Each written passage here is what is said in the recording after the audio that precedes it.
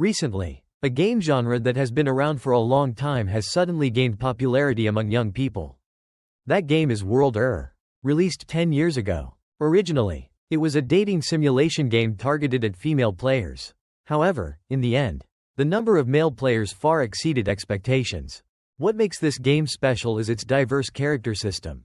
It allows players to take on various roles, ranging from easy mode characters with high abilities to extremely difficult ones, completely useless individuals.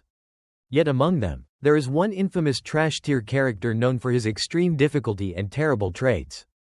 And one particular pervert has been playing this character for the past 10 years, Baek Yusun. At this moment, in the real world, Baek Yusun cracked his knuckles, his voice filled with excitement. "Let's get started, shall we?" He grinned gleefully at the computer screen, his fingers swiftly tapping the keyboard with absolute confidence. Because he was Baek Yusun, the ultimate player. That afternoon, the golden hues of the sunset bathed the neighborhood. The atmosphere in the room was silent. Baek Yusun took a sip of water with one hand, his sharp eyes catching something on his screen. A flood of offensive comments from other players filled the chat. "What the hell is wrong with this garbage game? I can't log in." Seeing this, Baek Yusun muttered, "New posts on the forum. Is there an update or something?" More and more bewildered comments appeared. "What the hell is this stupid game? Where did that giant dinosaur ass come from? It just showed up and wiped out all my game data. What the hell is a Dark Abyss Dragon? It says my character is dead, and I can't log in anymore. What the hell is going on? My character got deleted." Baek Yusun casually skimmed through the comments, his eyes showing a hint of surprise as he muttered to himself. "A final boss? In a dating sim? I thought the game ended when you successfully formed a relationship with a character." Just then, a particular post appeared on his screen, immediately catching his attention. "Everyone, this boss is absolutely unbeatable. This garbage Dark Abyss Dragon has 99% automatic magic resistance with 0 cooldown. It keeps attacking me non-stop with its magic absorption and whatever that weird magic conversion ability is. How the hell am I supposed to kill this thing? This has to be a bug." The moment Baek Yusun finished reading, he suddenly yelled in shock. "Wait a minute, this guy is a famous rank climber." Instead of feeling anxious, Baek Yusun found himself intrigued. He set his cup down and muttered skeptically, "A final boss?" Staring intently at the computer screen, he leaned on one hand, deep in thought, before speaking again. "It's absurd for a monster to have an ability that nullifies magic, in a world built on magic. This must be a serious bug and sow." While the entire player base was panicking over their deleted characters, something suddenly appeared on Baek Yusun's screen. A dragon, radiating pure malice. Seeing it, he could no longer dismiss the comments as exaggerations. "I guess it's true." Then, there it was, the final boss. The almighty Dark Abyss Dragon. At the same time, 13 members of Black Knight had also emerged. Baek Yusun's fingers moved swiftly across the keyboard and mouse as he spoke. "So, the deeper you go into World Er, the more you uncover about this cult called Dark Phantom. Their goal is to help an alternate world, Human Gate, take over this one. And once they finally achieved that goal, the Dark Abyss Dragon appeared." Baek Yusun stroked his chin, eyes still glued to the game interface as he muttered in suspicion. "Human Gate has already taken over 90% of the land? I've only cared about PvP. I never really paid attention to the storyline. But now that the whole narrative is spiraling out of control, is this even fine?" His expression grew increasingly serious. "It's not like I can just avoid fighting it. Maybe I should give it a shot." His hand moved slightly as he began scanning for every bit of information on the creature. A notification instantly popped up on the screen. "You are about to engage in battle with the Dark Abyss Dragon." Without hesitation, Baek Yusun clicked yes. Pressing his lips together, his face turned serious as his fingers clicked rapidly across the mouse. "I'll unleash every skill I've mastered over the past 10 years. On the screen, his character, Baek Yusun, appeared, standing tall like a formidable warrior. In his hands, a razor-sharp light blade gleamed. And facing him, a massive Dark Abyss Dragon. Its colossal body was covered in razor-sharp black scales. Its eyes glowed with an eerie, mystical light, exuding an aura of dominance and terror. The atmosphere instantly became tense. The battle had begun. Baek Yusun immersed himself in the game, his cold eyes locking onto the Dark Abyss Dragon. "If I had to introduce my character, Baek Yusun, At this moment, he and his in-game character felt as if they had merged into one. He is the only character in the game who cannot use magic. Despite the fact that magic was available to everyone in this game. Not even the most experienced players chose to play him. With his frail physique and a decade of proven experience, one thing was clear: he was worse than even a background character. Baek Yusen let out a sigh and continued. Of course, he can use a little bit of magic, but only one spell. Just then, the Dark Abyss Dragon opened its massive jaws, gathering an ominous energy. In an instant, it unleashed a devastating blast of magic, aiming to obliterate him in the blink of an eye. Baek Yusen hadn't anticipated this sudden attack. His eyes widened in shock. But then, a confident smile spread across his face. He was ready to face this monster head-on. Baek Yusen leapt into the air, gripping his sword tightly. With a swift slash, he effortlessly cut across the dragon's neck. He described it as a well-executed blink strike. He landed quickly, still on guard, but something felt off. His expression darkened. This time, blink didn't seem to work as expected. Still in character as Baek Yusen, he quickly analyzed the situation. The ability allows him to teleport randomly within a range of 3 to 10 meters. With 10 years of gaming experience, he had already learned an important lesson. The direction of the blink was completely random. If he couldn't control the exact landing point, he'd die instantly due to sheer speed and impact.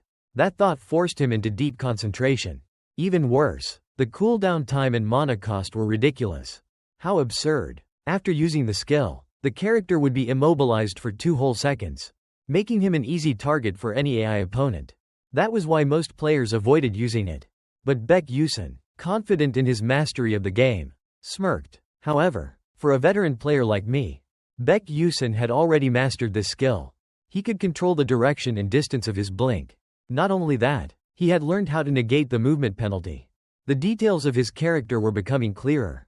Character: Baek Yusen. Signature skill: blink. Status effect: mana deficiency. Baek Yusen read through the stats, furrowing his brows in thought. It doesn't consume mana, because he doesn't even have a mana gauge in the first place. Unlike other magic skills, blink is merely a movement ability, nothing more, nothing less. Feeling a surge of excitement, he rapidly tapped the keys, thinking to himself, but that's exactly why I'm addicted to playing this character. Everything depends entirely on my own skill. Still fully immersed in the game, Baek Yusen made his character leap high into the air, and delivered a critical slash at the Dark Abyss Dragon. As he did, a realization struck him. For 10 years, I've been playing the only character in this game who can't use combat magic. But the Dark Abyss Dragon wasn't about to go down easily. It retaliated, unleashing another powerful attack toward Baek Yusen. Yet he showed no fear. With a swift motion, he raised his sword, blocking the incoming energy. The battle raged on, fierce and relentless. Finally, after a grueling fight, with 10 years' worth of honed skill and unwavering perseverance, the dragon fell at Baek Yusen's feet. Standing tall, he gazed at his hard-earned victory. The once mighty dragon now lay motionless on the ground. Just then, a notification appeared on the screen. You have defeated the final boss, 13 Moons of the Black Knight.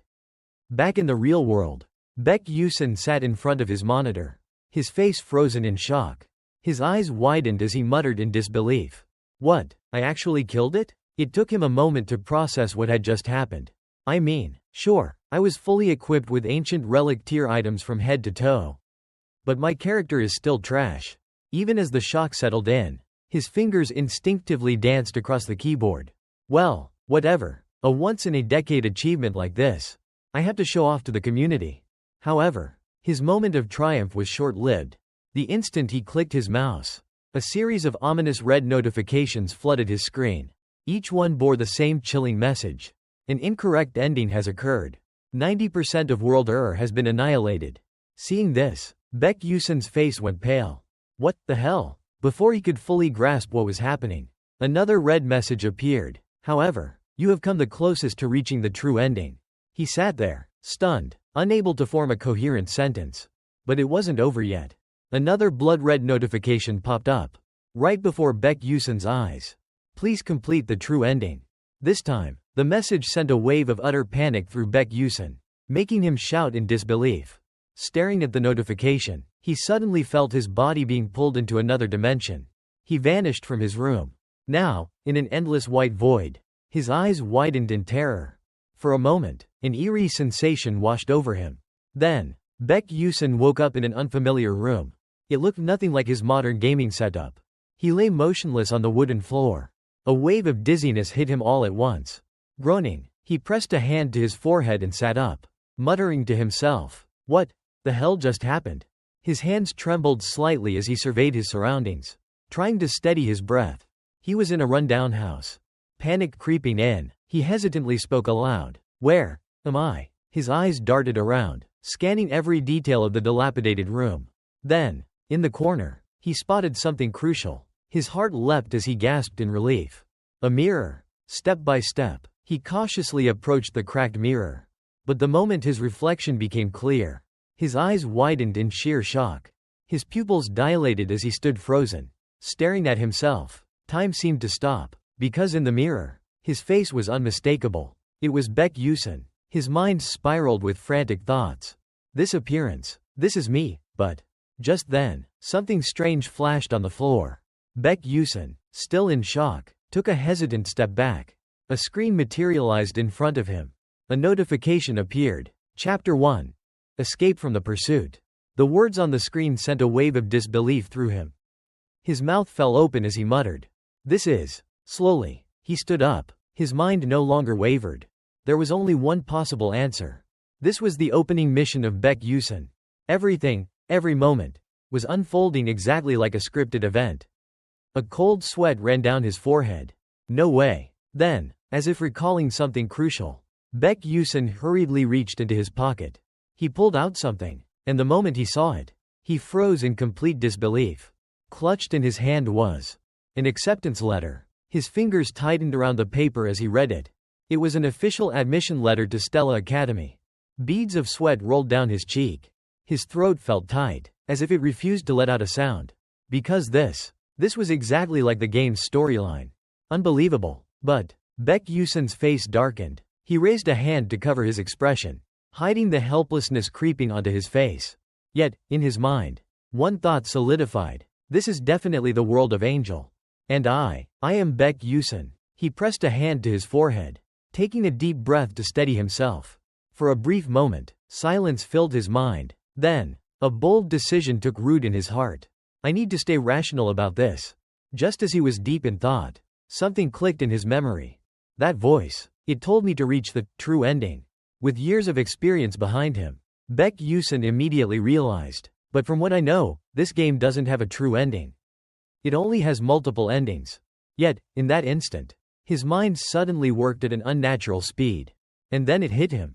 Wait a second, could it be that? It didn't take long for Baek Yusun to grasp the absurdity of the situation. His teeth clenched in frustration. A chilling thought formed in his head. No one has ever reached the true ending in 15 years. Based on the game's story, his instincts screamed that something was very wrong. He quickly moved toward the window. Recalling the game's opening scene, Baek Yusun cautiously peeked through a narrow gap, his body tense. Outside, a blizzard raged, and in the storm, figures dressed in long cloaks, their faces hidden, scoured the area. A terrifying realization struck him.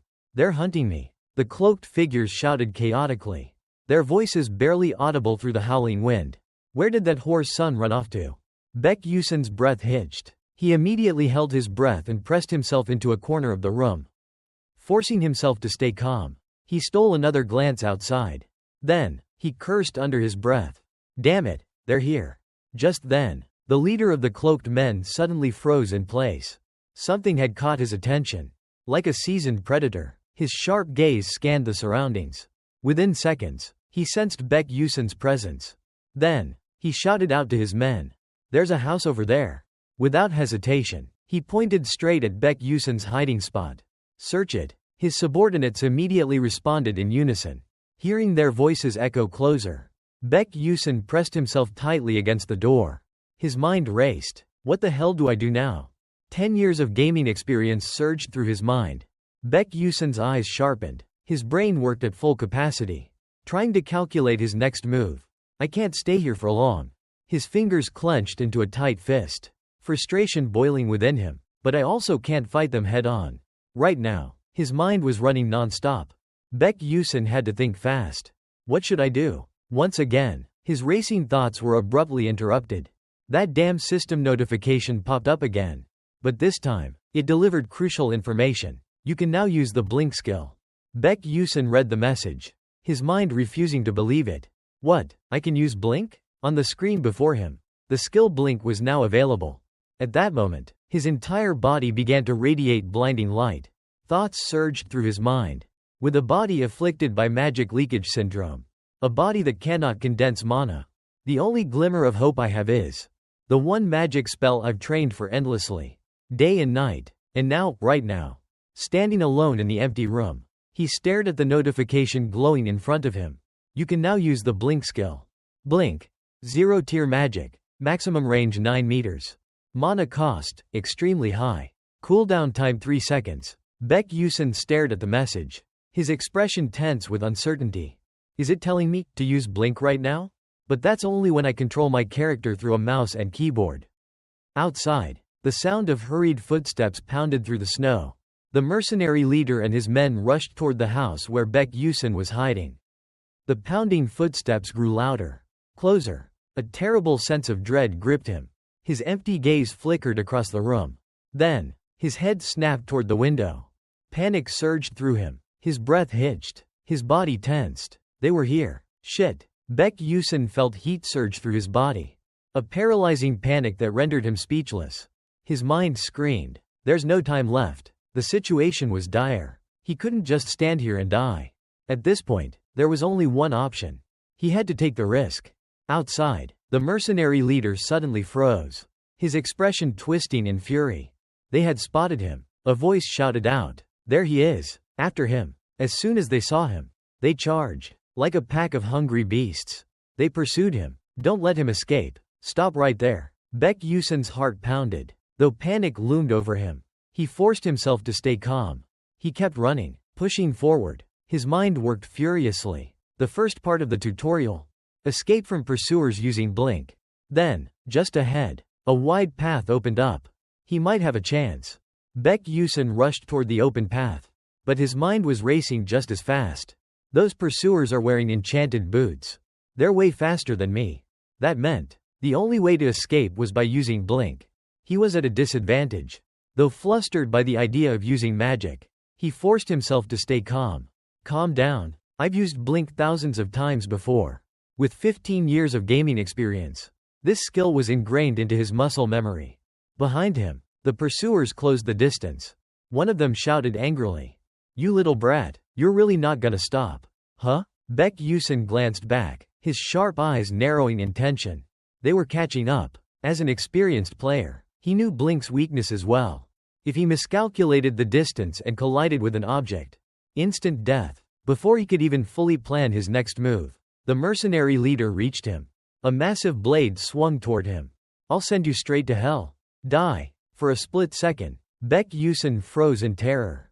But then, he acted instinctively. In a flash, he activated blink. Just before the blade could cleave him in half, he vanished. Baek Yusin reappeared several meters away, completely unharmed. His heart was still pounding. It took him a second to process what had happened. Then, a smug grin spread across his face. "I actually pulled it off." The mercenaries stood there, stunned. One of them muttered in disbelief. "What the hell was that? Was that blink? Is he a mage?" Their leader's face contorted with rage. "Why are you just standing there? After using blink, the caster is immobilized for 2 seconds. Now's the perfect time to." His words died mid-sentence. His expression twisted in horror. Because Baek Yusin was still running. The realization hit him like a thunderbolt. Wait, why the hell can he still move? Baek Yusin ignored the chaos behind him.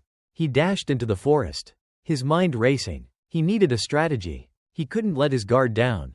Ahead, the path was full of sharp turns and obstacles. He thought to himself, I need to take advantage of this terrain. Because if a player doesn't learn how to control blink here, running frantically for a while had gradually drained his strength. He gasped for air, mouth open wide. But that thought still wouldn't stop. If he failed here, he wouldn't be able to proceed to the next stage. As he knew, in reality, 99% of players controlling Baek Yusin couldn't clear this tutorial. Even among the 1% who managed to pass, none could overcome the wall. A barrier requiring absolute control over teleportation and constant repositioning. But fortune favors the bold. Once again, Baek Yusin activated his only skill, BA2. With one final teleport, he landed successfully. His opponent was taken aback by his maneuver and exclaimed, "Teleporting through terrain like this?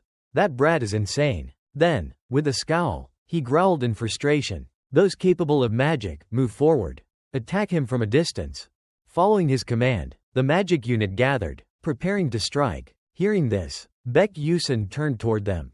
His mind raced. What kind of spell were they about to cast? Before he could fully process it, they immediately launched their magic. A purple light engulfed the area. Baek Yusin instinctively formulated a way to save himself. Phase 2 of the game tutorial. Use teleportation to dodge incoming magic arrows. His face showed clear signs of worry, even a hint of panic. Recalling the game mechanics, he thought, "I can see everything behind me, because it's displayed on the screen. That means I can dodge them in this critical moment." A system notification popped up.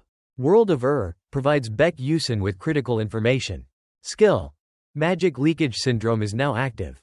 Magic leakage syndrome triggers sixth sense and mental acceleration.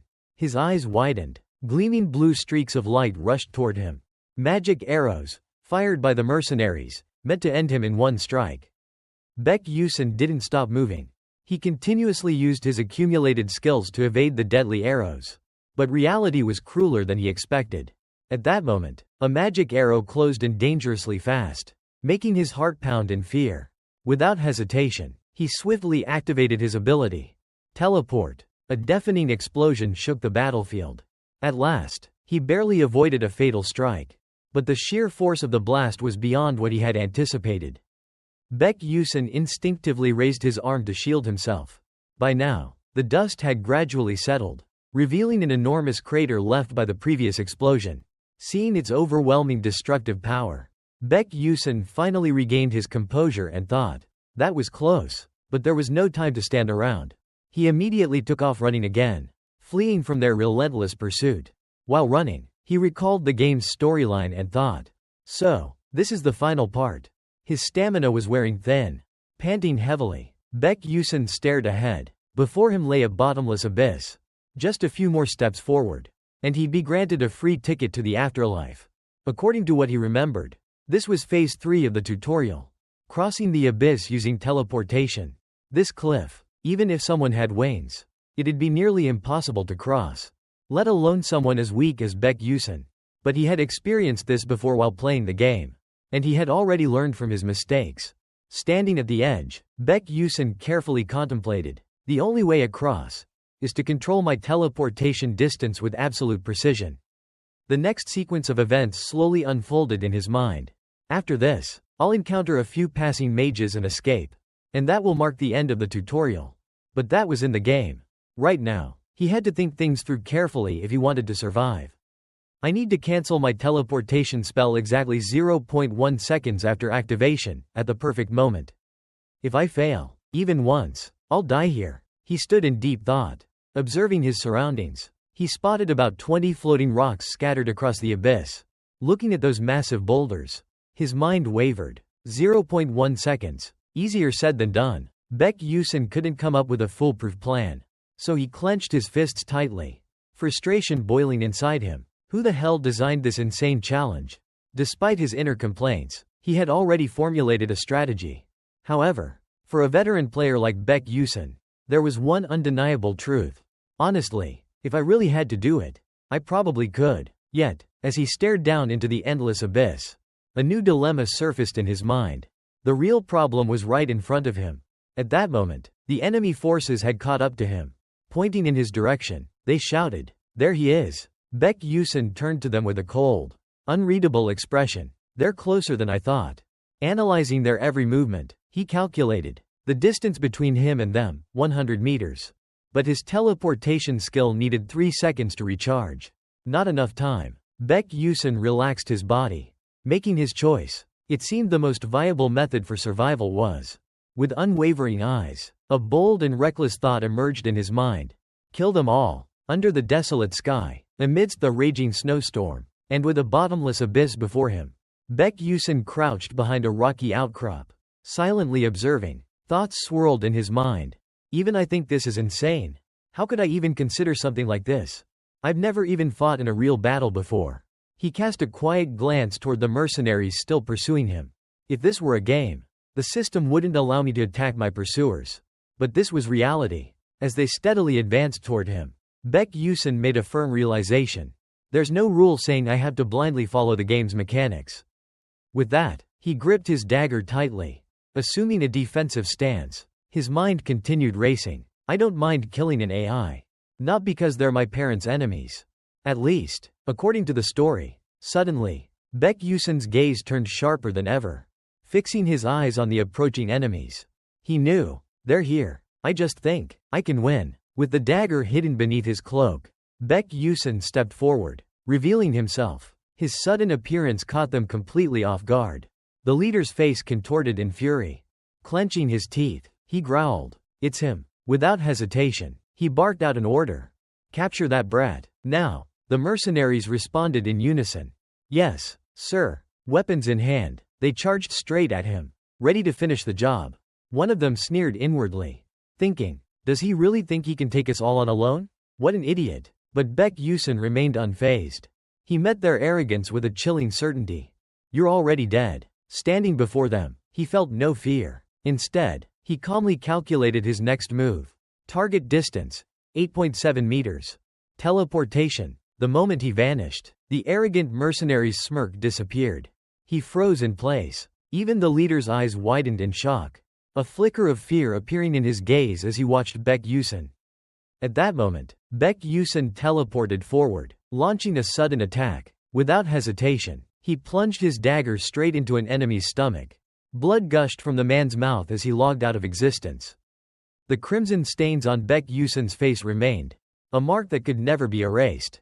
Even though he had just taken a life, his expression didn't change in the slightest. If anything, his resolve hardened even more. Warm blood slowly dripped from the corpse onto his hand. For a brief moment, he reflected, I can feel the blood running down my fingers. But I don't feel guilty at all. Breaking out of his thoughts, he slashed across the enemy's neck once more. A clean, decisive strike. His mind remained steady. In the end, I'm only killing them to survive. Without hesitation, he yanked his dagger free, leaving the stunned mercenaries frozen in shock. Then, without missing a beat, he delivered a final, forceful kick, sending the dying man sprawling backward. The arrogant mercenary, now completely defenseless, collapsed lifelessly onto the ground. Seeing one of their own fall so easily, the leader's rage boiled over. His face contorted in fury, his bloodthirst barely contained, as if he was moments away from ripping Baek Yusun apart. But Yusun seized the opportunity. Without looking back, he turned and ran. Seeing him flee, the leader roared, "He's running, don't let him escape." Baek Yusun sprinted for his life. The mercenaries hot on his heels. By any means, do not let him get away. The first phase was complete. As he ran at full speed, he thought, I took down one, but the next attack will be much harder. What should I do? A strange feeling crept over him. His instincts kicked in. Glancing over his shoulder, he suddenly realized, why is it so quiet? Did they give up? But surprise, surprise. Out of nowhere, the mercenary leader emerged, blocking his path. Baek Yusun skidded to a stop, his heart dropping. No. Sweat drenched his forehead. He locked eyes with them, realizing with growing dread, are they about to use magic again? If all he did was dodge, his legs would eventually give out. This time, he couldn't just rely on running. Damn it, they had no intention of showing mercy.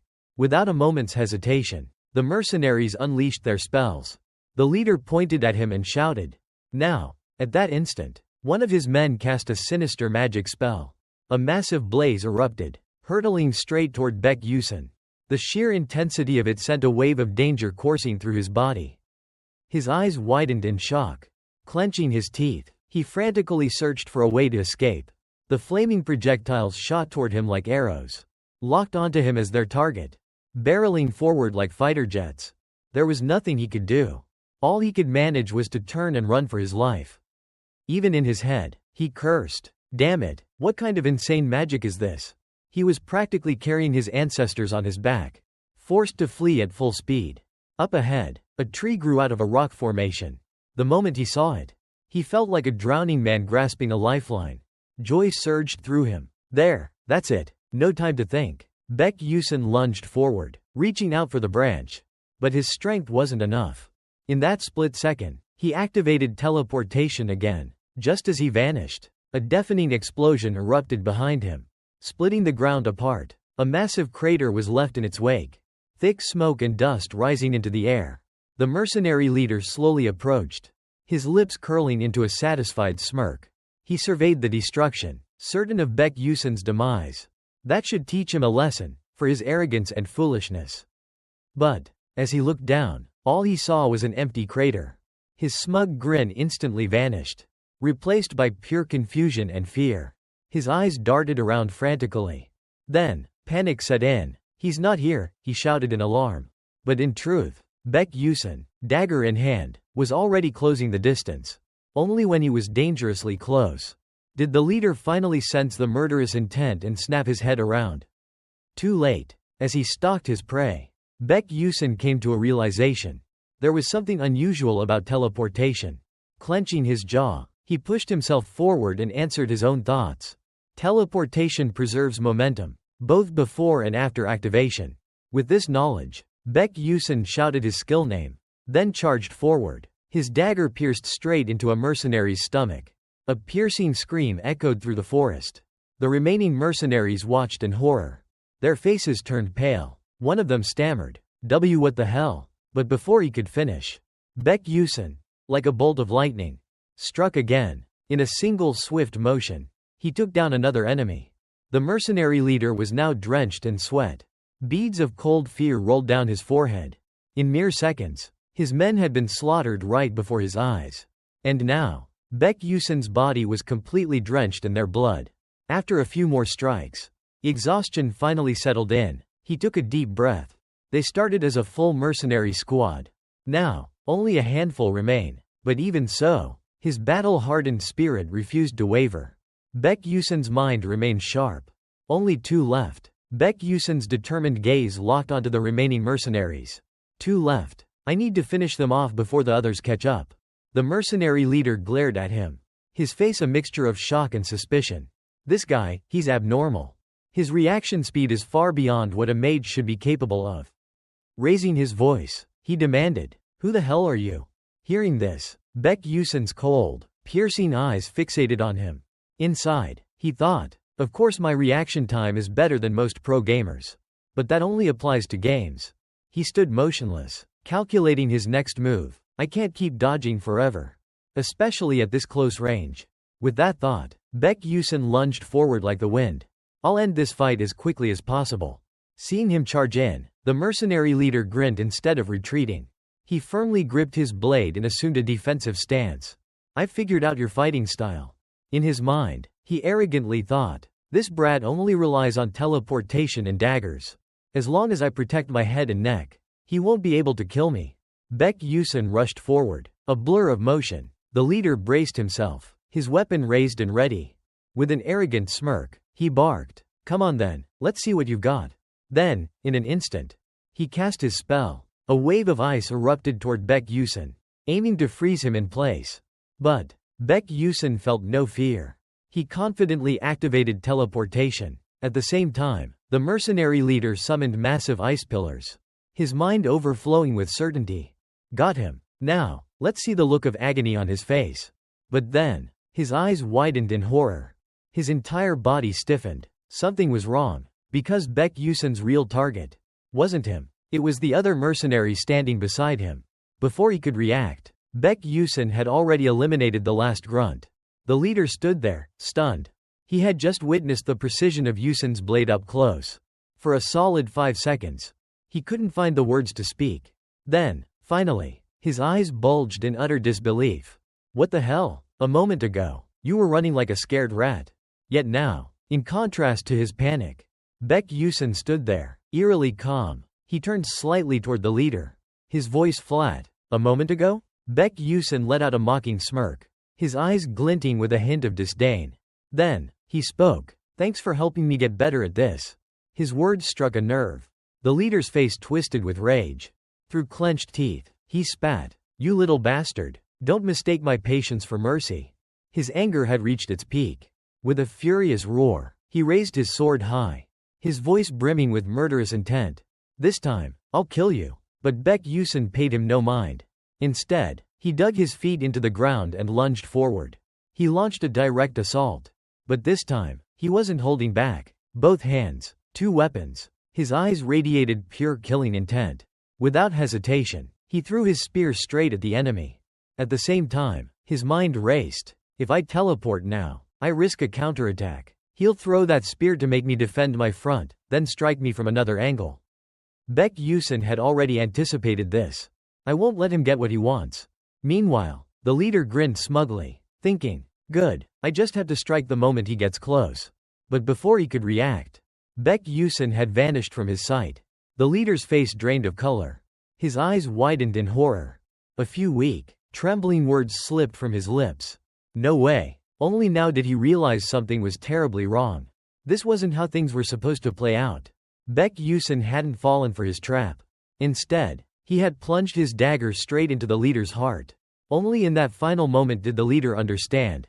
From the very beginning, he was always planning to attack me head-on. And just like that, the battle was over. And with it, Episode 1 had come to an end. Notification. You have gained experience. Bonus rewards granted. Reason.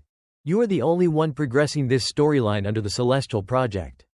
At that moment, Baek Yusin sat slumped against a rocky wall, his body covered in wounds.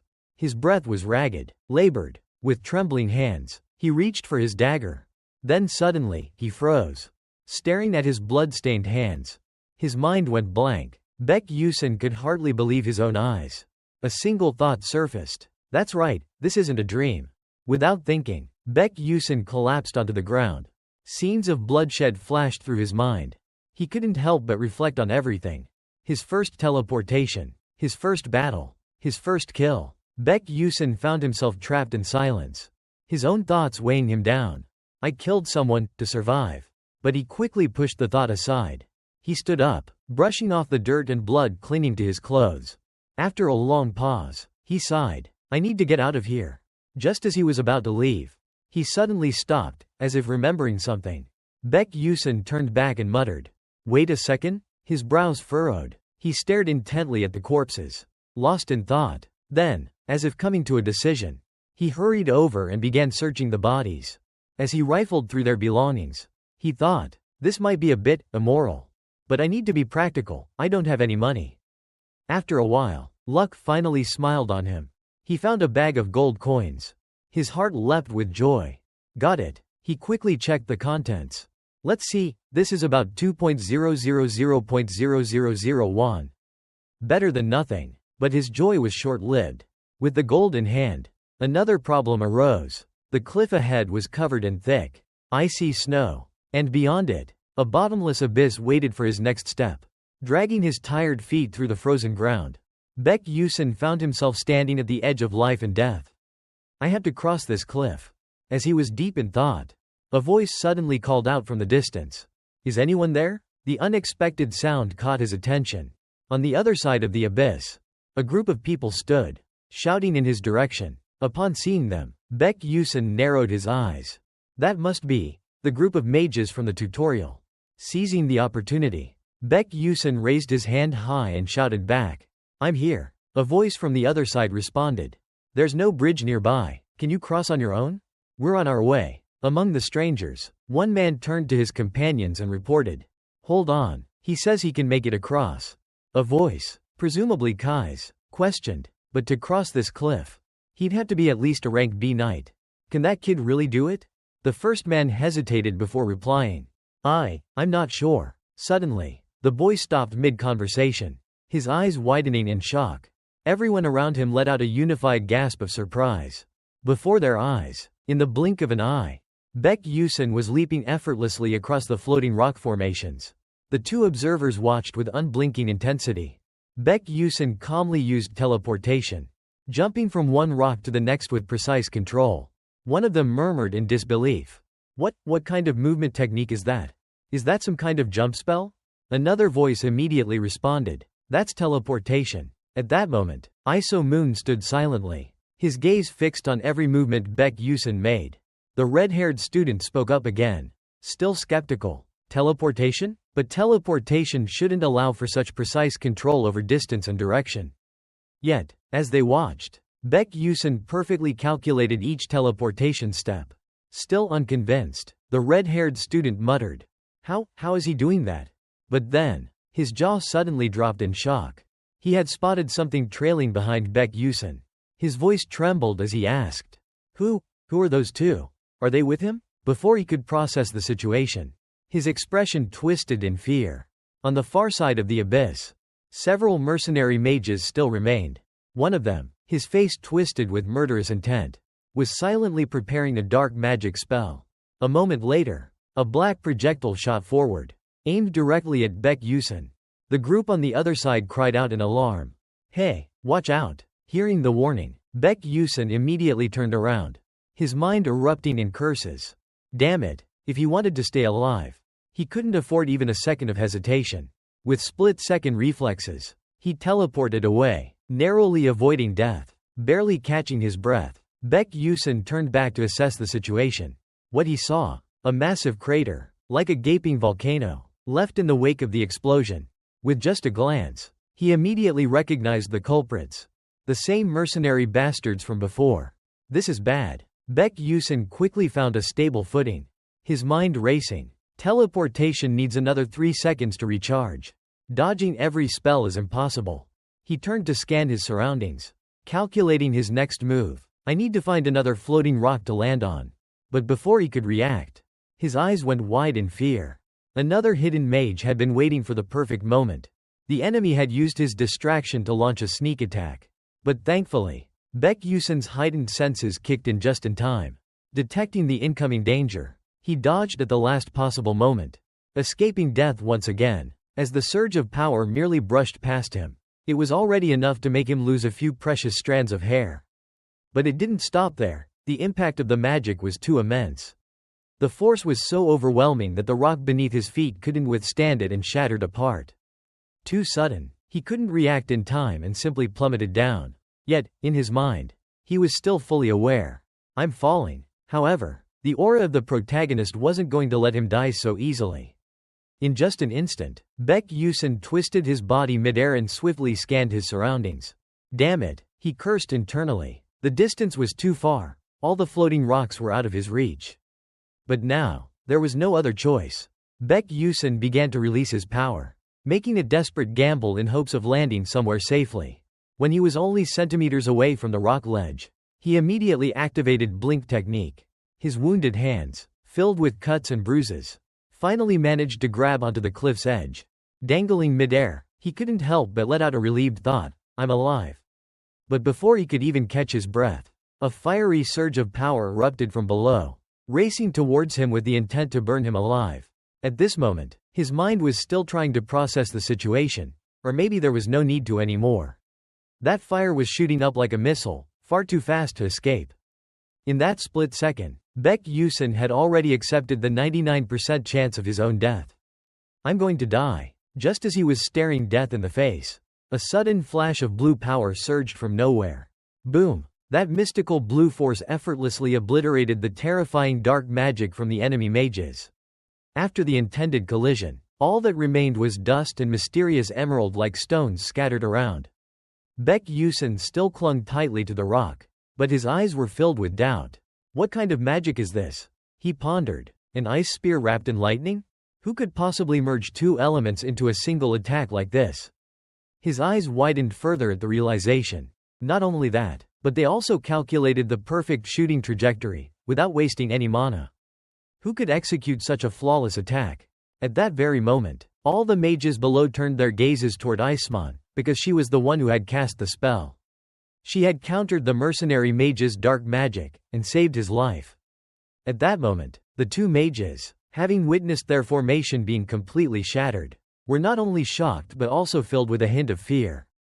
Impossible. They quickly sensed the growing danger and, without hesitation, turned around and fled. Baek Yusin watched as they ran for their lives. their legs moving as fast as they could. Letting out a sigh of relief, he still clung tightly to the rock, inwardly thinking, looks like I'm alive after all. After a while, he finally managed to cross to the other side of the abyss. Now standing on solid ground, he turned his attention to the group of mages. The moment he glanced over, Baek Yusin immediately recognized the one who had saved his life. Without wasting a second, he hurried over and took the initiative to speak to her. Thank you for saving me just now. However, Iceman didn't even spare him a glance. She simply replied in a cold voice. I didn't do it to receive any gratitude. So don't bother. Baek Yusin awkwardly scratched the back of his head. Alright then. Yet, despite her cold demeanor, he couldn't help but be drawn to her mysterious aura. She has the most captivating voice I've ever heard, but she seems so distant. Still, he quickly regained his indifferent expression. Whatever. At that moment, Baek Yusin recalled the upcoming events in the game's storyline. Although those mages were nothing more than bandits who looted and terrorized villages. The truth, based on the knowledge he had gathered, was that most of these criminal activities were orchestrated by the dark magic cult. But in any case, it was all over now. The moment he crossed this cliff, he had officially stepped into the territory of the mages. The cultists would no longer be chasing after him. Baek Yusin let out a long sigh. Gazing into the distance, a strange excitement flickered in his heart. Besides, they don't even know who I am. Just then, a system notification popped up before him. World of has sent you a new update. Chapter 2. Enrollment at Stella Academy. Reading through the message, Baek Yusin confidently muttered. Chapter 2. Sounds easy enough. But the moment his eyes locked onto the words Stella Academy, his entire body froze. His face paled. His vision blurred slightly. Wait, I have to go to school? At my age? Under the silent night sky, the carriage carrying the group of mages continued its journey. The coachman remained silent, guiding the horses steadily through the darkness. Inside the carriage, exhaustion finally caught up to Baek Yusin. Without realizing it, he drifted off into a deep sleep. At that moment, childhood memories surged through his mind. The image of a young Baek Yusin, just a small, adorable boy with big, round eyes, came into view. He was tugging at the blanket, calling for his mother. His mother, frail and thin, smiled warmly upon hearing his words. When I grow up, I'll become a mage. Her voice, filled with tenderness, echoed softly. All right, my dear, I believe you can do it. Baek Yusin, holding an old book in his small hands, read diligently while thinking to himself. Mom and Dad worked so hard. They saved up to buy me this old magic tome. Even as a child, he had already made up his mind, I have to study hard. I can't let them down. And so, little Baek Yusin devoted himself to learning magic. His mother, always watching over him, would lovingly tuck him in whenever he fell asleep while studying. But life was never fair. His dreams shattered completely the day his mother, in a panic, repeatedly called for the doctor. She held Baek Yusin tightly in her arms, unwilling to believe the words spoken by the physician. Your son has mana leakage syndrome. Hearing that, young Baek Yusin was overcome with fear and denial.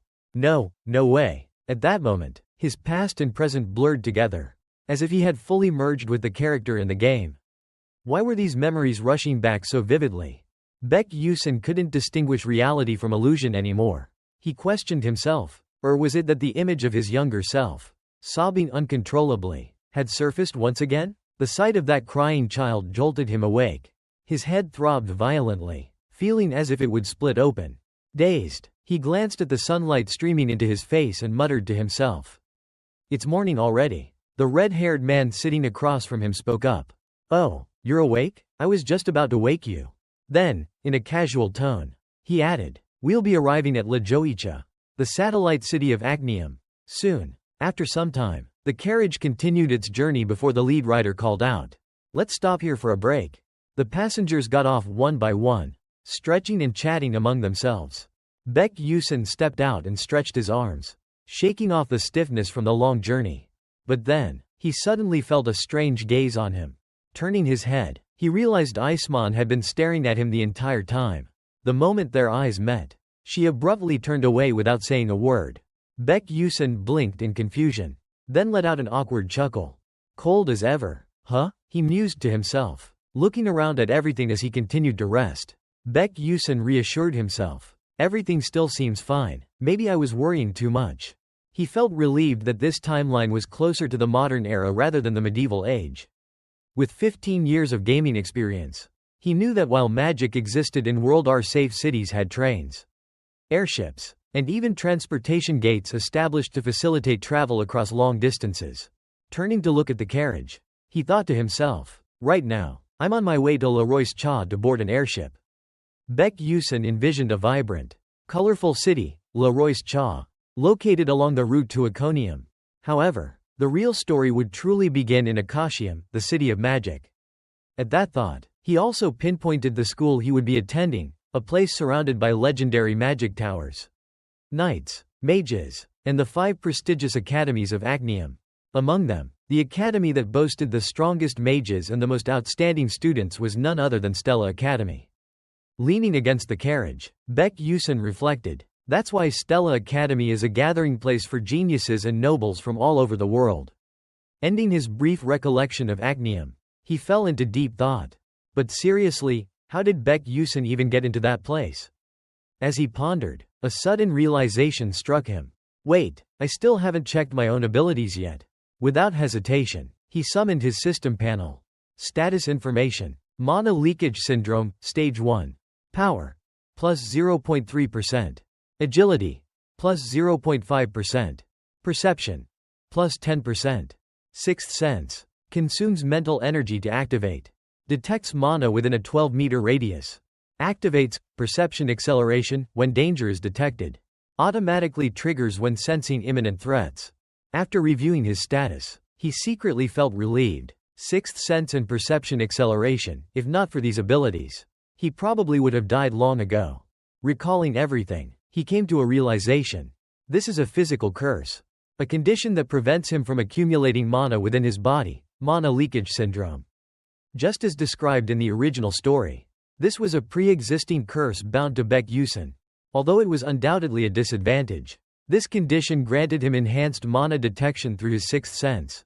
This ability allowed him to perceive anything approaching him without even looking. Additionally, perception acceleration enabled him to process threats faster than ordinary people. Whenever an attack targeted him, time itself would seem to slow down. After analyzing everything, Baek Yusun thought again. That ability was essential for someone like him who couldn't use mana. However, the sixth sense couldn't be maintained for long. It consumed a significant amount of mental energy, leading to severe aftereffects once used. Next was the statistics. He looked down to check Baek Yusun's stats. Strength. 1 star. 59%. Agility. 1 star. 81%. Endurance. 0 star. 97%. Sensory perception. 1 star. 97%. Resilience. 1 star. 51%. Intelligence. 1 star. 43%. Mana experience. 10. Skills. Swift reflexes. Level 0. Trait. Mana leakage syndrome, level 1. After reviewing the numbers, he thought, this isn't bad at all.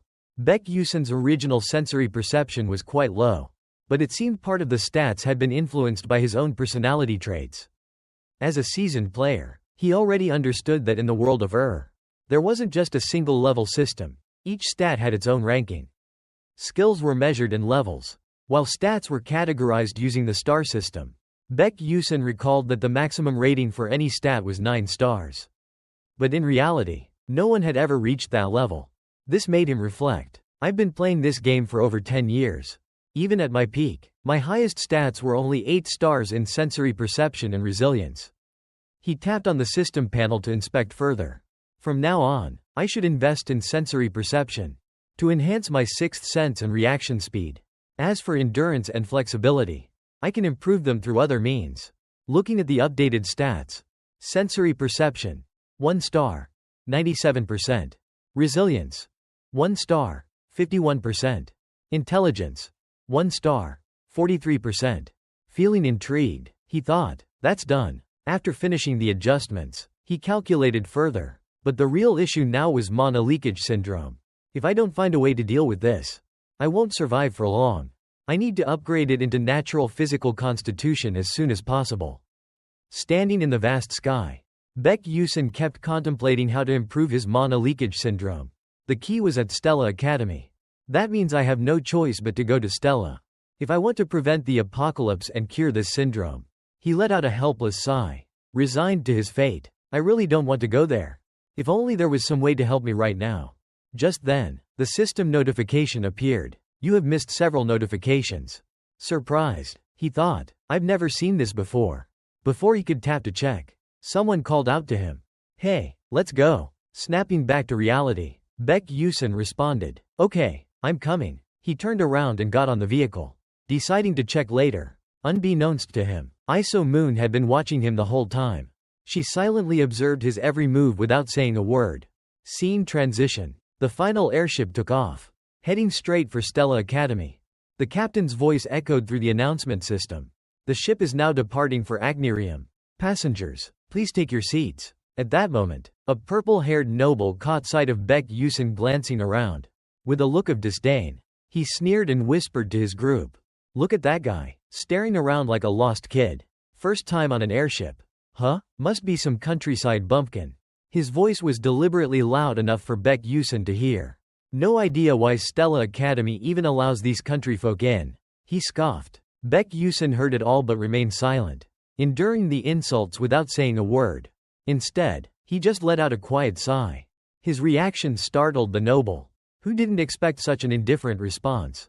Then, Baek Yusin simply turned away, thinking, kids are the same everywhere. Huh? The purple-haired noble, now visibly frustrated at being ignored, turned red with anger. You just sighed, didn't you? He shouted.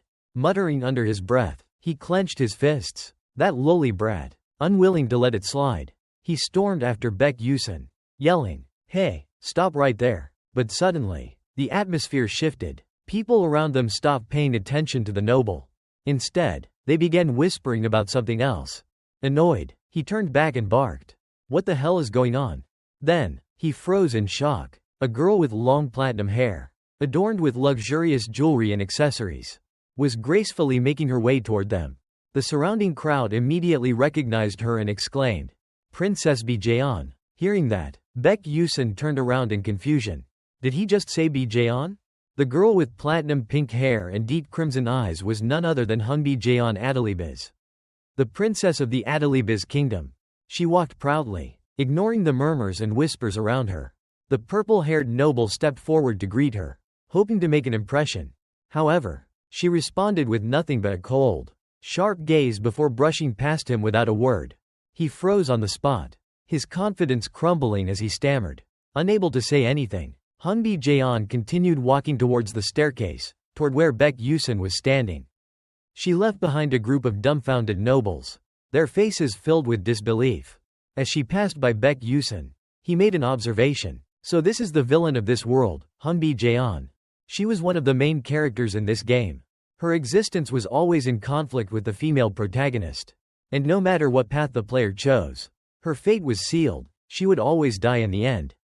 In some routes, she was brutally murdered. In others, she was bullied by the entire academy and eventually expelled. In another, after enduring a humiliating event, she was never seen again. It was as if the game developers had a personal grudge against her, ensuring that she suffered no matter what. Baek Yusin recalled that back when the game was popular, most male players loved her. Well, she really is beautiful. At that moment, his stomach growled loudly. Forget it, I need to find something to eat. Climbing the stairs, he soon found himself in front of a luxurious dining area. His eyes scanned the extravagant dishes, along with their absurdly high prices. Picking up a menu, he was completely speechless. Are you kidding me? Without a second thought, he turned around and left. Walking away, he couldn't help but complain to himself. Everything here is ridiculously expensive. I'll just eat once we reach Agnirium. Just then, a voice echoed through the ship's announcement system. Attention all passengers. The airship will be landing in Akashium in 10 minutes. Please proceed to the first floor. Repeating. The airship will be landing in Akium in 10 minutes. Please proceed to the first floor. Hearing the announcement, Baek Yusin smiled. Finally, it's about to begin. From now on, this place is my reality. Let's do this. Leaning against the wall, he looked deep in thought. With a quiet sigh, he muttered to himself, Good thing I've already dealt with everything. Baek Yusin felt down, wondering, will I even survive at Stella Academy? He thought about those mysterious figures. Those who did not survive in this world.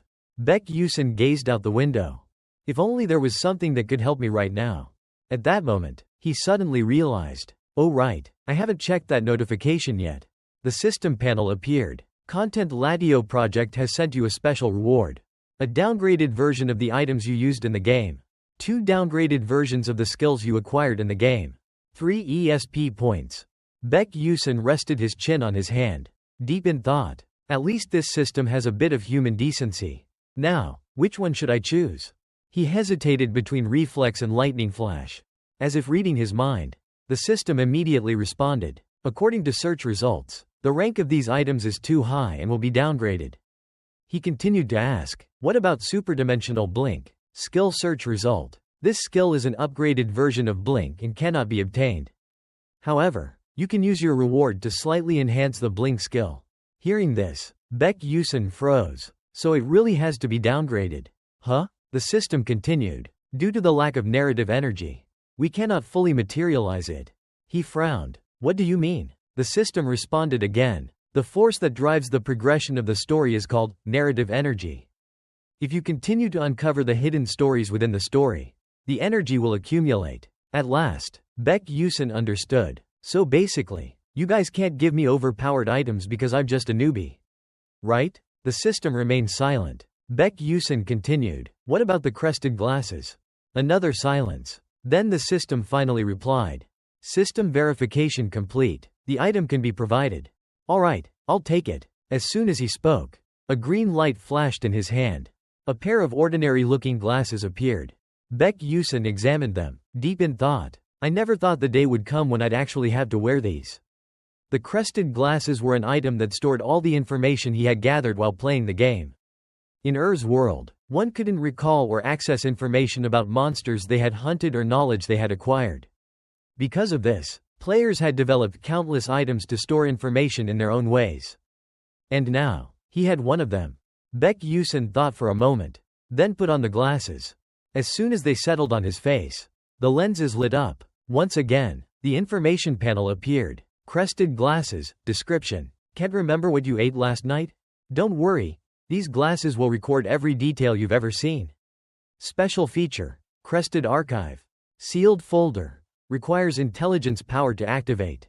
Seeing this, Baek Yusin immediately used his intelligence to unlock the folder. System loading. Opening crested archive. The folder opened, revealing a wealth of information. Alchemy materials. Hunting grounds. Dungeons. Monsters. Characters. Baek Yusin scanned through the list and nodded.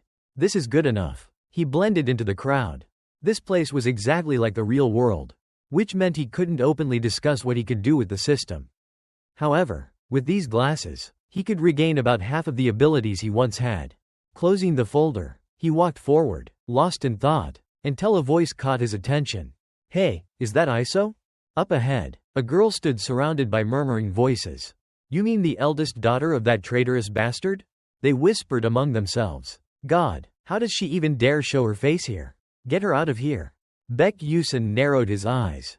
ISO, now that you mention it.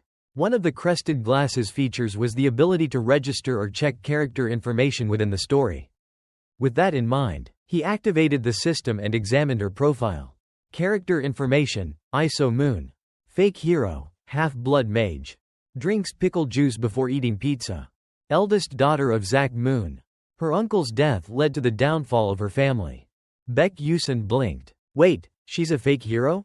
To understand ISO Moon, there was one key point to remember. Even though this world was the truth was, it was actually a game. One based on a fictional romance novel called Don't Fall for the Princess. And in that novel, ISO Moon was the female protagonist. A girl who lost all her loved ones, grew stronger while facing Hunbi Jaeon's conspiracies, and ultimately ended up with the male lead. Thinking about it, Baek Yusin couldn't help but feel a slight sense of disappointment about the ending. ISO's revenge plot was completely erased. And instead, she was protected by various male characters. It was a tragic conclusion, which received heavy criticism from readers. However, the real issue was, even though the game world was based on the novel, the storyline was completely different. In the game, a character named Friend was introduced, replacing ISO's role as the hero. Not only that, Friend had her own unique backstory. She was once an ordinary woman from the modern world, a devoted fan of Don't Fall for the Princess, who was then reincarnated into this world. Baek Yusin came to a conclusion. So unlike in the novel, Iso became a fake hero in the game, while Friend became the true hero. No matter how much players tried and struggled to help Iso, she could never survive in any storyline. This was the inevitable result of being pushed out of her role as the real hero. After pondering for a moment, Baek Yusin took off his glasses and muttered, "Not like it has anything to do with me anyway." He glanced at Iso Moon's retreating figure. But, was it just his imagination? For some reason, he felt like he had met her somewhere before. Shaking his head, he dismissed the thought. Must be my imagination. I should just focus on getting ready. Time passed, and at Stella Academy, the new students had gathered in the front courtyard. The headmaster began his speech, his voice echoing across the grounds. As you all know, the Black Magi are sorcerers, beings who have gained power from another world and turned into monsters. Even at this very moment, these Black Magi continue to invade us, opening Padona gates, unleashing ancient dungeons, seeking to overtake the magical world. It is the duty of us sorcerers to protect this world from the invasion of these dark forces. As the speech dragged on, some students started whispering among themselves. Starting the semester with this boring speech? So dull. Ignoring the murmurs, the headmaster continued. Next, we will hold the pledge ceremony. For the 4 students with the highest scores, along with the newly appointed student representative, please step forward. At this, the top-ranked freshmen stepped onto the stage, each of them a key character in the current timeline. Seeing them, Baek Yusin thought to himself, well, they certainly look the part. Definitely worthy of their protagonist roles. His eyes sharpened with interest. But among them, the most outstanding figure was. Baek Yusin looked up at the boy with brilliant red eyes, standing on stage, drawing countless whispers from the crowd. The freshman representative, Mario Son, the highest-scoring student of the entrance exams. How can someone be this talented, and good-looking on top of that? Only now did Baek Yusin fully realize. So this is the famous Mario Son. He was the perfect embodiment of the phrase, above the heavens, below the heavens, I alone reigned supreme. With a mana index of 9, he possessed divine-level potential. A prodigy from birth, able to command every element in existence. Baek Yusin clenched his fist. Even if I can't make it to the final ending, at the very least, I need to avoid the worst outcomes. And to do that, he had to ensure that Mario Son remained on the side of the protagonists. His gaze shifted to the person beside Mario. A short-haired girl. That must be Flem, Baek Yusin thought. However, her actions from now on would determine everything. She, like him, was an outsider in this world. Maybe teaming up with her wouldn't be a bad idea. But if she sees me as an enemy and outright rejects me, things could get messy. Still, he had one advantage. I have more information than anyone. Flem was a romance novel reader. Meanwhile, Baek Yusin was a fantasy game player. But despite knowing the importance of roles, he swore to himself, even if my significance in the story is less than an NPC from some backwater village shop, it didn't change the facts. The hero possesses a special power. The ability to purify black magi. But that power also brings suffering to those close to her. If he stayed near her, he wouldn't be spared either. Baek Yusin glanced back at the honor stage. My role is to support the main characters from a distance, and to avoid getting too involved with them. At that moment, the headmaster's voice rang out once more. This concludes the entrance ceremony. Baek Yusin exhaled as the crowd erupted into applause, celebrating the ceremony's end. Then, system notification. Chapter 2. Enrolling in Stella Academy, completed. A warm sunlight bathed Stella Academy.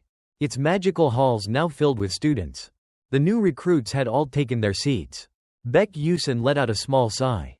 It's been years since I graduated from university, so it feels pretty weird to be a high school student again. Baek Yusin sighed, deep in thought, before pulling out a precious item. A pocket watch. He examined it for a moment, then smirked. Having this is definitely an advantage. The watch in his hand was a standa, a symbol of identity proving that its owner was a student of Stella Academy, the most prestigious institution in the magical world. Possessing this guaranteed better treatment and privileges. Much more than just carrying a magical warrior certification. Baek Yusin chuckled to himself, slipping the watch back into his pocket. I can't wait to use this properly, and take it outside too. At that moment, the classroom door slowly creaked open.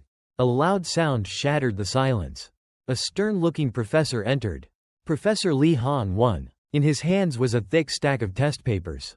Take your seats. His authoritative voice rang out across the room. We will now begin the assessment test. Put away everything except permitted materials. For those wearing glasses, they will need to be checked first. Baek Yusin folded his arms.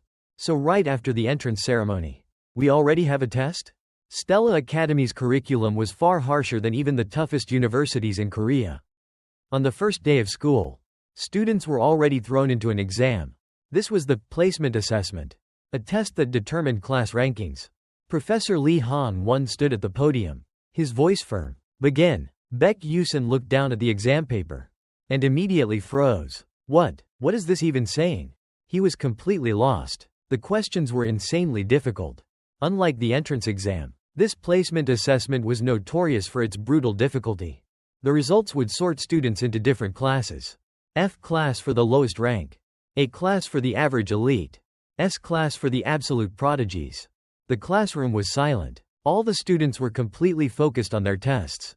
Of course, most of the major characters were placed in S class. Meanwhile, Baek Yusin, who had enrolled with the lowest rank out of 1.141 students, sat there, deep in thought. I already got accepted, so, can I just turn in a blank paper? Would they actually expel me for that? Or maybe I'd just be placed in F class automatically. Unexpectedly, something caught his attention. Someone sitting near him had already finished their test. Mario Son, looking bored, he glanced around the room, completely unbothered. Baek Yusin stared at him, stunned. Wait, he's already done. His gaze drifted toward Mario Son's test paper. It was completely filled out. Baek Yusin let out a small sigh. No wonder his life is so boring. One of Mario Son's defining traits was his boredom. Born into the strongest family in the world, blessed with talent and a genius-level intellect, everything in life came effortlessly to him. Baek Yusin reflected. That's why his personality depends entirely on how the female characters interact with him. Depending on their influence, Mario Son could become a force for good, or fall to darkness. It was obvious that the Black Magi cult, an organization seeking to destroy humanity, would be interested in someone like him. Baek Yusin glanced at Mario Son, who sat there with his eyes closed, expressionless and disinterested. His biggest problem comes from his own family. Looking back at his own test paper, Baek Yusin sighed. Yeah, comparing myself to a genius like him, I really am just a lost cause. Suddenly, a thought struck him. Wait a minute, I can use the bun glasses. He had already used them extensively to study and acquire new skills. Back when he was in the library, Baek Yusin quietly reached into his coat and pulled out the glasses. Perfect, I've got nothing to lose, so I might as well try. Just as he was about to put them on, Professor Lee Han-won appeared behind him. Baek Yusin froze. Oh crap. The professor's sharp voice cut through the silence. What is that? Lee Han-won's stern gaze locked onto him. I clearly stated that any student using glasses must have them checked first. Baek Yusin's mind raced. Right, he did say that. But before he could say a word, Lee Han-won reached out and took the glasses from his hand. I'll inspect them. The professor held the glasses up, studying them carefully. Baek Yusin watched in silent terror. If he realizes these glasses have magic, I'll be expelled for sure. Then, a notification sounded in his ears. System alert. Lost function of crested glasses detected. Would you like to restore it? Baek Yusin's eyes widened in horror. No, don't do anything. System. The professor continued inspecting the glasses, his expression unreadable. After a long moment, he finally spoke. I don't sense any mana from these. With that, he handed the glasses back. Remember to ask for permission next time. Baek Yusin let out a nervous chuckle, taking the glasses back. Why yes, sir. As the professor walked away, Baek Yusin finally exhaled in relief. Holy crap, if the original function had activated, I would have been completely screwed. He put on the glasses and activated them. Immediately, the test paper trembled. The answers appeared right after that. Wow, these are the real answers. Baek Yusin quickly copied them down, feeling like he had just won the lottery. If this keeps up, I'll be ranked first. He felt a surge of excitement. He was sure he would finally escape from Class F. Maybe he could even make it into Class A. But just then, Professor Lee Han-won's voice rang out, breaking the silence in the classroom. Time's up. Everyone, submit your papers. Baek Yusun looked up in shock. Suddenly, the test papers floated into the air. Big Yuso's mouth fell open in surprise. A magical force lifted the test papers and carried them toward the professor. Baek Yusun panicked. I only managed to finish 3 questions. Lee Han-won flipped through the test papers. As soon as he saw Baek Yusun's answers, his expression darkened. Baek Yusun took off the glasses and muttered to himself. I thought I had finally escaped Class F. Maybe that was still too much for him. The moment he removed the glasses, he noticed something strange. Professor Lee Han-won was standing right in front of him, his face grim. Give me those glasses immediately. Baek Yusun was confused. Huh? Why? Lee Han-won carefully examined the glasses, then muttered in disbelief. This can't be. He turned to another student. You, go and call Dr. Ryan. Now. The student immediately responded. Yes, Professor. Baek Yusun stared at the professor, his mind full of questions. What is happening? Why is he reacting like this? I even wrote my answers carefully to avoid suspicion. Am I really caught? In another room, Professor Lee Han-won's voice echoed. What do you think, Doctor? Dr. Riel examined the test carefully, his expression serious. The way this student answered the questions is highly suspicious. Professor Lee Han-won followed up. So, did he cheat? Before he could finish his sentence, Dr. Riel interrupted. But he didn't cheat. I couldn't sense any trace of magic coming from the glasses. Riel stated with certainty. This student completed the test purely with his own ability. Dr. Riel chuckled, patting Baek Yusun on the shoulder in praise. Fascinating. This is the first time I've seen a case like this. In any case, he continued, Professor Lee Han-won, apologize to him and make sure to guide him well. I understand. Lee Han-won replied. He looked at Baek Yusun and sighed. It seems I misunderstood. I apologize. To be honest, I really did cheat. Luckily, I turned off the function in time. If not, Baek Yusun responded calmly, his voice steady. It's okay, sir. Everyone makes mistakes sometimes. Phew, I'm really lucky I didn't get caught.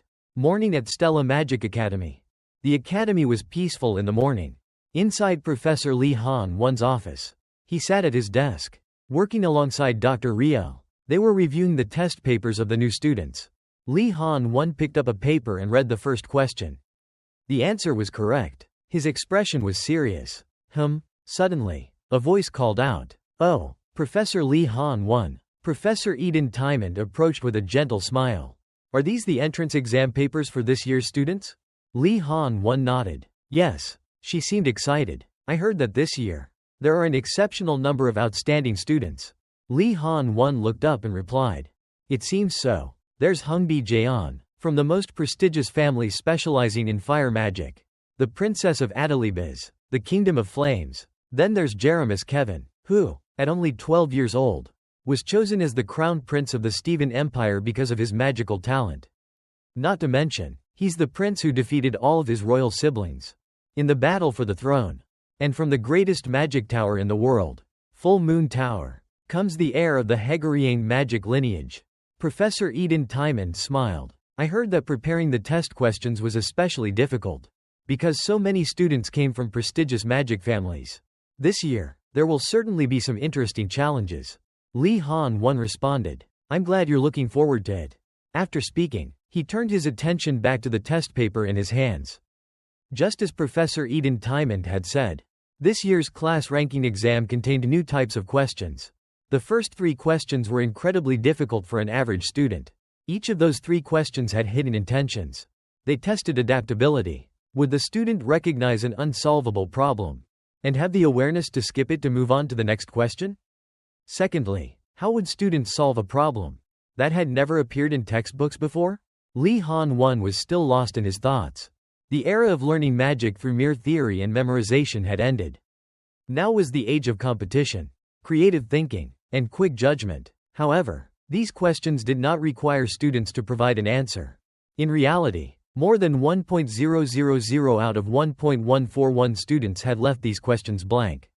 Among the 100 students who attempted a solution, almost none answered correctly. He frowned. Among the new students, only 3 had answered all 3 questions correctly.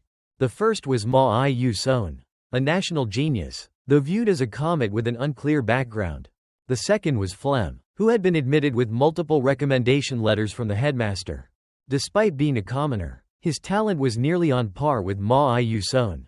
The last one was Baek Yusun. Lee Han Won pondered. Marichong and Flem were considered prodigies. But Baek Yusun? He was undoubtedly the student with the lowest entrance score. He found it hard to believe that this student had solved all the hidden questions, especially when he couldn't provide an answer to any of the other problems. Professor Eden Tymond glanced at Lee Han Won with curiosity. "Why are you so interested in the new student scores?" Lee Han Won replied. "It seems there's one student whose scores are quite unreasonable." Eden Tymond shrugged. "That's easy to understand. After all, even when formulas and calculations fail, sometimes a sudden insight can still lead to the answer." Lee Han Won lifted his gaze to Professor Eden Tymond. "Do you think this child might be a prodigy?" Eden Tymond raised her shoulders. "It could just be a coincidence." Turning her back, she left. Lee Han Won silently watched her go, then exhaled. On his desk was Baek Yusun's file.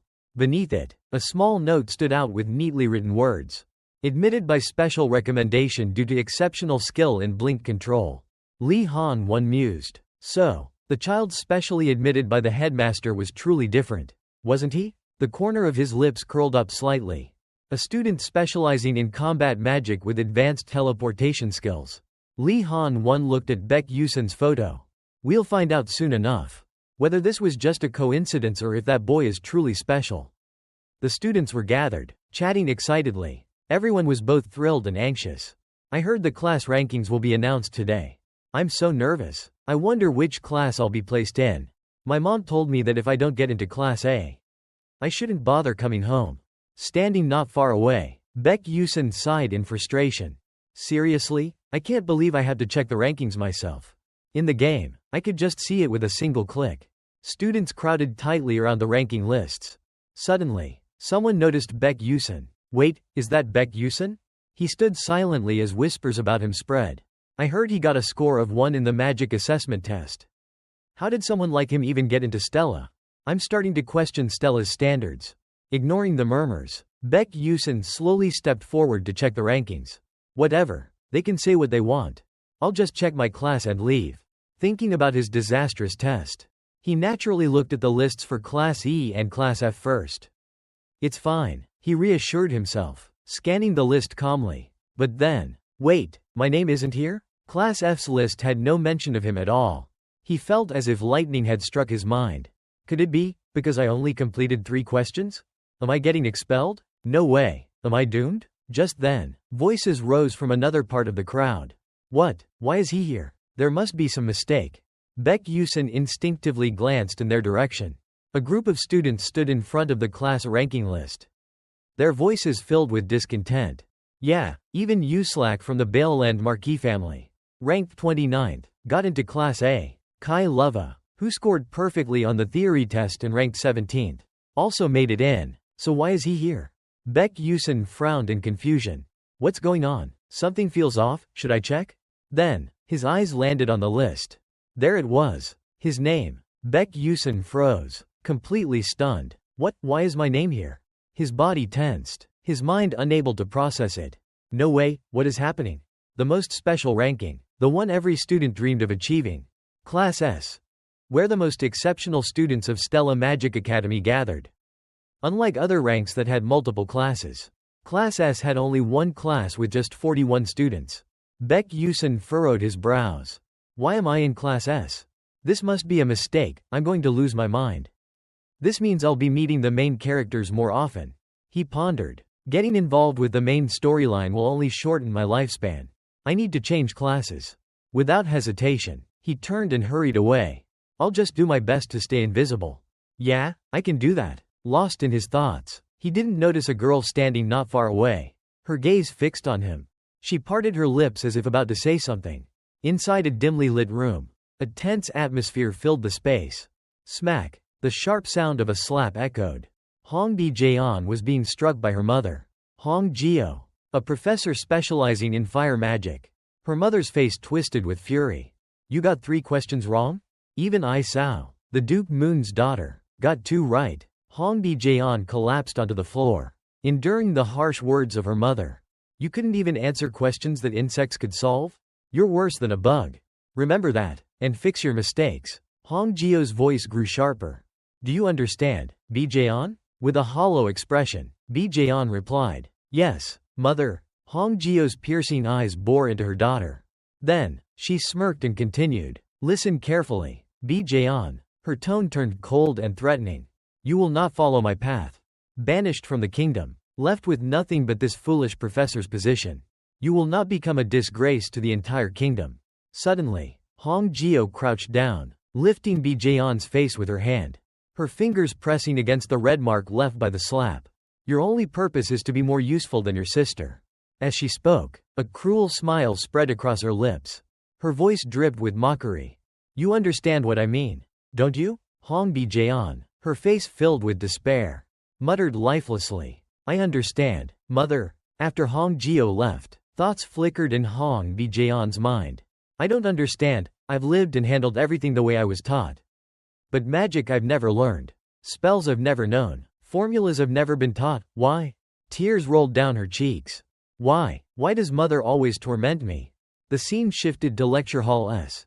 The freshmen were buzzing with chatter, excited and curious. Meanwhile, Baek Yusun sat slumped over, holding his head in frustration. I'm losing my mind. I got placed in a class full of social misfits. Just then, whispers from nearby caught his attention. How did that guy even get in here? No idea. I've been wondering the same thing. The gossip continued. Did you hear? Our parents protested and asked why he was accepted into Class S. The only answer they got was, Baek Yusun met the qualifications for Class S. Seriously? That's not an explanation at all. Baek Yusun let out a tired chuckle. Looks like I'm already the outcast.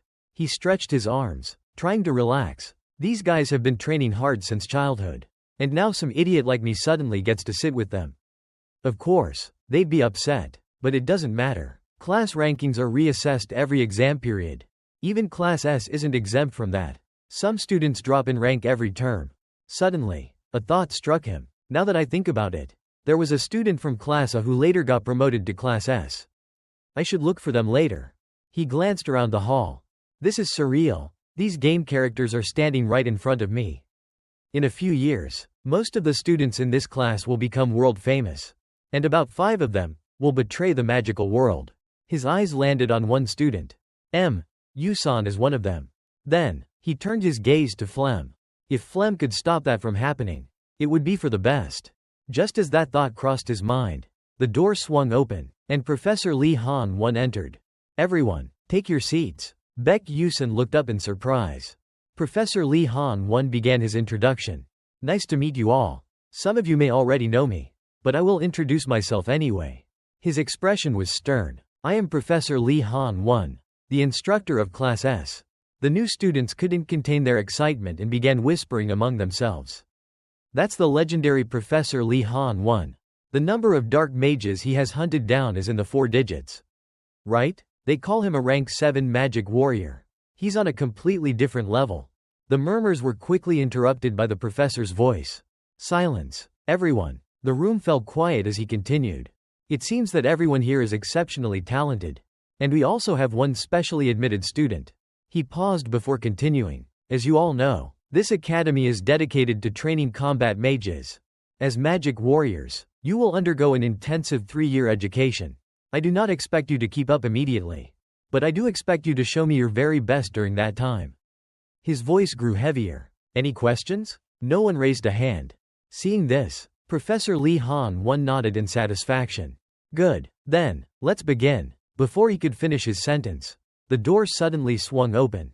Standing at the entrance was Hong Bi-jaeon. A red mark was still visible on one of her cheeks. Baek Yusun noticed and was puzzled. Hong Bi-jaeon, the one who follows the rules more than anyone else, is late. As she spoke briefly with the professor, his curiosity grew. What happened to her? Baek Yusun adjusted his glasses. I need to check with my crow eyeglasses. Information about Hong Bi-jaeon appeared before his eyes. Hong Bi-jaeon. Nationality: Adelibiz. Role: antagonist. Fire mage who likes red ginseng candy. Occasionally burns herself. Only drinks espresso brewed in the Akkalian style. Has a cruel mother. Fate. Certain death. He stared at the system display. Still the same result. His thoughts raced. Certain death. His gaze shifted back to Hongbi-Jaeon. If Iso's death was caused by phlegm, then Hongbi-Jaeon's death was the result of both phlegm and Iso. Just then, a deep red warning flashed across the screen. The inevitable fate of an antagonist. Baek Yusin slowly removed his glasses. If possible, I'd like to help her, but in my current situation, I can't help anyone. Professor Lee Han-won addressed her. Take your seat. Baek Yusin sank deeper into his thoughts. This is awful, all I can do is keep my distance. His footsteps halted. Huh? Hongbi-Jaeon was suddenly standing beside him. When had she gotten there? She stared at him intently. Baek Yusin tensed up, exhaling slowly. Without a word, Hongbi-Jaeon pulled out her chair and sat next to him. His mind swirled with questions. What's going on? It feels like things have already started changing from the beginning. Meanwhile, at the podium, Professor Lee Han-won's voice rang out sternly. Before we begin today's lesson, we will hold the inheritance ceremony for the wands you will be using. His words echoed throughout the classroom. Classes S and O will participate together. As for the details, Baek Yusin mumbled under his breath. Inheritance ceremony. Though it seemed troublesome, he was actually looking forward to it. Stella Academy had two major events. One was the Soulbound Pact ceremony. The other was the inheritance ceremony. For a prestigious institution like Stella, the inheritance ceremony held a special significance. The scene shifted to the ceremony itself. Professor Lee Han-won surveyed the students. Is everyone present? After confirming, he continued. The wands have been prepared. From the lowest rank to the high-tier ones. Everyone listened attentively. Your task is simple. Walk up and take the wand you like. However, be mindful, wand replacement procedures are tedious. Choose wisely. Baek Yusin thought to himself. Even though he says that, the truth is, we're not the ones choosing the wands. In the world of wands only reacted to those they acknowledged, creating a resonance effect. As he walked forward, he contemplated. That means no matter how much someone wants it, they can't use a high-tier wand unless they're recognized by it. He kept moving, yet uncertainty filled his mind. So, which one should I even go for? Memories from the past resurfaced. Before, I would have just picked an F-rank wand without a second thought. But now, I'm in Class S. I need to think carefully. His gaze shifted toward the wands. A wand that suits my role the most. His thoughts continued. Wands are categorized into two types. Short wands, and long staffs. Magic wands are usually used by knights. Those who cast magic quickly and continuously. In contrast, magic staffs are used by bishops, who focus on a single powerful strike and require more time to cast spells. However, that train of thought was suddenly interrupted by the chatter of new students. Hey, what do you think you'll choose? Baek Yusin glanced at the murmuring crowd. Since he was in Class S, he probably wouldn't have any issues with resonance. Right? Baek Yusin didn't bother paying attention. He thought to himself, whatever, let them say what they want. But at that moment, he heard someone call his name.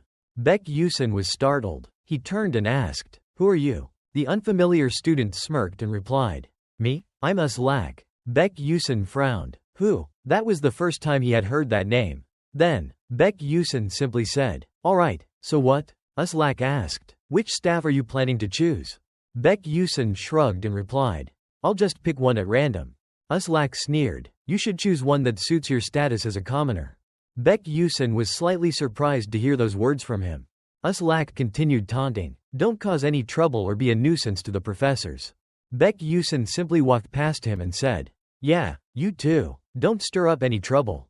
Hearing that, Uslak's face turned red with anger. He shouted, you bastard. He continued provoking, are you looking for a fight? Baek Yusin found him incredibly annoying. With a sigh, he took out his glasses. Too noisy. A status window appeared before him. Uslak Spillin, son of Marquis Shillin, subordinate of Prince Jeremy, grade B class bully. Baek Yusin put his glasses away, feeling slightly disappointed. Is that all the information there is? He looked at Uslak and sighed. Nothing special, huh? Uslak pointed at a magic staff. Well, that's the one I'm choosing. So you better take a good look at it. Baek Yusin stared at the staff carefully. And then, he was shocked. That magic staff, is that Smori Itamari? He continued observing it. It must have been the highest ranked one here. somewhere around mid to high tier. A high-tier mid-level magic staff was usually used by magic warriors. However, no matter how talented one might be, mid-tier staffs were considered the limit for students. Baek Yusin concluded that even professional magic warriors rarely used a low-tier mid-level staff. Aside from Edmori Idamari, there was another high-tier mid-level staff here, but it was mostly for display. Who could possibly claim it? Then, Professor Lee Wan spoke up, reminding the students to stand in front of the staff they wanted. Hai Gunryong had already made his choice. Jeremy Stephen as well, and even Hongbi Jaeon had picked one. But suddenly, a bright light flared up beside Baek Yusin. The new students were astonished and couldn't help but exclaim. The staff Hae Won chose. Isn't that Harden Amico 10? That's a mid-tier staff. Prince Stephen also got a mid-tier staff? One after another, beams of light illuminated the room. Princess Hongbi Jaeon, John Ceua and Peter Lahahaval, each of them had also chosen a mid-tier staff. How many people are getting mid-tier staffs this time? Usually, only certified mages can use mid-tier staffs. Many were left in shock, calling this year absolutely insane. Uslak gritted his teeth. Damn it. Frustrated, he shouted, just wait, I'll get one too. As Uslak stormed off, the crowd shifted their attention to him. Hey, isn't that Uslak? The whispers grew louder. Will he be able to claim a high-tier mid-level staff? Standing before the staff he had chosen, Uslak wore a confident smile. Watch closely. I'll show you what real Class S talent looks like. He firmly grasped the magic wand. Suddenly, a powerful light erupted, and streaks of lightning crackled throughout the room. Even from a distance, Baek Yusin could sense the overwhelming energy. As expected, he muttered slowly. He failed. Just as predicted, Uslak collapsed to the ground, clenching his teeth in frustration. The surrounding students began murmuring. Oh no, looks like he's seriously injured. Someone, call the professor. Baek Yusin fell into deep thought. Perhaps a high-tier mid-level staff was truly unattainable. Maybe it was better to give up. He muttered to himself, but at that moment, Uslak suddenly noticed someone approaching. He stammered, Hey, stop right there. But Baek Yusin simply hummed a tune.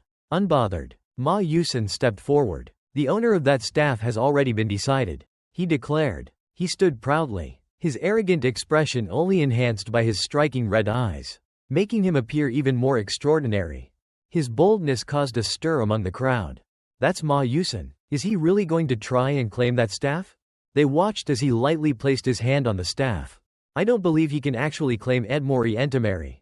Yet, Ma Yusin firmly gripped the staff in his hand. A dazzling light instantly spread across the room. Baek Yusin couldn't help but gasp in astonishment. Ma Yusin's face showed clear satisfaction as he admired the staff in his grasp. The crowd was left in shock. No way, a first-year student actually managed to claim a high-tier artifact? They refused to believe it. How is that even possible? Baek Yusin let out a sigh. Well, this isn't surprising. He looked over at Ma Yusin. Now more people will realize just how talented he is. Ma Yusin, noticing Baek Yusin staring blankly, smirked at him. Baek Yusin was speechless. What the hell? Is he crazy? His thoughts suddenly drifted to a certain girl. After all, Flame had also acquired a staff of similar caliber, Terry Volume. Flame's image flashed through his mind. However, this might be the moment their paths diverged. If Flame successfully claimed Terry Volume, then he recalled the original storyline. Ma Yusin would take an interest in Flame's talent, leading to the Ma Yusin route being unlocked. But if Flame chose a different staff, it would trigger an entirely different route. Baek Yusin considered his next move carefully. He needed to use Flame to bring Ma Yusin to his side. Just then, he spotted Flame walking past. There she is. Flame's gaze was fixed on a particular staff. Baek Yusin grew serious. Terry Volume, it's right there. The closer Flame got to the staff, the more anxious he became. His curiosity deepened. What will you do now, Flame? As she stepped closer to the staff, Baek Yusin silently urged her on. That's right, take Terry Volume. He eagerly anticipated that once Flame chose it, Ma Yusin would take an interest in her. If that happened, their chances of reaching a good ending would be much higher. But then, she walked past the staff. Baek Yusin was stunned. Wait, what? He watched as she completely ignored Terry Volume. What is she thinking? Does she not like it? His mouth hung open in disbelief. What's going on? Does she not know about it? Or does she just not have enough information about it yet? How is that even possible? Flame continued searching for a staff. Baek Yusin clenched his fists. No matter what, this is bad. Flame is supposed to be the heroine. She should be able to resonate with any staff. He gritted his teeth. If she ends up choosing some random useless staff, then the entire route will be ruined. Standing frozen in place, he made up his mind. A golden light started radiating from his body. I have no choice but to push Terry Volume toward her. Baek Yusin locked onto his target. Then, in an instant, he used blink magic, teleporting right behind her. Sensing something, Flame flinched. Huh? When did you? Baek Yusin flashed a bright smile. Hey there. Trying to act natural, he started talking. I was just wondering, which staff are you going to pick? Flame raised an eyebrow. Why do you care? Baek Yusin quickly made up an excuse. I just wanted to help. You seem a little lost. Flame remained indifferent. This has nothing to do with you. She turned away, preparing to leave. Bye. Baek Yusin was caught off guard. Hey. Wait, he instinctively reached out but hesitated. Scratching his head, he felt something was off. A strange image flashed through his mind, Flame, smiling and chatting with her friends. She's supposed to be friendly to everyone. She's an extrovert, so why is she acting so cold? Baek Yusin clenched his fists. No, I can't give up this easily. My survival depends on this. Taking a deep breath, he called out. Wait, hold on. Baek Yusin was genuinely tense. I just wanted to help you pick one, he said. Flame glared at him in frustration. Mind your own business. But Baek Yusin remained persistent. I just feel like there's a staff here that suits you perfectly. Flame's patience wore thin. She suddenly shouted in his face. What the hell do you know about staffs? Baek Yusin could only force a smile. What the hell? Did I say something wrong? Or does she just not care about magic equipment? He tried again. I've heard a lot about you. He pointed toward the staff. Do you think you have what it takes to claim that one? Flame turned to look. Terry Volume? She murmured. Baek Yusin smiled. Yes, that's the one. But before he could react further, whoosh, something came flying straight toward him at an incredible speed. His eyes widened in terror. Before he even realized what had happened, he slowly opened his hands. There, resting in his grasp, Terry Volume. Baek Yusin blinked in shock. He still hadn't fully processed what had just happened. That scared the hell out of me. He stared blankly at the staff, utterly confused. This, why is it in my hands? He stammered. Flame was supposed to be the one to claim it. He cursed under his breath. Damn it. Panicking, he turned to Flame. Flame? But her expression remained cold. Then, she smiled, a dangerous smile. Baek Yusin felt a chill down his spine. Oh, crap. His thoughts spiraled. I'm doomed. I'm completely doomed. Later that afternoon, after class had ended, students began heading back to their dorms. Flame walked down the hall, carrying her books, when she overheard some students talking. Hey, did you hear the news? Flame glanced at them briefly. They were still chatting cheerfully. This year, 2 students successfully claimed high-tier magic staffs. Oh, really? That's crazy. In the past, only 5 people have ever done it. And now there are 2 more? Another student spoke up. But what's weird is that one of those 2 only used blink magic during the entire magic evaluation. Huh? Blink magic? That's just a basic spell.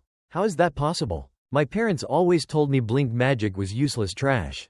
The student looked bewildered. Are you sure this isn't a mistake? Flame listened in silence. A while later, at the academy's self-study hall, the afternoon sunlight slowly faded, casting a soft glow through the windows and along the hallways. Flame walked while sighing to herself. Finally, some peace and quiet. She recalled the morning's conversations among the students.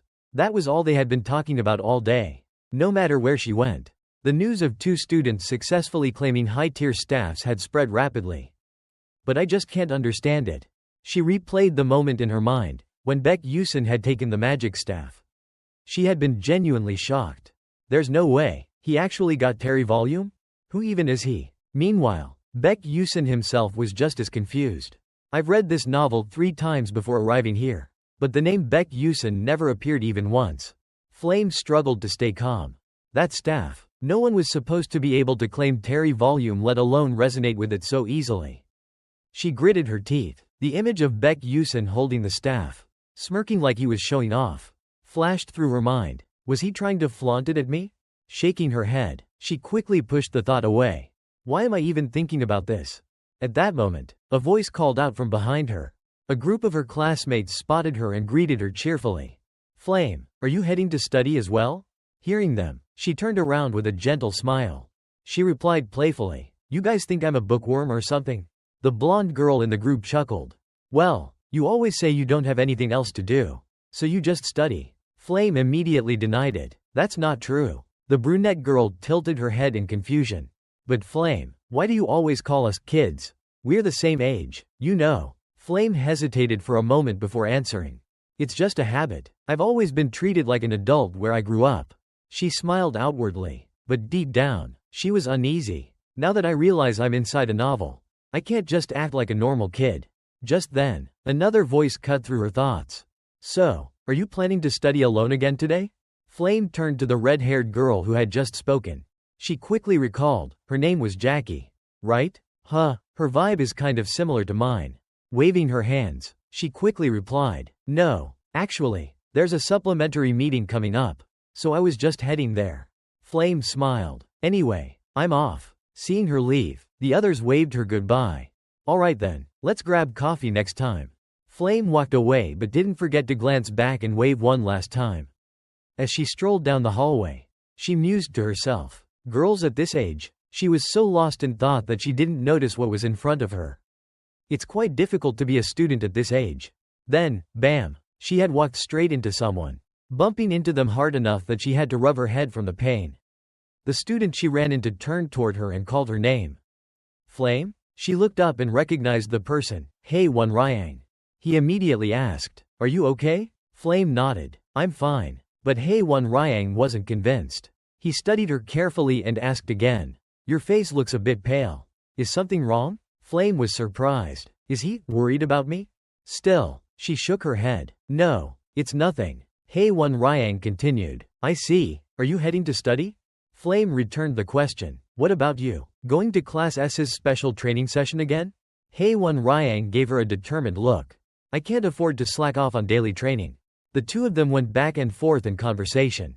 You're not being honest. You shouldn't say things like that. Oh, is that so? Midway through their exchange, an unexpected silence fell between them. Hey One Ryang suddenly stared at Flame intently, making her feel uneasy. Then, to her shock, he broke into a bright smile and reached out as if to brush her hair. Flame flinched at the sudden gesture, but his gaze remained gentle. See you around. With that, he turned and walked away, leaving Flame standing there, completely dumbfounded. That was nothing special. She shook her head and continued on her way. Just then, she spotted someone, Jackie. Jackie was standing by the door, staring straight at her. Flame hesitated. Jackie? Why is she still? She thought about waving, but before she could call out, Jackie suddenly turned and ran off. Flame blinked in confusion. Whatever. Brushing it off, she resumed walking. This isn't the time to worry about that. After some time, she finally arrived at the classroom inside the self-study hall.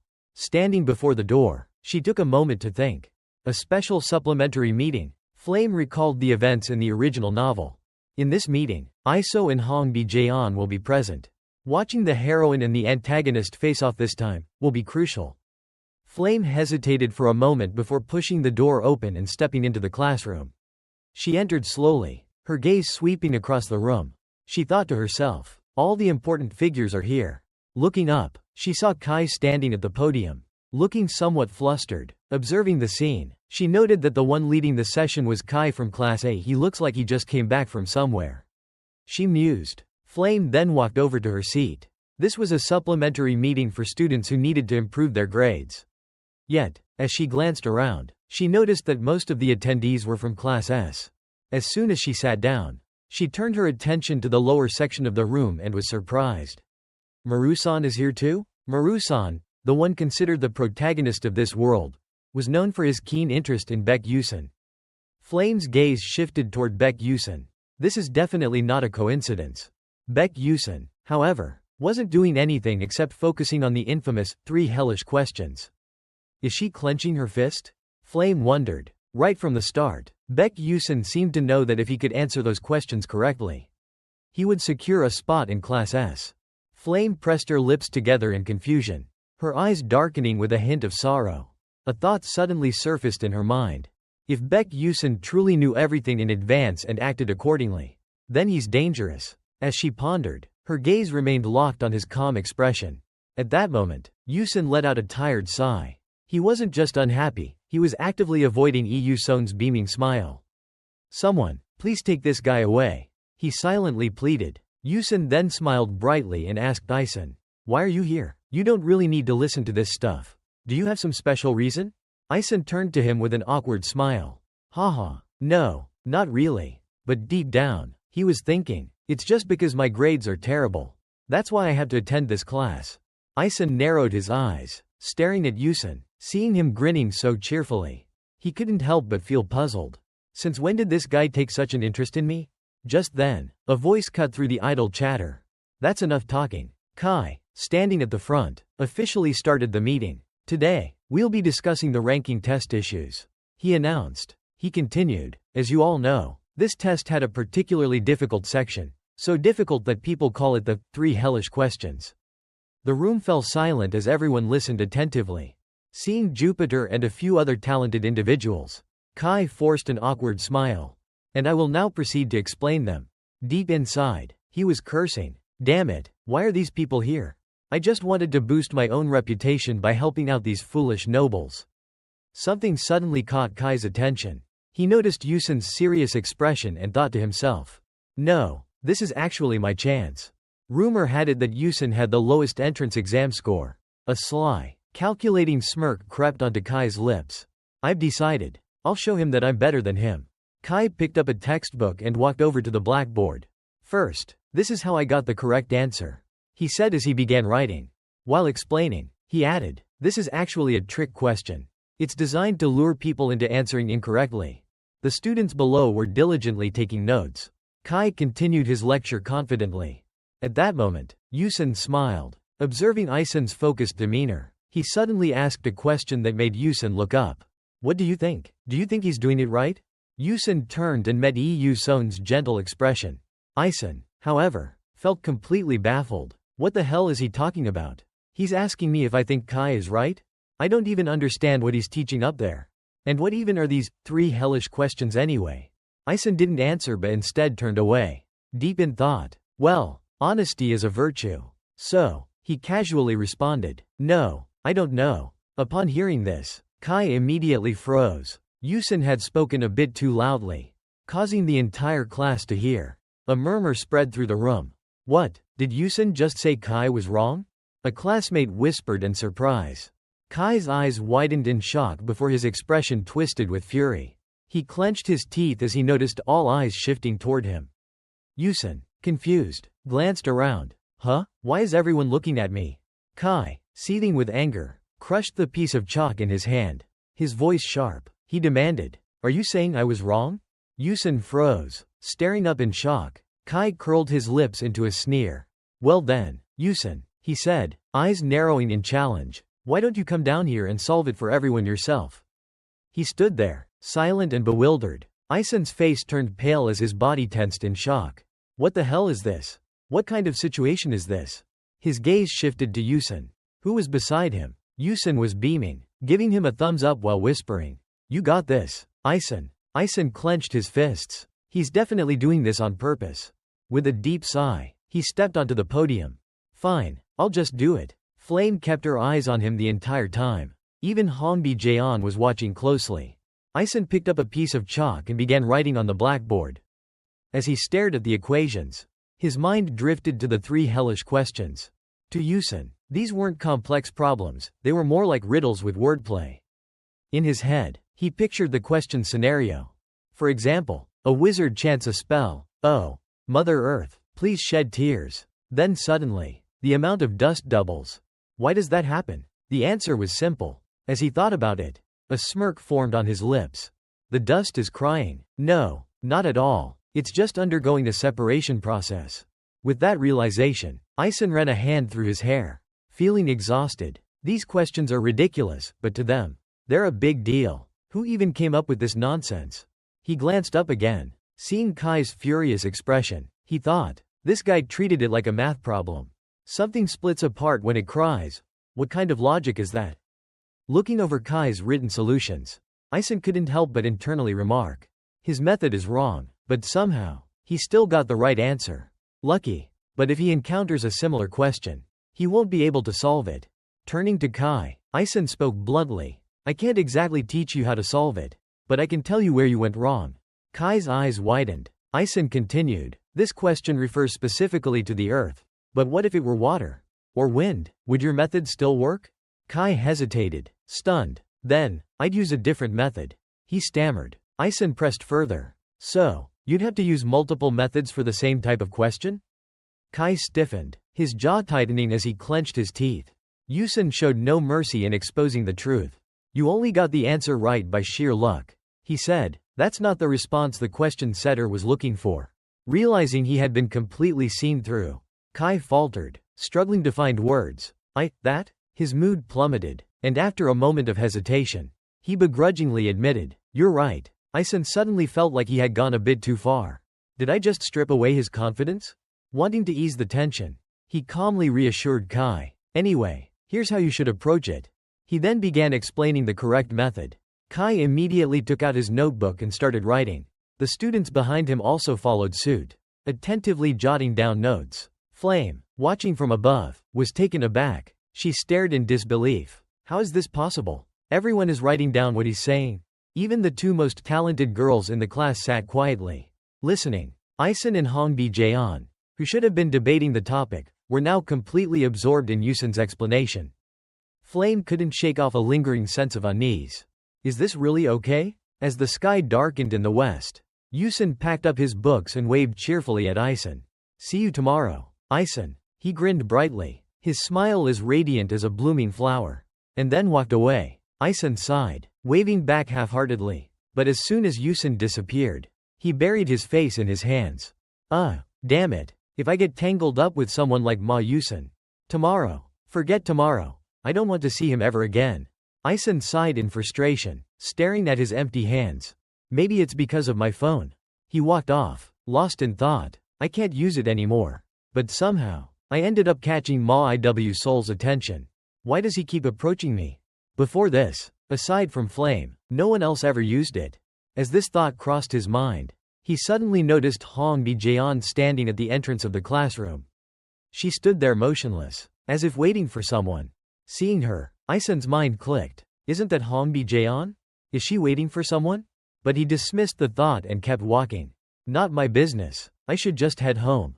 Then, unexpectedly, her voice called out. Baek Yusin. Ison froze in place. She slowly approached, her expression indifferent. Yusin, I want to ask you something, she said coolly. Ison was stunned. Hongbi-jeon wants to ask me something?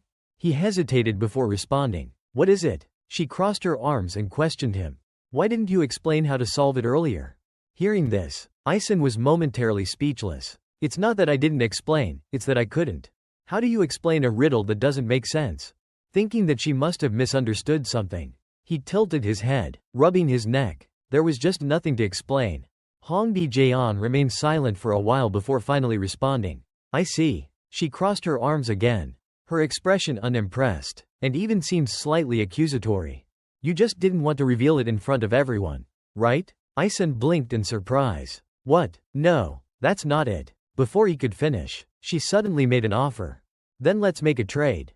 Ison looked at her, bewildered. Huh? What? She spoke calmly. I'll pay you appropriately. Then she added, so, tell me everything in your head until I fully understand it. Ison's expression immediately darkened, his face twisted into an awkward grimace. Under the dim glow of the library's yellow lights, Ison and Hongbi-jeon sat at a table. Scattered test papers lay in front of them. Ison adjusted his glasses, picking up 3 of the sheets, and asked in confusion, why would you pay just to hear me explain the 3 hellish questions from the ranking test? Hongbi-jeon simply replied, I have my reasons, just explain them. Sighing, he muttered, yes, your ladyship. As he skimmed through the questions, he voiced his thoughts. But you only got 3 wrong. And yet you're asking someone who got everything except those 3 wrong? Doesn't that embarrass you? She blinked, unfazed. Not at all, she said plainly. The only thing I'd be ashamed of is not understanding how to solve them. She spoke with an air of complete certainty. As long as I can find the answers, I'm willing to do anything. Ison looked at her closely, quietly assessing her. The model student type. Huh? Curious, he asked. But why are you asking me? Hearing that, Hong Bi-jaeon looked up. As he continued reviewing the test papers, he added, "You're a princess. You have plenty of friends. Why not ask them?" She hesitated.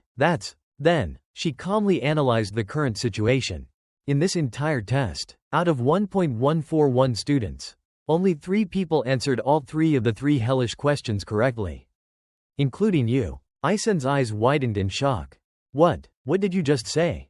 Hong Bi-jaeon tucked a strand of hair behind her ear, speaking hesitantly. These trick questions weren't supposed to have real solutions. But Baek Yusin, Flame, and you managed to solve them. It really left me wondering. Her words sent a shiver down Ison's spine. Wait, hold on a second. He stammered. He abruptly stood up, pointing at the test papers as he practically shouted. These 3 questions were just tricks meant to deceive us? They weren't even solvable? Hong Bi-jaeon remained calm.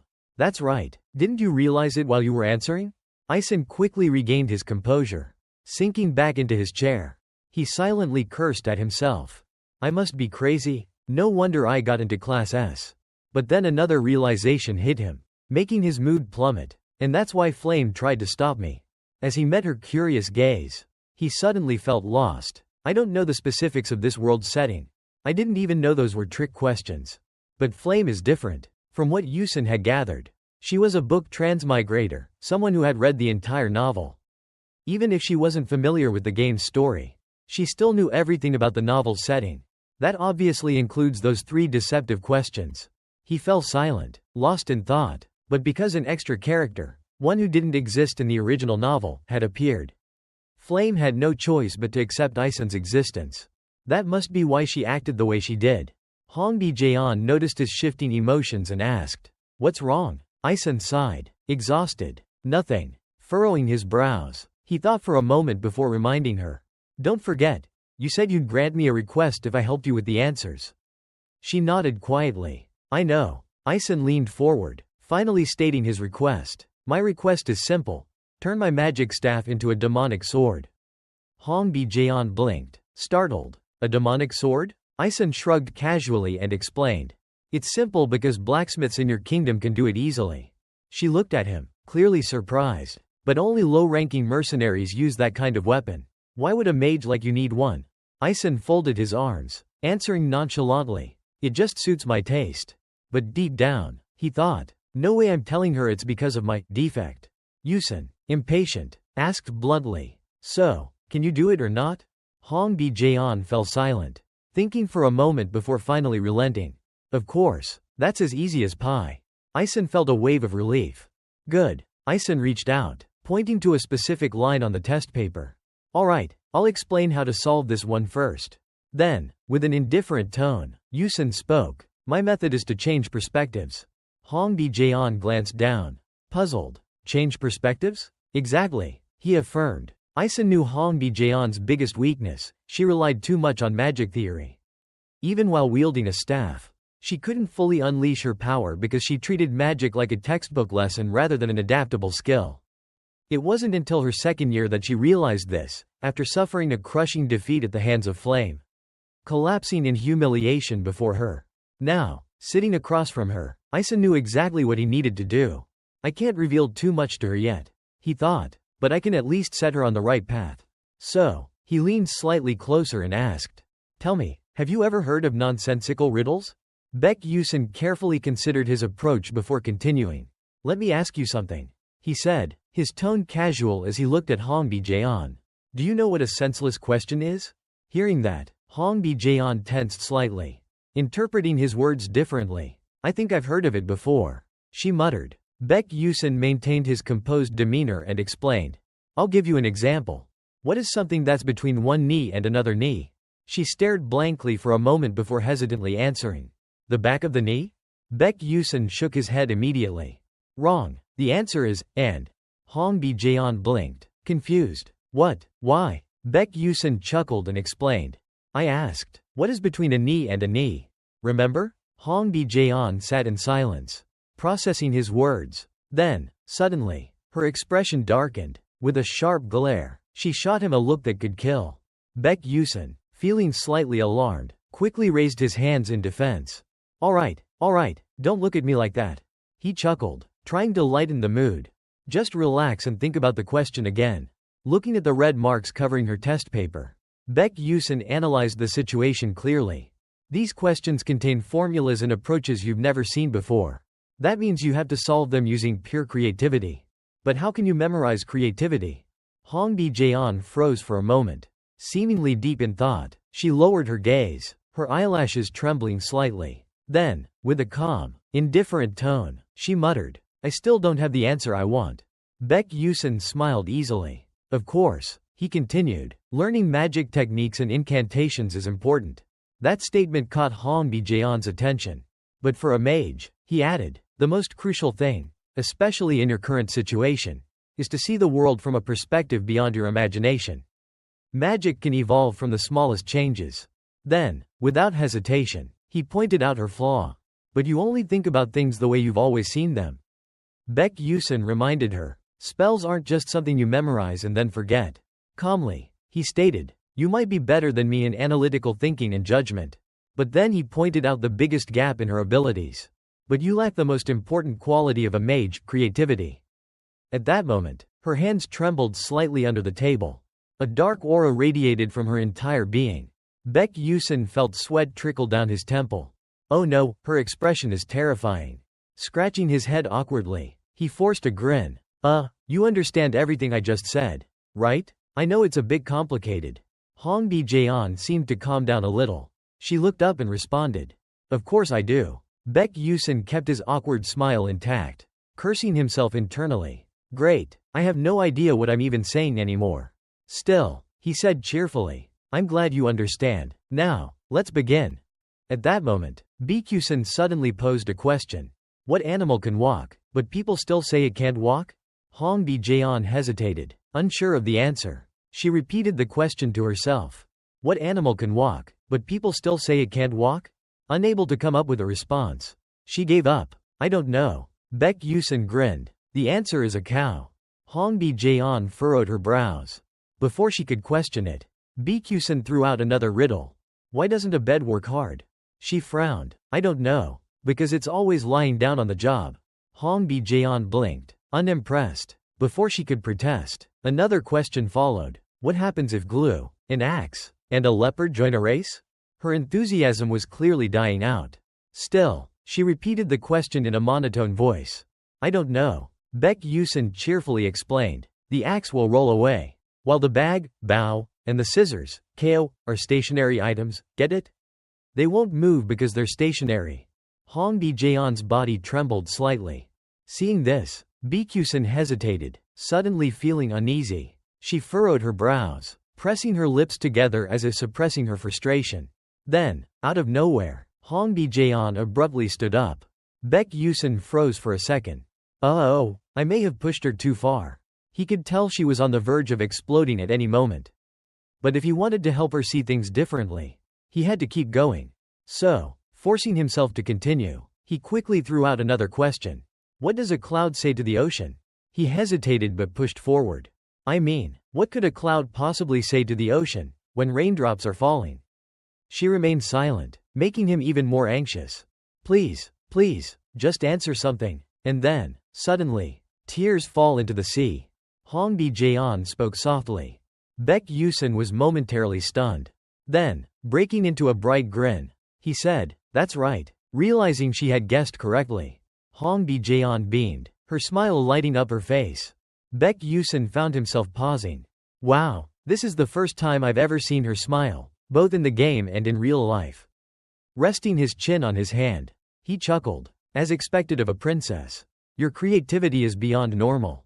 Hearing his praise, Hong Bi-jeon blushed slightly, quickly changing the subject. Enough. Next question, she huffed. Seeing her adorable reaction, Baek Yusin chuckled before continuing with another riddle.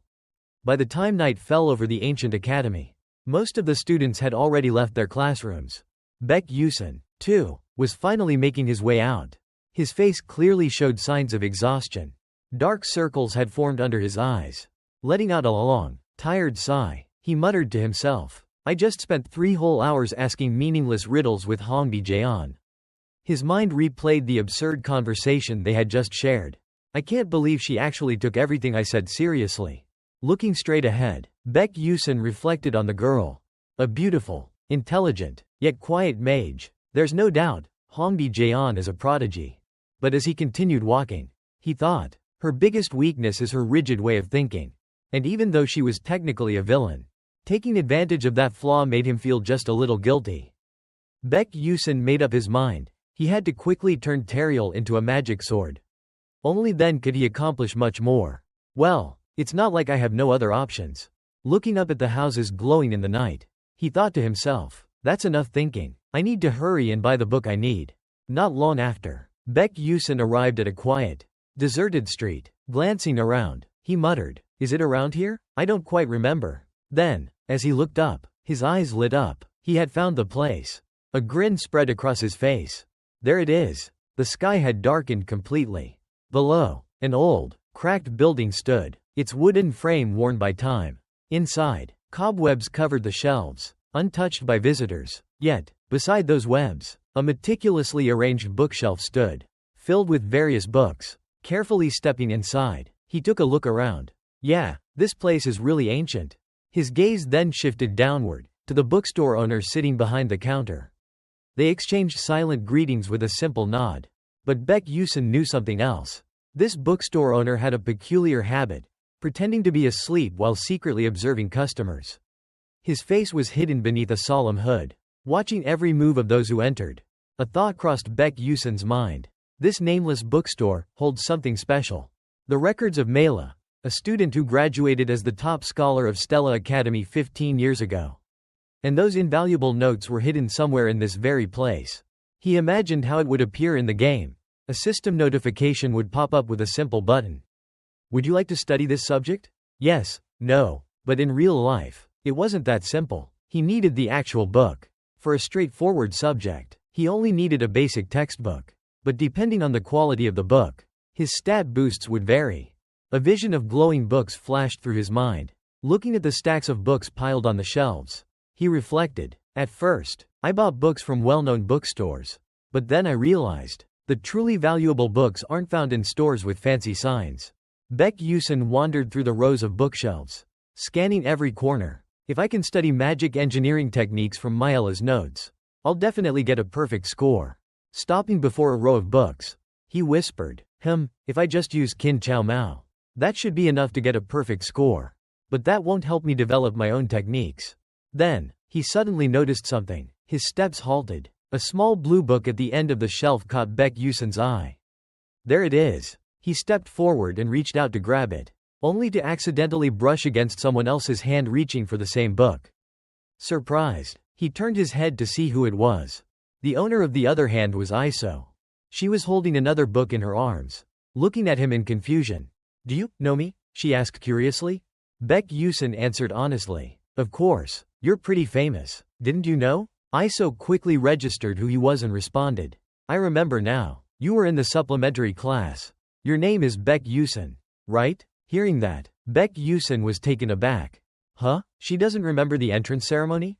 Out of nowhere, Iso brought up the moment he had solved the test questions. That debate was impressive, she said, but I was a little disappointed that you didn't explain everything. Baek Yusun recalled the event. Now that he thought about it, Iso hadn't been able to solve that question either. Without another word, she turned to leave, only saying, anyway, it was nice meeting you. As she walked away, Baek Yusun finally picked up the blue book. But his gaze stayed fixed on her retreating figure. Watching her disappear into another aisle, he let out a sigh of relief. Thank the heavens she didn't take it. Seeing her browsing another bookshelf, he muttered to himself, but why is she even here? Iso picked up another book. Noticing the expensive price tag, she let out a soft sigh before carefully putting it back in place. Phew, Baek Yusun observed her silently. He found her actions strange. A thought crossed his mind. This bookstore mostly carries old books. So the students who come here are usually those who can't afford new ones, like me. He glanced in Iso's direction. A girl from a fallen noble family like her. Someone who has lost everything. She probably doesn't have many choices left. Her father was likely killed by the dark magicians, leaving her with no one to support her. Thinking about it, Baek Yusin couldn't help but feel a bit of pity. How sad. A princess like her, hesitating over the price of a single book. Because she doesn't have enough money. Baek Yusin recalled the contents of the original novel. Iso also had a tragic fate in the original story. She died before Flame, the protagonist of this world. A single spark of fire had completely destroyed her life. It could be said that the most unfortunate character in this game was Iso. Noticing his gaze, she seemed a bit confused. Finishing his selection, Baek Yusin carried a stack of books to the counter and placed them down. "Hey, I'd like to pay for these," he said brightly. The shopkeeper raised an eyebrow. Surprised. "This whole pile?" He chuckled. "You're stronger than you look, kid." Feeling Iso's gaze on him, Baek Yusin glanced her way with a smile. Iso, standing beside him, lowered her head awkwardly, clearly uncomfortable. Seeing this, he asked, "What's wrong?" She hesitated before replying. You just look like you picked out some interesting books." Baek Yusin forced a smile. Was she about to insult me just now? Scanning the book titles, he asked curiously. "Like what?" Iso quickly responded. "All of them. But why are you reading books on advanced sealing magic?" She glanced at him intently and continued. "Sealing theory is an ancient magic that requires a specific artifact. In today's world, where alchemy and magical technology aren't fully developed yet, this magic is rarely used." Baek Yusin replied casually. "Oh, this? Yeah, it's not commonly practiced." She frowned slightly. "Then, you know that?" A second later, he added with a smirk. "That's exactly why I chose it." Hearing his answer, Iso's eyes widened in shock. She turned sharply to face him. "What?" Baek Yusin, now holding his stack of purchased books, smiled mischievously. "Everyone thinks like you," he said. "That's why I can score higher than most of my classmates." With that, he turned and walked away. "Well then, I'm heading out," leaving Iso behind, looking utterly confused. As he walked, Baek Yusin smiled to himself. Iso was right. Very few people are willing to study sealing theory. But because of that, I don't have to spend much time on it. And I can still score higher than in other subjects. This realization made him more confident. With this strategy, I'll pass this semester with ease. Iso remained silent, her gaze following Baek Yusin's retreating figure. By the next morning, sunlight slowly poured over the academy. As she walked through the hallway, she was lost in thought about the upcoming classes. Her first lecture of the day was nihilism. She had already planned out which subjects would be the easiest to score well in. And this one was considered one of them. This should be fine, she reassured herself. But as she stepped into the classroom, she was met with a crowded room. The entire place was packed with students, all engaged in lively conversations. "You're taking nihilism too?" "Yeah, but it doesn't look good," a girl next to her responded. "I signed up for this class because people said it was an easy way to get a high score." It seemed everyone knew that. All the top students had also enrolled in this course. Iso quietly found herself a seat. Meanwhile, the students around her continued chatting. I'm doomed." Looking at the overflowing classroom, Iso let out a sigh. "There's no turning back now. I'll just have to do my best in other subjects." After some time, the teacher finished the lecture and dismissed the class. "That's all for today." The students slowly started filing out. I'm starving." Iso followed behind, lost in thought. Up ahead, a group of students chattered enthusiastically. "What should we eat for lunch? Let's just head to the cafeteria and decide there." Iso sighed, knowing the road ahead would only get tougher. This is going to be a problem. If too many people enrolled in the same courses as her, it would be much harder to win a scholarship. Suddenly, her stomach let out a soft growl. Her cheeks flushed with embarrassment as she instinctively tightened her grip on her book. Glancing at the meal ticket in her hand, she hesitated. Should I go eat something first? She carefully calculated her options while walking. I only have 60 meal tickets for the whole semester. I should probably just eat bread today. As she passed by a nearby classroom, her eyes accidentally caught sight of a familiar figure. Baek Yusin? Through the window, she saw him sitting inside, wearing glasses, focused on the lecture at the front of the room. She slowed down, momentarily stunned. What's he doing here? Iso stood there, watching him in quiet curiosity. Seeing the lecture notes on the board, Iso suddenly understood. It's a lecture session. This classroom was the complete opposite of hers. There were only a few scattered students inside. She thought to herself, it seems like not many people take this class. The students here were likely those with poor academic performance. Before leaving, Iso hesitated for a moment. This subject will probably be removed soon anyway. Then, she recalled something. If I enroll in this class, I could raise my grades without putting in too much effort. Hugging her book tightly, her body trembled slightly. And I'd also have more time to focus on other subjects. That way, I could secure a scholarship. Looking up again, a determined glint flashed in her eyes. She continued watching Baek Yusun, who remained completely focused on the lecture. Did he already know this subject was an easy way to earn high scores? She suddenly remembered how he always seemed like a prophet. Could he have calculated every move to his advantage? Her gaze turned more serious as she observed him.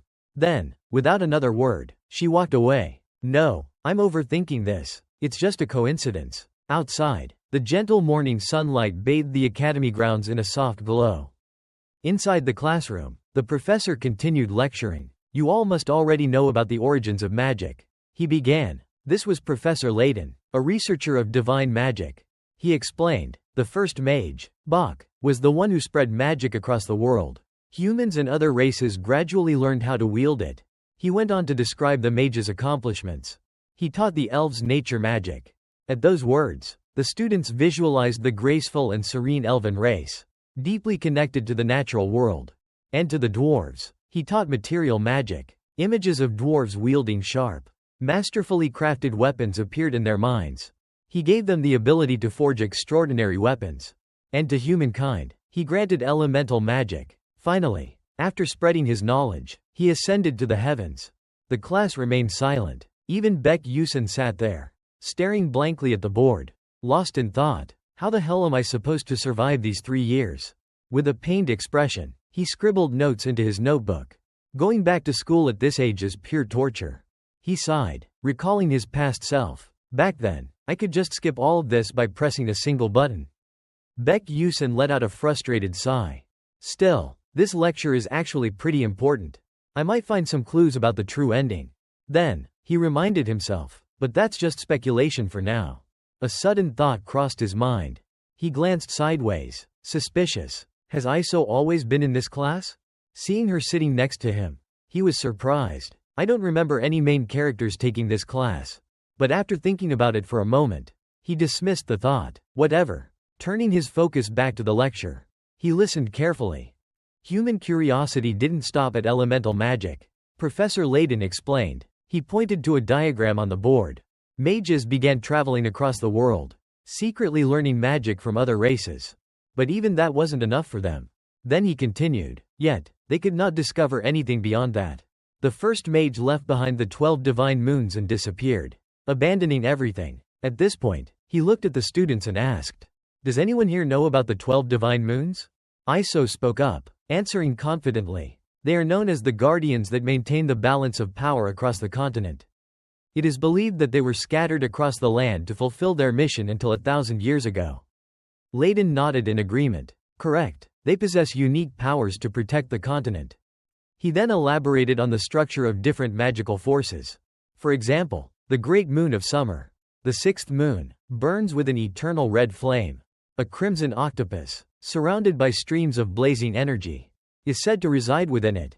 Then he added, if you travel to the depths of the Alamika Ocean, you can still see the red fire burning. So, if any of you are curious, you can go there and see for yourselves. Hearing this, Baek Yusun slumped in his seat, mentally groaning. Layton, are you kidding me? He stared at the professor, recalling what he had just said. If any living creature enters the territory of the Sea King of Alamika, they'll immediately fall into an eternal slumber. Layton then pointed to a flower-shaped diagram on the board. This is Blevion, he introduced. A massive whirlpool that once formed in the center of the ocean was frozen by the 12th moon. Blue frost, he continued. Each moon possesses its own power. And when they are brought together, a miracle is said to occur.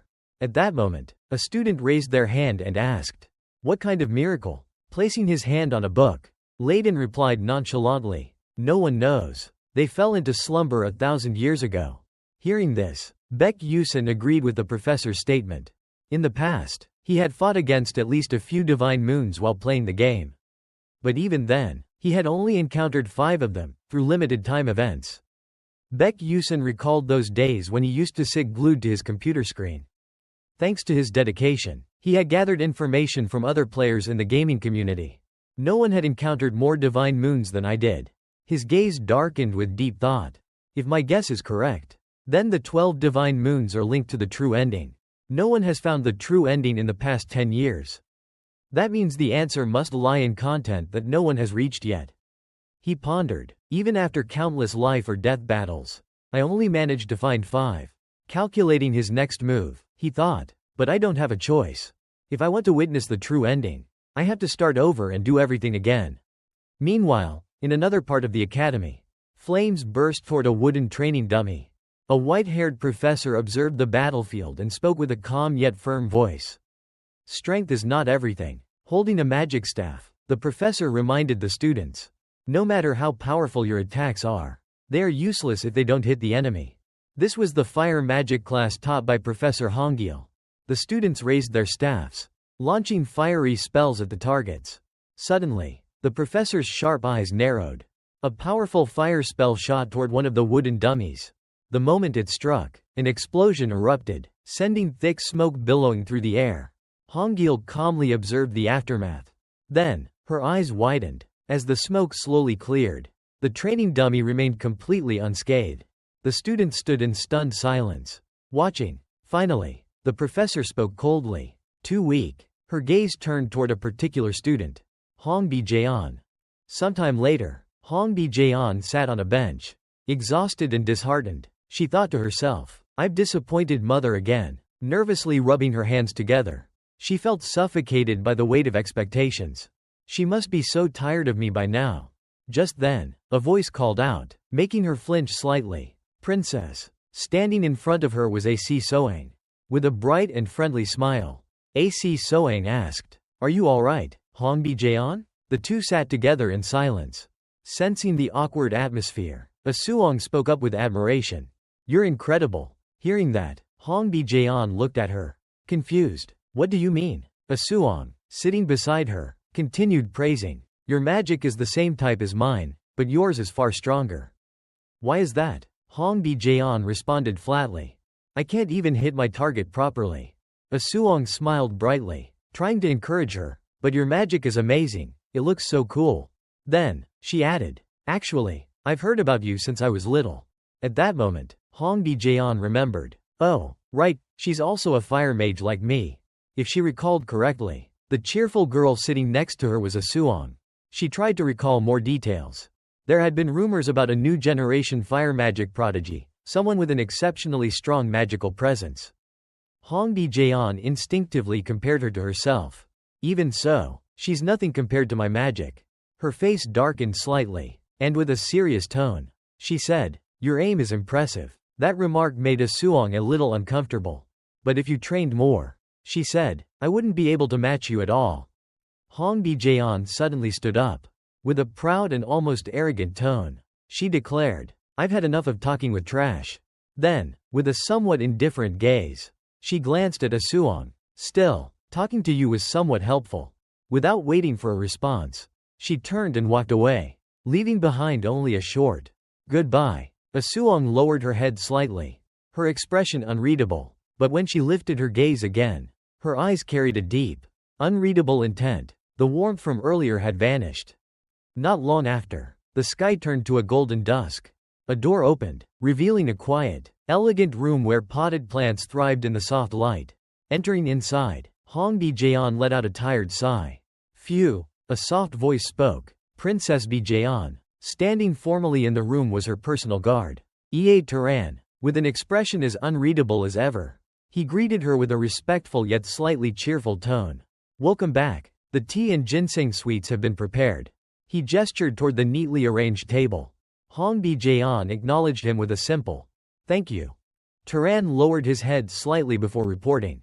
The weapon modification request you made earlier has been completed. Because the magic staff was of such high quality, they were able to craft a high-grade sword from it. Hearing that, Hong Bi-jaeon casually picked up a piece of candy and replied. Is that so? Ea Taran spoke cautiously. However, there's something strange. Bizeo, who had been listening, suddenly paused and raised an eyebrow at him.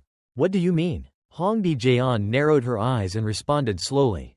It's just that. I heard that the staff continuously drains its owner's mana. Hearing this, Hong Bi-jeon froze. She was completely caught off guard. She immediately asked, "Wait, was this weapon always like that? Is it a dark weapon?" Turan rested his chin on his hand. Deep in thought. "Not exactly," he replied. "It seems to resonate with natural energy." Hong Bi-jeon crossed her arms and immediately dismissed the idea. That's impossible. A weapon can't drain the wielder's mana while also resonating with natural mana. Doubt filled her mind. She turned to Turan and asked, "Then why is that staff ranked high intermediate?" Turan remained composed and answered, "That's precisely why it's classified as high intermediate." Hearing that, Hong Bi-jeon frowned. "What do you mean?" With a cold, analytical tone, she explained, "The staff's original ability greatly enhances the wielder's mana. That makes it a high-tier weapon, possibly even beyond that level." She continued, "But because it drains the wielder's mana as soon as they hold it, it was downgraded to high intermediate." Thinking back to that seemingly ordinary-looking staff possessing such power, she shot to her feet and waved her hand in shock. A high-tier weapon? How can a student possibly wield something like that? Even Turan found it strange. "I also find that quite curious," he admitted. After processing this new information, Hong Bi-jeon felt uneasy. Pressing a hand to her forehead, she closed her eyes and muttered, "I knew it from the start. That thing was never meant for just anyone to use. But I never thought someone would actually wield it. Unless they possess an overwhelming amount of mana. Or none at all." She casually waved her hand, dismissing the thought. "I don't understand, but that commoner will figure it out eventually." She lifted her teacup, only to pause mid-motion. Either way, that boy is definitely not an ordinary person. By now, the sky had taken on the soft hues of late afternoon. The sun hung high, casting its light across the land.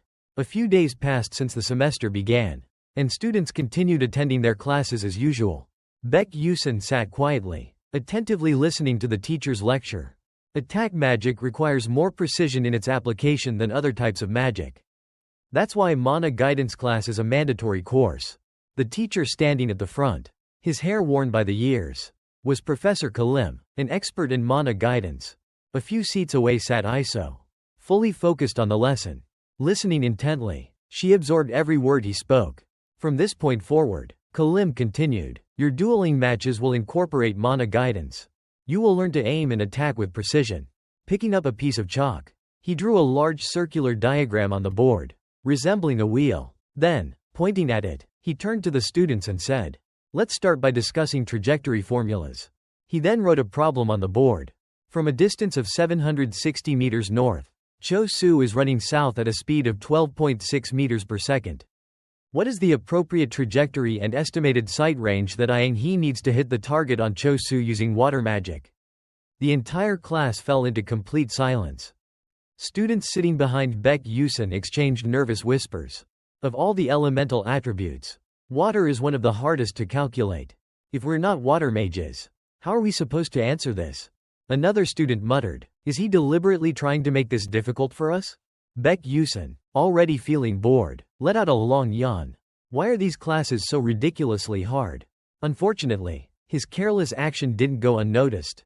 Like a hawk spotting prey, Professor Kalim's sharp eyes locked onto him. The moment Baek Yusin realized he was caught, his body stiffened. "Oh crap," and, as expected, he became the target. Kalim's stern voice rang out. "Baek Yusin, come up and solve this problem." Standing up, Baek Yusin forced a strained smile. "Yes, sir," he replied while screaming internally. "Damn it, I got caught." A few moments later, he finished solving the problem. Setting the chalk down, he turned to the professor and said, "All done." Kalim's eyes widened as he stared at the flawless solution on the board. Mouth slightly open in surprise. He carefully examined Baek Yusin's work. "Very impressive," he finally said. "You managed to solve this problem so quickly and with such accuracy." Then, stepping forward, he asked, "What is your magic attribute? Was your original attribute water?" Baek Yusin smiled until his eyes nearly closed, waving his hand in dismissal. "No, it's not." The professor nodded and allowed him to return to his seat. "All right, we'll continue the lesson in the next class." Iso, who had been watching in silence, pressed her lips together. Not long after, the class ended. and students gradually left the room. Just as Baek Yusin was about to leave, a familiar voice called out, "Excuse me." He turned around. Huh? He saw Iso standing there, staring at him, holding a book in her arms. Baek Yusin looked at her, puzzled. She stood still, her wide eyes locked onto him. Before finally speaking, "I have something to ask you." Baek Yusin turned fully to face her, recognizing her properly this time. He hesitated for a moment before replying. "What is it?" Iso didn't answer immediately. She simply observed him, scanning him from head to toe.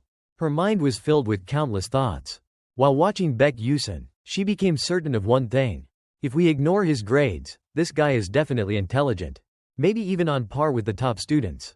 She recalled the moment he had effortlessly solved the difficult problem, casually saying, "I'm done." At that time, Iso had to open her eyes wide in disbelief. No way. A problem of that difficulty? At the very least, that was university level. Possibly even professor level. She had watched from below as he confidently conversed with the professor. Her mind spun with theories. Even if Stella Academy gathers the most talented individuals, just who exactly is Baek Yusin? His unremarkable appearance and mediocre scores made him easy to overlook. At first, Iso had dismissed him entirely. But now, she was sure of it. He must have planned his course selection strategically. If that was the case, Iso furrowed her brows and urgently asked, "What's your next class?" She had already made up her mind. "I need to find out." Hearing her sudden question, Baek Yusin's eyes widened in surprise. After a brief pause, he blinked and asked in confusion, "Why are you asking?" Then, with a teasing smirk, he added, "Do you like me or something?" Iso immediately recoiled in disgust.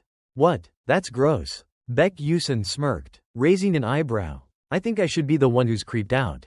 A short silence followed. Realizing how childish his response sounded, he inwardly scolded himself. "I'm an adult. What am I even doing?" Sighing, he rubbed his neck, closed his eyes for a moment, and furrowed his brows slightly. "Anyway, why do you want to know?"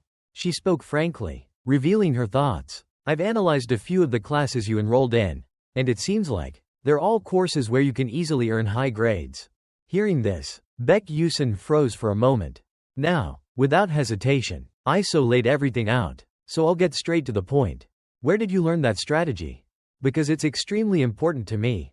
The moment she finished speaking, Baek Yusin panicked internally. Huh? I was wondering what she wanted to ask.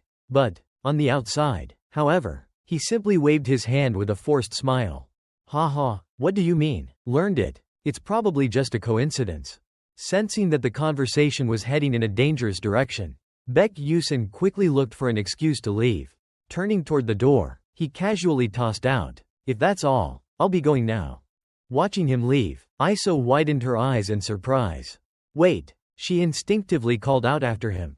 But he kept walking, not stopping even once. She hesitated, her lips slightly parted as if about to say something, then quickly shut them again. But then, she clenched her fists and made up her mind. She ran after him and raised her voice.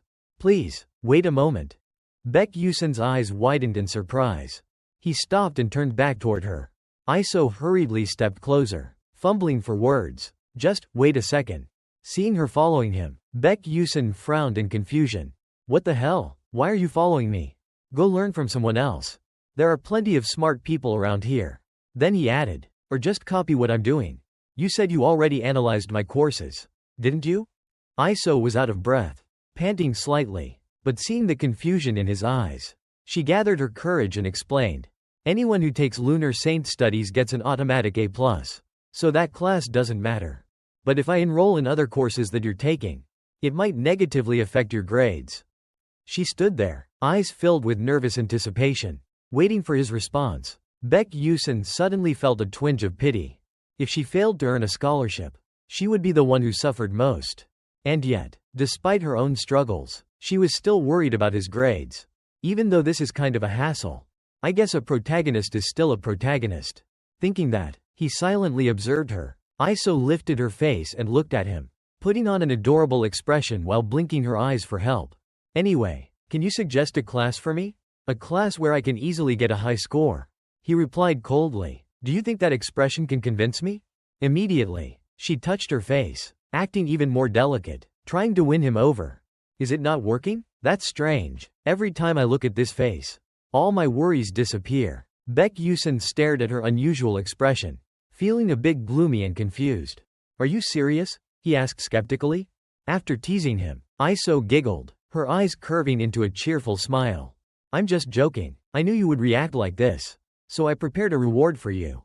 Hearing this, he was surprised. A reward? Her words reminded him of the time when Hunbi Jaeon had made a similar proposal. He opened his mouth in disbelief, sighing inwardly. Why do these people love offering rewards so much? Where do they even learn this stuff?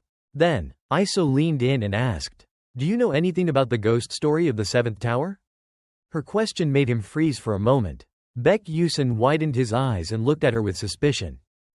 I do, he answered. Hearing his response, she was thrilled. Really? Very few people know about that. Calming herself, Stella casually revealed what she knew. It's a long-abandoned tower that has disappeared. Yet there are still numerous barriers preventing people from approaching where it once stood. But before she could finish, Baek Yusin interrupted her. Wait. His reaction confused her. Glancing at him, she noticed he seemed exhausted. Concerned, she asked, are you okay? Listening to her rambling, he closed his eyes in frustration, sighing internally. I'm going insane. To him, this was turning into a major issue. Baek Yusin couldn't help but feel unsettled because if Flame could increase its influence over the protagonist through the novel's events, then that meant, if Stella knew about this, Iso would also likely be aware. And if that were the case, there was a high chance that she and the protagonist would meet in a fateful encounter. More importantly, Iso was supposed to provide this crucial information only to the protagonist. Certainly not to a side character like him. At that moment, Baek Yusin turned around leisurely, walking away as he spoke to her. It's a scary story, isn't it? I don't want to hear it. Not interesting at all. Iso widened her eyes in surprise, watching his fading figure in a daze. The two continued walking down the hallway, exchanging words. He then added, even though it's not that scary, are you afraid of ghosts at your age? Before she could respond, he continued, it's fine, I'll still tell you for free. She followed closely behind him, becoming more cautious, suspicious. Iso probed, you're acting like you weren't planning to tell me at all. Did you change your mind? Baek Yusin sighed in mild exasperation. Yeah, I changed my mind. He paused for a moment, thinking. Iso's face was filled with anticipation as she waited for his response. He thought to himself, as long as Iso is sincere like this, that's enough. Then Baek Yusin spoke. By the way, he said, offering some advice. This has nothing to do with grades, but it's something extremely useful for you. For your liberal arts elective, you should sign up for the Silent Journey into the Abyss class. Iso recalled the name and looked puzzled. Meditation? You're telling me to register for a liberal arts class about meditation? Studying the moon saints and meditating, are you planning to start farming? Baek Yusin immediately dismissed the idea. Not at all. He scratched the tip of his nose, contemplating how to explain it. My mentor is also a bishop, just like yours. Through meditation, she can enhance her magical power. Just by meditating? Iso asked, astonished. Yeah, he confirmed. Baek Yusin thought to himself. In reality, no one knows this yet. But for bishops who possess immense destructive power, meditation is of utmost importance. A vivid image appeared in his mind, a bishop holding a divine staff. Deep in meditation, then he firmly concluded, accuracy comes from formulas and calculations. But ultimately, everything still originates from the mind, the source of mana. Baek Yusin turned to Iso and explained further. I don't tell this to many people. But since you're cute, I'll make an exception. You just called me ugly a moment ago. She replied helplessly. Iso smiled gently and said, anyway, thanks. It's a shame that it's not a class that will improve my grades. But I'll still sign up for it. Seeing that she actually took his advice to heart, Baek Yusin simply responded, suit yourself. After getting what she wanted, Iso smiled brightly and walked away. Baek Yusin watched her back as she left. Lost in thought, he let out a long sigh. I really told her. A trace of unease crept into his mind. How will this change the future? A gruesome scene flashed through his thoughts. Even if this helped her overcome her fears, in the end, Iso would still meet a tragic fate. If meditation can help her, then that's good. Baek Yusin silently prayed. Then, suddenly, something clicked in his mind. He looked down at his own hands, his expression filled with confusion. Wait, Now that I think about it, I'm a mage too, right? Why haven't I thought about training myself? Memories of the game surfaced in his mind. In the game, Baek Yusun underwent intense training. Awakening magic, especially revelation magic, had a significant effect on physical conditioning and led to rapid growth. As he descended the stairs, his thoughts deepened. In the game, I could gain experience just by pressing a button. But now, I had to do it manually. Well, things have been peaceful lately. There haven't been any challenges or monster hunts. So I haven't been able to accumulate any experience. A soft smile formed on Baek Yusun's lips. I should be grateful to ISO. He glanced around the room, taking in the space. This dormitory is really big. At Stella Academy, all students were required to live in dormitories. Baek Yusun tried to recall the dormitory system. It was just a minor feature in the game. A place where players could decorate their rooms for fun. But for him, this was different. This dormitory was the only home he had left. His village had been burned to the ground. He walked around the room. The dorms were divided based on the classes students attended. All rooms were the same size. But the number of students per room varied depending on the class. Naturally, students in Class S lived on the highest floor. Baek Yusun thought to himself, I guess I do feel a little lonely. But at least I have a place to stay. He sighed, exhausted. Returning to a meditative state, Yusun silently told himself, let's begin. Baek Yusun closed his eyes and focused. Numbers aren't the most important thing. Since this is reality, I need to get used to this body. He recalled his past. In the game, Baek Yusun was a prodigy, someone who could manifest the radiance of a sword. Taking advantage of the fact that mana circulated infinitely within and outside the body. He remembered the storyline he had once played. No one paid attention to him. No one knew anything. The entire plot played out in Yusun's mind. Baek Yusun was a swordmaster of unparalleled talent, the only one in the world to reach the pinnacle of swordsmanship. Yusun sat in meditation with a serious expression. A golden stream of mana enveloped his body. I need to follow that path again. He could feel mana flowing throughout him. My breath, it's what controls the flow of mana through my body. If I can gradually increase the amount of mana with each breath, I'll be able to accumulate enough soon. As he meditated, mana continued to circulate through his body, slowly spreading into the surrounding air. Skills don't level up just by accumulating experience points. You have to keep using them to improve. That means all I need to do is train. The clock on the wall ticked softly, pointing to 4. The sun slowly began to rise. The mana surrounding Yusun shimmered faintly. Then, suddenly, Yusun awakened. He opened his eyes and carefully observed the mana around him. This must be the sensation Baek Yusun once had. Focusing on the flow, he recalled. As someone who had suffered from mana leakage syndrome since childhood, the energy felt faint but discernible. Then, unexpectedly, a system notification appeared before him. Skill, mana leakage syndrome, has leveled up. Skill, blink, has leveled up. His excitement erupted, echoing through the small room. Yes, Baek Yusun clenched his fists in satisfaction. I'm one step closer to my goal. His face beamed with fulfillment. A sharp determination flickered in his eyes. I will definitely find the right ending. The scene shifts to a vast field of lush green grass. All the first-year students of the academy slowly made their way to the gathering area, a boundless stretch of greenery. The soft grass cushioned their steps, and a gentle breeze carried the fresh scent of nature through the air. Flame took in the surroundings and silently thought, this meadow and the wind, they must have been created by magic. Yet, they felt incredibly real. In the game, Stella Academy's dormitory was a pocket dimension created within the campus grounds. According to the game's settings, its size and features could be adjusted. All sports events, training dungeons, and monster gate exercises were held in this space. The students gathered together, not in strict rows, yet not chaotically either. Flame scanned the crowd with a quick glance. Friend is at the back of the group. After a quick calculation, she counted a total of 141 students. She recalled the novel's details. 50 students in Class A1 and A2. 41 students in Class S. But in the novel, Class S only had 39 students. Flame fell silent, deep in thought. Including myself, that makes 40. But there's still one more person who was added. She immediately questioned, where did Baek Yusun come from? Slowly, she recalled the side details of the original story. In the novel, there were exactly 1.140 first-year students. But with her presence, that number became 1.141.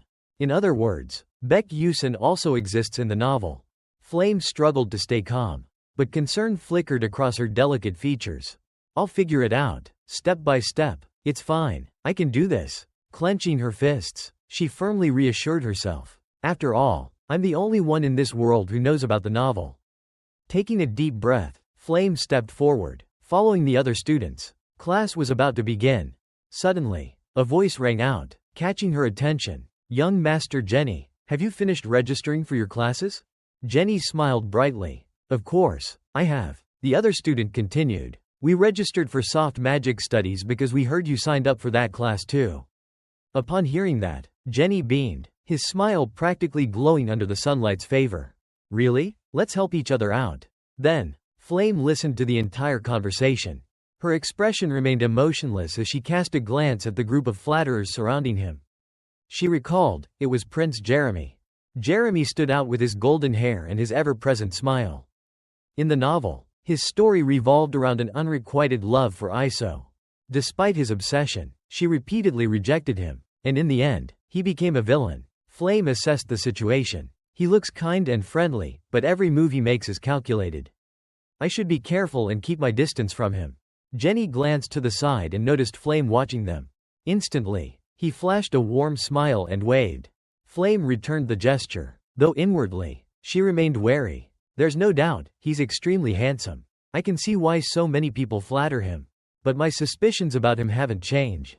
Prince Jenny, he's definitely the most suspicious person in this academy. Without hesitation, Flame turned away and left. She shifted her focus back to her own matters. I need to stay focused. This world is my reality now. I have to prepare for the future. Jeremy watched her retreating figure, a small smile playing on his lips. He remembered her name. If I'm not mistaken, she's Flame. Once all the students had gathered, their professor stepped forward. His voice rang out, firm and commanding. Attention, everyone. Standing tall, the professor continued. We'll begin with a simple training session before starting the lesson. I need to assess your skill levels first so I can tailor my instruction accordingly. I will be your direct instructor. And whether you like it or not, you have no choice but to follow. His stern gaze swept over the students. Before officially beginning, he made sure to issue a warning. As you all know, he reminded them, professors here have the authority to increase or decrease your scores. Keep this in mind. Anyone who falls below the required threshold will be expelled. With his warning delivered, he proceeded to explain further. Now, let's go over the training details. The professor extended his hand forward. We will conduct a dungeon simulation test. I will recreate the conditions of an actual dungeon, complete with traps and monsters. The purpose of this test is to evaluate your individual abilities. The dungeon operates under a point system. You will earn 4 points for defeating a level 1 monster, and 8 points for a level 2 monster. The professor held up a staff as he spoke. You will earn 20 points if you can obtain the staff of points. As soon as he finished his explanation, the staff disappeared. He continued, the top 5 students will receive a small reward and priority shopping privileges. On the other hand, students who score 0 points will have their grades reduced. Flame remained silent, carefully listening to every word. If you're afraid of failing or being alone, you may form a team. However, remember this. Points will be equally distributed among all team members. The moment he finished his explanation, the professor vanished, but before leaving, he added one last sentence. If you manage to defeat another student, you will take their points. That's all. Good luck. Then, the ground trembled violently. The students gasped in shock.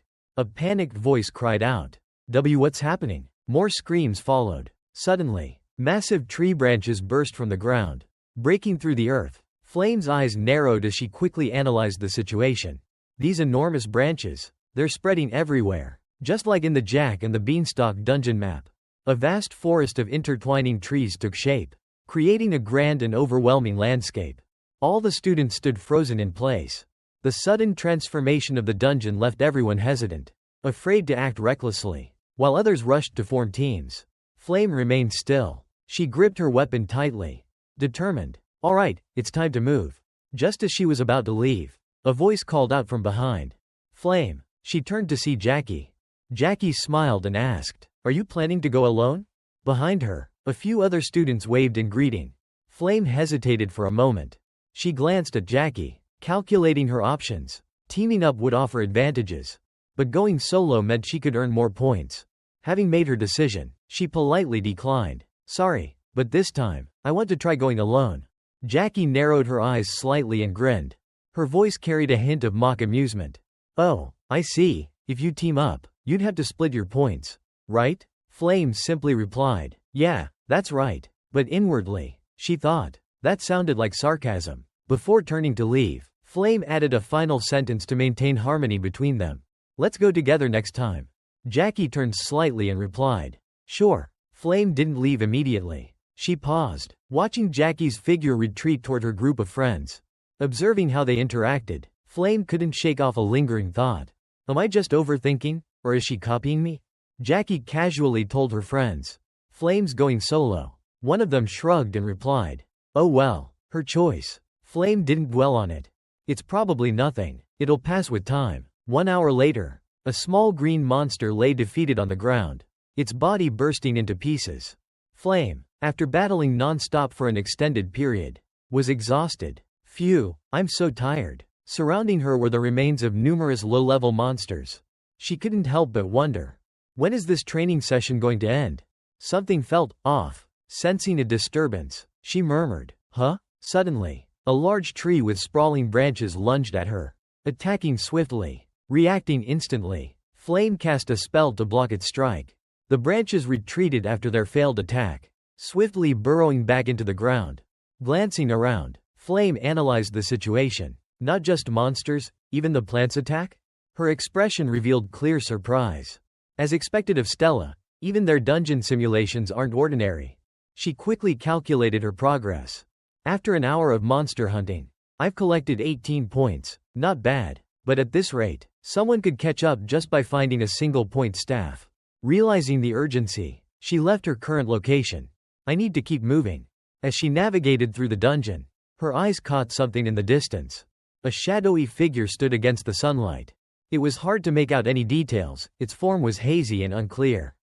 Flame instinctively tensed. Her breath hitched as she murmured, who? The figure remained indistinct, blending into the light. Is it a monster? She narrowed her eyes, analyzing carefully. No, it's human. But then, an unsettling thought crossed her mind. How can a student have such a high-level stealth ability? Clenching her fists, she steadied herself. It's fine, I can hide as well. Using my fusion with nature, I can disappear too. Flame pressed herself against a large tree, carefully recalling her skills: binding, destruction, defense, and healing. An ambush would be the best strategy. From her hiding spot, she observed the figure in front of her. Suddenly, she let out a surprised gasp. Huh? She couldn't believe her eyes. Shock clearly written on her face. Baek Yusen was standing there. He was scanning the area, assessing the situation. There was no one with him. So he's going solo too? Flame recalled the conversations she had overheard from other students. Many had tried to form a team with Baek Yusen, but he rejected them all. What is he planning? Then, something caught her attention, making her eyes widen in disbelief. In Yusen's hand was a point staff. He already got one? Flame quickly assessed the situation. This is the perfect chance. She focused on where Yusen was standing. I'll test him. Flame activated light resonance. Her weapon began to glow brilliantly. She calculated the distance, around 15 meters. At this range, he won't be able to defend in time. Blinding magical energy surrounded her as she sharpened her focus. Raising her weapon, she fired light bullet. A radiant golden projectile shot forward, slicing through the air toward Yusen. The moment he sensed the danger, Yusen instantly turned his head. Then, just before impact, he vanished. Flame's eyes widened in shock. What? She stared at the spot where Yusen had just stood. The ground where her attack landed was scorched black. Smoke and dust spread in all directions. But Yusen was nowhere to be seen. Flame gripped her weapon tightly, confusion clouding her mind. How? He dodged a level 2 spell from that distance? Yusen's perspective. The moment the attack reached him, Yusen activated Blink. In an instant, he disappeared. A second later, he reappeared in another location. From where he stood, Io soon spotted Flame. With a sigh of exasperation, he thought to himself, seriously? Does she want to kill me or what? Why the hell did she use light bullet on me? Damn it, Thank God my mana leakage syndrome leveled up, or I'd be dead. A system notification appeared before him. Blink. Maximum distance. 12 meters, level 1. Max usage. 2. Cooldown, 3 seconds. Yusin analyzed the information carefully. I only have 2 more blink uses left. If I use the terrain to my advantage, I could handle her, but avoiding her would be the best option. With that decision made, Yusin activated blink repeatedly, moving from one position to another. After relocating to what he considered a safe distance, he paused and reassessed the situation. Alright, this should be far enough. My goal is to place 5th. I don't need to take unnecessary risks. He recalled the 5th place reward, Zytalic, a rare item that drastically increases stamina and strength. As he walked at a leisurely pace, Yusin thought to himself, anyway, the top 4 positions will obviously go to the main characters. Right now, they probably just need 3 more point staffs. Suddenly, a voice rang out, dripping with mockery and challenge. Oh, look who we have here. A group of students blocked his path. One of them continued, his tone full of provocation. Well, if it isn't Beck Yusin from Class S. Yusin's mind quickly processed the situation. Standing across from him was a small gang, separated by the massive roots of an ancient tree. The arrogant smirk of the one in front seemed oddly familiar. Yusin carefully observed him and remembered. It was Raiden, a student who had gained some popularity in the academy recently. Yusin silently categorized him as one of his lackeys. Another bootlicker following Mermi's group around. His gaze shifted toward Raiden's hand. Then, his expression changed slightly. He has 3 point staffs? After a brief moment of thought, Yusin came to a conclusion. He must have gotten them from his lackeys. No way he earned them on his own. One of Raiden's underlings muttered. I heard that guy's a fraud. They say he got into Class S through cheating. Raiden grinned in amusement, looking at Yusin with undisguised contempt. He sneered. A loser like you got into Class S just because you answered 3 dumb questions? Stella really is going downhill. Yusin scoffed openly. Rolling his eyes, he muttered. You've been ranting about the same thing over and over, how boring. Try being a little more creative. Raiden called out. Hey, Beck Yusin. His voice carried clear provocation. Since we've met, hand over your point staff. Yusin responded with a hint of mockery. Not interested. Raiden scoffed, his voice dripping with sarcasm. Oh, are you resisting me? With a sneer, he smirked. You seriously think you can take all of us on?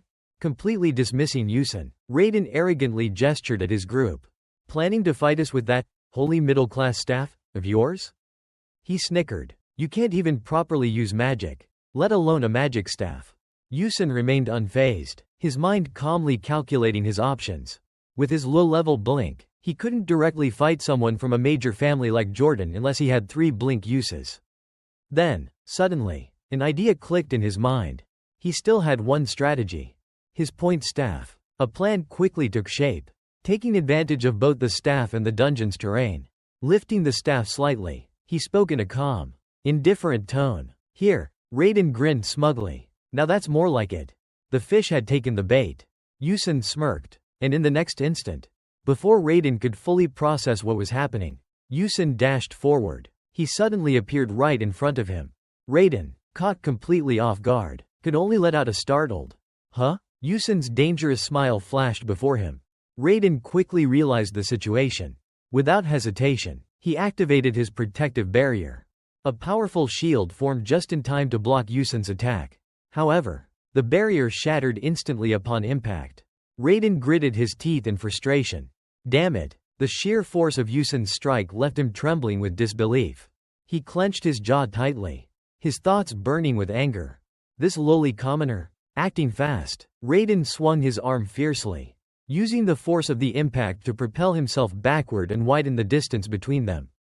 His voice roared with fury. You bastard, I'll. But before he could even finish his sentence, Yusin had vanished. Raiden's eyes widened in shock. Where did he go? As confusion clouded his mind, a mocking voice whispered behind him. Oh dear? Raiden stood in bewilderment. With a casual tone, Yusin softly muttered, that was dangerous. He raised the 2 scoring rods in his hands, his face exuding an infuriating smugness as he glanced at the people before him. Thanks, he said. Raiden shouted, you bastard, give those back. Yusin responded indifferently. Nope. Looking at his newly acquired spoils, he couldn't hide his excitement. The scoring rods were definitely effective. He recalled a moment from his gaming experience, something he had stumbled upon while playing. The system display had revealed information about these rods. They were actually bugged items. Their unusual durability prevented them from being destroyed by students' magic. Additionally, they possessed the power of most magical tools. Ison calculated his next move, although these rods were more beneficial to mages. For Beck Ison, who specialized in physical attacks, a weapon with strong offensive capabilities would be fully utilized. Having witnessed Ison's strength in their brief clash, Raiden knew he couldn't recklessly charge in. He hesitated, his gaze filled with apprehension. That bastard dared to steal my points. Raiden fumed. Turning to his subordinates, he raised his voice. What are you all standing around for? Get him. But suddenly, the dungeon underwent a drastic change. The ground shook violently. Giant trees began to move. Raiden, panic-stricken, scanned his surroundings. His mind raced. Damn it, what's happening to the dungeon? Quickly regaining his composure, he barked orders at his subordinates. Regroup. Prepare your magic. Don't lose track of that bastard. Ison, who had been waiting for this exact moment, took advantage of the confusion. Swiftly maneuvering behind them, he utilized the terrain and his own skills to escape at high speed. One of Raiden's men caught sight of him and shouted, Beck Ison is running away. Immediately, weapons were raised in his direction. Bursts of energy shot forth, streaking through the air like deadly arrows. Where do you think you're going, you bastard? One of them yelled. Ison turned slightly to glance back. The magical attacks were already closing in on him. He smirked. These guys are better than I expected. But then, whoosh! In an instant, he vanished, slipping away just before the barrage could land. The attackers, now enraged, shouted in frustration. Damn it! He blinked again. Golden afterimages of Yusen's technique scattered throughout the area. Surrounding the bewildered group, they glanced at one another in confusion. Where did he go? He's too fast. I can't track him. While moving at high speed, Yusen thought to himself, with my years of PvP experience, taking advantage of the terrain is as easy as breathing. Raiden grew increasingly agitated. His frustration and panic erupted into a furious outburst. Damn it, I just need to land one hit on him. One of his subordinates, voice laced with fear, reported, Raiden, the dungeon is. Before he could finish, Raiden spun around and barked at them. Calm down, that bastard is still nearby. Once the dungeon stabilizes, attack immediately if you see him. His eyes darted around, scanning the battlefield. He reminded his men, if we fail, our magic could backfire. Be careful. Before he could finish his warning, Yusen suddenly appeared before Raiden. A presence as menacing as a deadly beast. With a single strike, his attack shattered Raiden's protective barrier. Instinctively, Raiden stumbled backward, colliding with one of his own men who was in the middle of casting a spell. The startled mage let out a yelp. The magic, swirling like a mini tornado around his weapon, began to spiral out of control. Realizing what was happening, he screamed in terror. Shit, magic backlash. The spells that had been prepared to strike Yusen were now reversing, straight toward their casters. Thunderous bolts of lightning rained down on their position. Cries of agony erupted as the entire group clutched their heads in pain. Arg! Beck Yusen, unfazed, calmly turned away and moved toward another location. Standing atop a nearby mound of earth, he glanced down at Raiden and his fallen crew. Sprawled across the ground. It's over. Groans of pain echoed below. Raiden, battered, filthy, and humiliated, seethed with rage as he glared around. Damn it, Beck Yusen. Above him, Yusen stood at a higher vantage point, looking down with a smirk. I'll be taking these. Then, in his hand, he held 3 scoring rods, his spoils from the battle against Raiden. Beck Yusen flashed a bright smile at them, his voice dripping with mockery. If I ever get a girlfriend, I'll gift this to her as a present. He taunted. Raiden, still sprawled on the ground, looked up in shock, his expression twisted in disbelief. You. He suddenly sprang to his feet, yelling like a child throwing a tantrum. Give it back. Yusen chuckled to himself. I'll leave him the last one, I guess. Feeling generous, he said, it was fun playing with you guys. But I'm out. With that, his entire figure vanished into thin air. Raiden trembled with fury, his fists clenched tight. You, he stammered before shouting at the top of his lungs. You damn bastard. Not far away, hidden behind a tree, A silent observer had witnessed everything. Meanwhile, Yusin strolled down the road, humming happily. Hey, I hit the jackpot, he said to himself, gleefully swinging his hard-earned spoils back and forth. As he walked, he reflected on the battle. If that fight had been a normal one, I'd have been robbed clean. But inside a dungeon, things are different. That's the wisdom of an experienced man. Kids. Suddenly, Yusin stopped, his expression shifting into one of confusion. Why'd I feel something's off? A strange sensation crept up his spine. Then, from behind, a scorching heat surged toward him.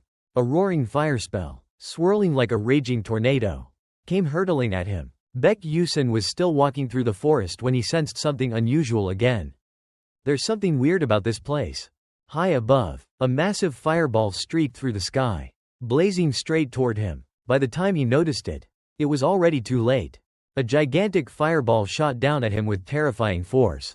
Seeing the impending disaster, Yusin gritted his teeth. This is insane. The flames crashed into the ground where he stood, triggering a massive explosion. It was like a calamity had descended upon the land. Just before the fire could engulf him, Yusin activated his blink ability, dodging in the nick of time. Even so, his expression was no longer calm. Goosebumps ran up his arms. Standing at a distance, he gazed at the forest, now reduced to smoldering ashes. That was way too close. As he pondered who could have cast such a devastating spell, a shadow emerged from the lingering smoke. She stood in front of him and called out, "Hey, you commoner." Hungbi Jaeon, exuding an air of arrogance, gripped her staff tightly and questioned him. Why didn't you take another staff from them? Her sudden appearance caught Baek Yusin off guard. Hungbi Jaeon? Something felt off. Why is she here? As he pondered this, Baek Yusin scratched his head and replied nonchalantly, I think you're mistaken. It's not that I didn't take one, I couldn't. Then he added, but even if I didn't take their staffs, what does that have to do with you? The two of them locked eyes and fell silent for a moment.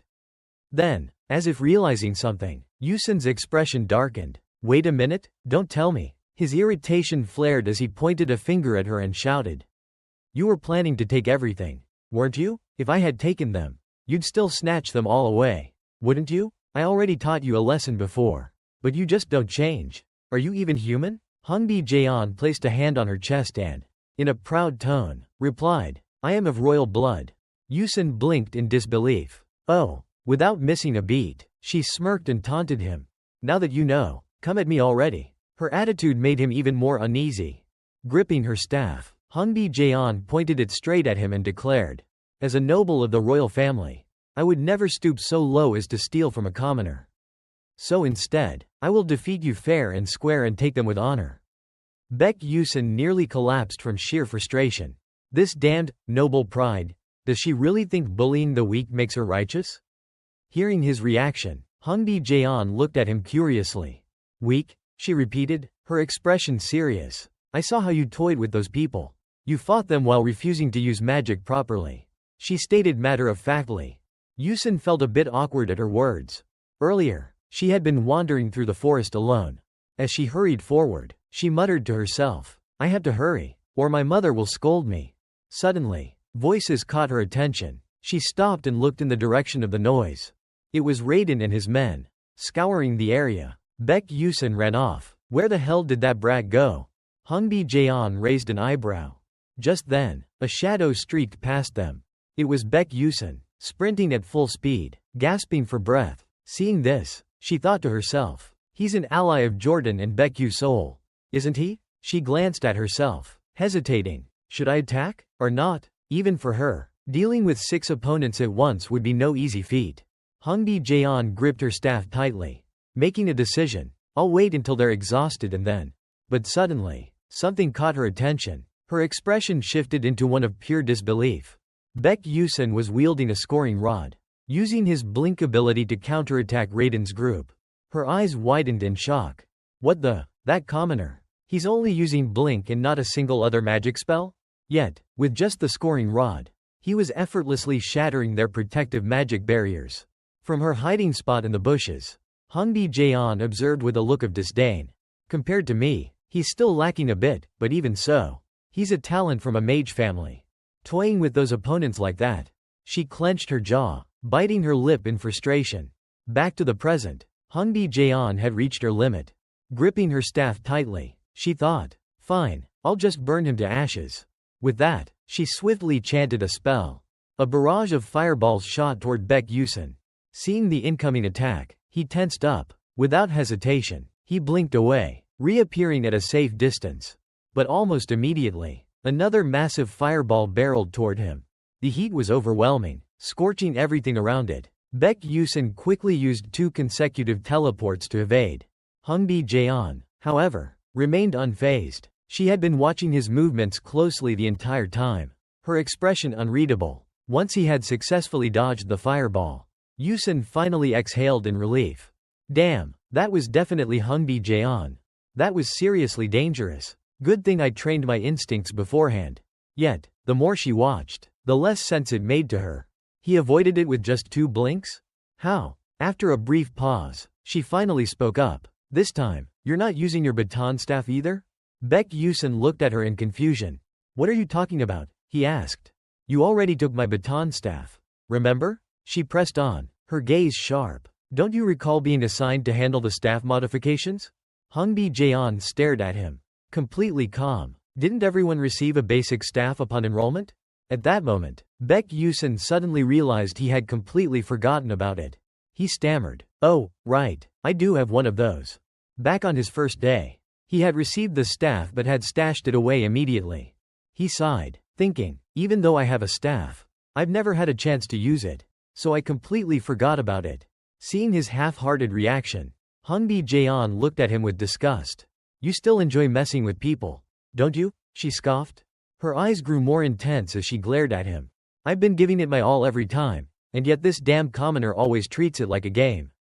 Frustration bubbled within her. She clenched her fists and snapped. Even an idiot would know by now. You better start taking me seriously.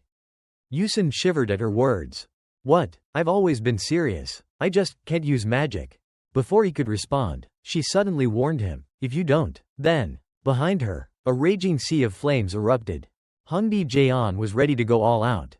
I'll make sure you regret it.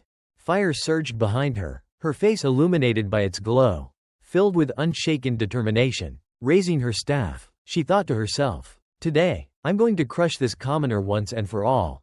Without hesitation, she commanded the flames to rush toward him. Baek Yusun's composure finally broke.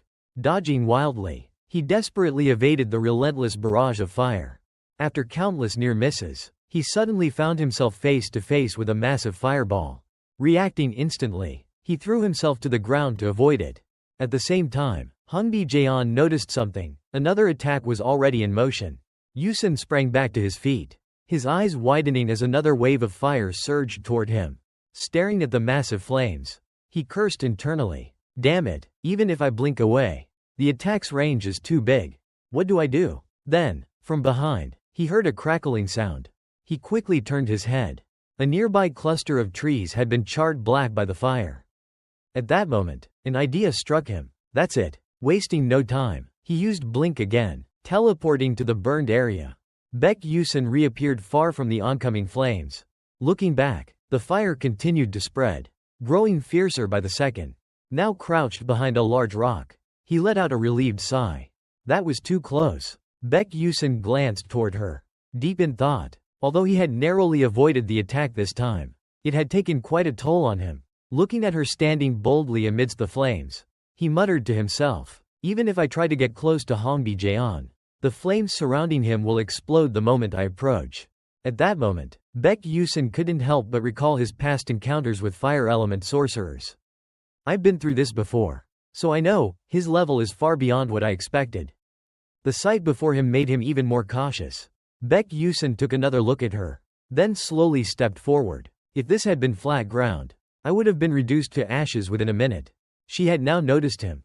Hongbi Jaeon immediately raised his staff and continued attacking. I should never have started this fight in the first place. She swiftly directed the sparks toward Baek Yusun. He watched as the embers shot toward him like a rainstorm. Suddenly, an idea flashed through his mind. However, he clenched the scoring rods in his hands, his gaze becoming resolute. Who knows who will end up at a disadvantage? Breaking out of his thoughts, he charged forward. Baek Yusun boldly rushed straight into the raging flames. Countless sparks surged toward him. At that moment, His eyes glowed sharply as he quickly analyzed their trajectory. There, he saw them changing course, hurtling directly toward him. But Baek Yusun realized their pattern and swiftly used his scoring rods to block the incoming embers. Seeing him successfully deflect her fire magic, Hong Bi-jeon gasped in shock. Impossible. A thought raced through her mind. He's blocking magic attacks with a weapon? She couldn't believe what she was witnessing.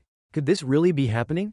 Meanwhile, Baek Yusun continued fending off the attacks, reflecting on his situation. As time passed, his senses gradually sharpened. He realized that this moment was different from before. This isn't just a game controlled with a keyboard and mouse. This is the sensation of my body moving in real time. Facing the sorceress, Baek Yusun observed the flow of magical energy around him. It was incredibly vivid. He could sense the currents of mana as if he were holding them at his fingertips. His sixth sense had become as sharp as his sight, hearing, or touch. On the other side, she stood frozen, watching his display in shock. How on earth did he do that? This terrain, filled with trees, should be to my advantage with my fire attribute. Hong Bi-jeon gritted her teeth, biting her lip. If that's the case, my only option is to blast him away with an even stronger spell. With that thought, she immediately began chanting a new incantation. Baek Yusun found himself in an increasingly difficult position as the relentless sparks rained down. His eyes were filled with determination. Quickly, he took cover behind a nearby tree, thinking to himself, I can't just keep defending forever. I need to find a way to break Hong Bi-jeon's magic barrier with this staff. Through the gaps in the flames, Hong Bi-jeon came into his view. That's when he realized she was in the middle of casting a spell. Now's my chance. Without hesitation, he changed direction and charged straight toward her. This is it, blink. In an instant, he used blink to teleport through the raging fire, appearing directly in front of Hong Bi-jeon. Her eyes widened in shock at his sudden arrival. Hong Bi-jeon clenched her teeth and made a split-second decision. Without hesitation, she cast Inferno Crush, even though it meant taking damage herself. Baek Yusun was momentarily taken aback but quickly analyzed her spell. If I get too close, those flames will detonate within a 2-meter radius. Suddenly, a sly grin spread across his face. But I've been through this plenty of times before. With that, he leapt backward just in time. Hong Bi-jeon's eyes widened in disbelief. Impossible. The moment his feet touched the ground, Baek Yusun lunged forward again, his scoring rod striking her barrier with immense force. Hong Bi-jeon gasped as cracks spread across her magical shield. This power, it's unreal. Before she could react, Baek Yusun shattered the barrier completely. The moment it broke, Hong Bi-jeon collapsed to her knees, crying out in pain. Ah! Standing before her, Baek Yusun crouched down, flashing a gentle smile. I've won. She gritted her teeth, unwilling to accept defeat. Hong Bi-jeon casually asked, who exactly are you? Baek Yusun stood up, dusted himself off, and replied nonchalantly, what? I'm just an ordinary student. But that doesn't matter right now. He turned his head slightly, glancing toward the back. There's no need to hide anymore. You can come out now. A figure had been standing behind a tree, silently observing the battle. Hearing him call out, the figure finally stepped forward. Flame. She was visibly surprised that she had been discovered. With hesitation, she walked out from her hiding spot. Flame eyed him with suspicion and asked, I wasn't making a sound. How did you know I was there? Baek Yusun closed his eyes and chuckled. Let's just call it intuition. But in his mind, he thought, no, it was my ability to sense leaked mana. His vague answer only deepened her suspicion. Intuition? Huh? She murmured, unconvinced. Then, her expression turned serious. How did you manage to break through a magic shield with just an ordinary staff? Her direct question caught him off guard. Intuition? He blurted out again, realizing how ridiculous that sounded. His nerves kicked in. Crap, a bug like this shouldn't exist in a game like this. This isn't some romantic fantasy novel anymore. I can't tell the truth. Baek Yusun quickly scrambled for an excuse. Well, it was really tough. Flame immediately shot back. Tough? And you think just swinging a stick around is enough to break a magic barrier? If that were true, knights would be obsolete in this world. Her argument left him speechless. You have a point. She narrowed her eyes and continued. Ever since I entered this academy, I've always felt something was off. Then, in a serious tone, she asked, Baek Yusun, who are you really? Hearing that, he fell silent, Even Pion, standing nearby, looked at him in confusion. Being exposed like this made him internally sigh. So, it's finally come to this. It hasn't even been a month. He pondered for a moment.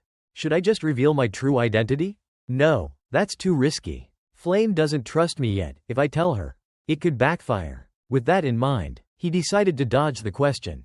Even if you doubt me, he said, I'm not some villain. His response took Flame by surprise.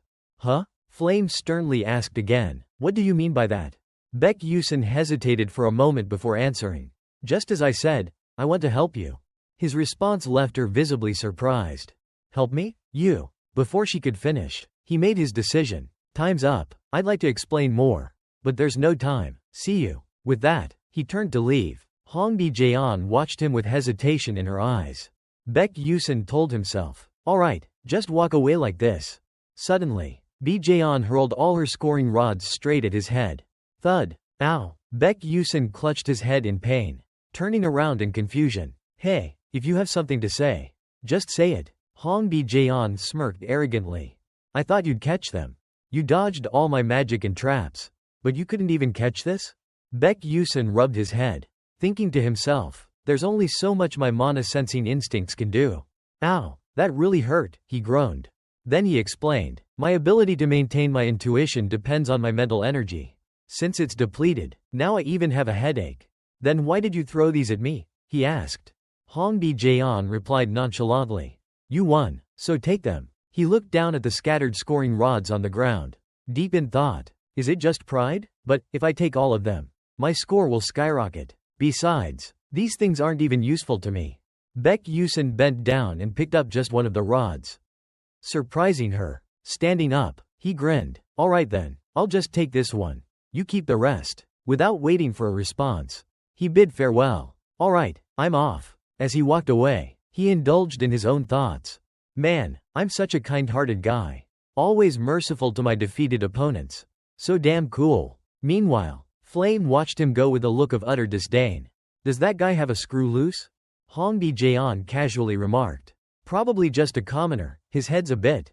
As she stared at his retreating figure, Flame found herself wondering about Baek Yusin's true identity. Meanwhile, in another location, all the instructors were closely monitoring the competition. Each student's actions were displayed on multiple screens. A voice spoke up beside Professor Han Gan. The first-year students of Class S this year are truly exceptional. Watching them is well worth the time. Another person nodded in agreement. Indeed, quite interesting. Back in my youth, I was far better than this. The two individuals speaking were Tellus, a senior member of the Magic Council, and Garina Eon, a representative of the Blue Tower Council. Professor Han Gan was visibly surprised by their presence. The Magic Council, the Blue Tower Council. Why would such high-profile figures gather just to observe a simple student field test? He frowned in contemplation. They must be here to scout talent. Most of the other professors are probably watching as well. Suddenly, an image on the screen captured everyone's attention. Hae-won was now facing off against Aek-ong, drawing a collective murmur from the observers. Hae-gunryong and Aek-ong have crossed paths. Deep within a dungeon, the two students had encountered each other. Hae-gunryong pointed his staff directly at Ma Yusong. A surge of magic concentrated at the tip of his staff, aimed straight at Aek-ong. But in an instant, Aek-ong leapt away, dodging the attack. A magical circle materialized behind him.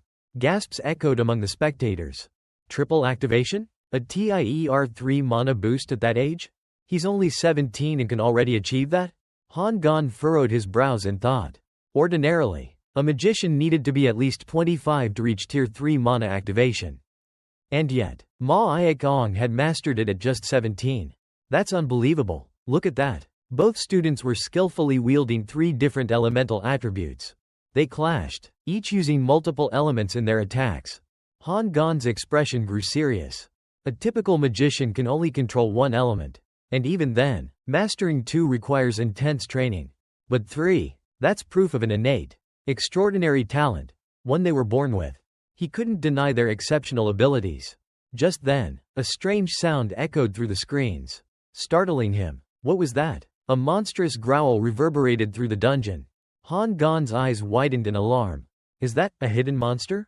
A massive bird suddenly appeared in the middle of the battlefield. Right as the two were engaged in combat, it let out a piercing screech that echoed through the skies, sending waves of magical energy straight toward both fighters. Startled, they looked up in shock. Before they could react, a blur streaked across the air. In the blink of an eye, the giant bird crashed to the ground. Completely subdued, a figure landed gracefully atop the defeated creature.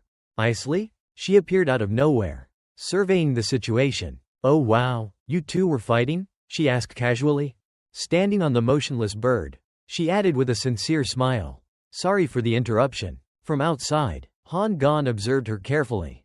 A hidden monster? Creatures like these only appear under very specific conditions. Not only are they rare, but they're also incredibly difficult to defeat. He was astonished. Yet that girl managed to take it down on her own. Someone in the background muttered in a low voice. HMPH, the eldest daughter of that traitor. Moff. What a shame. If her father hadn't committed such a grave crime, her talent could have flourished even more. At that moment, Tellus noticed something on one of the screens. That's the princess of the Adam Levi kingdom. Bijayon? She was engaged in combat.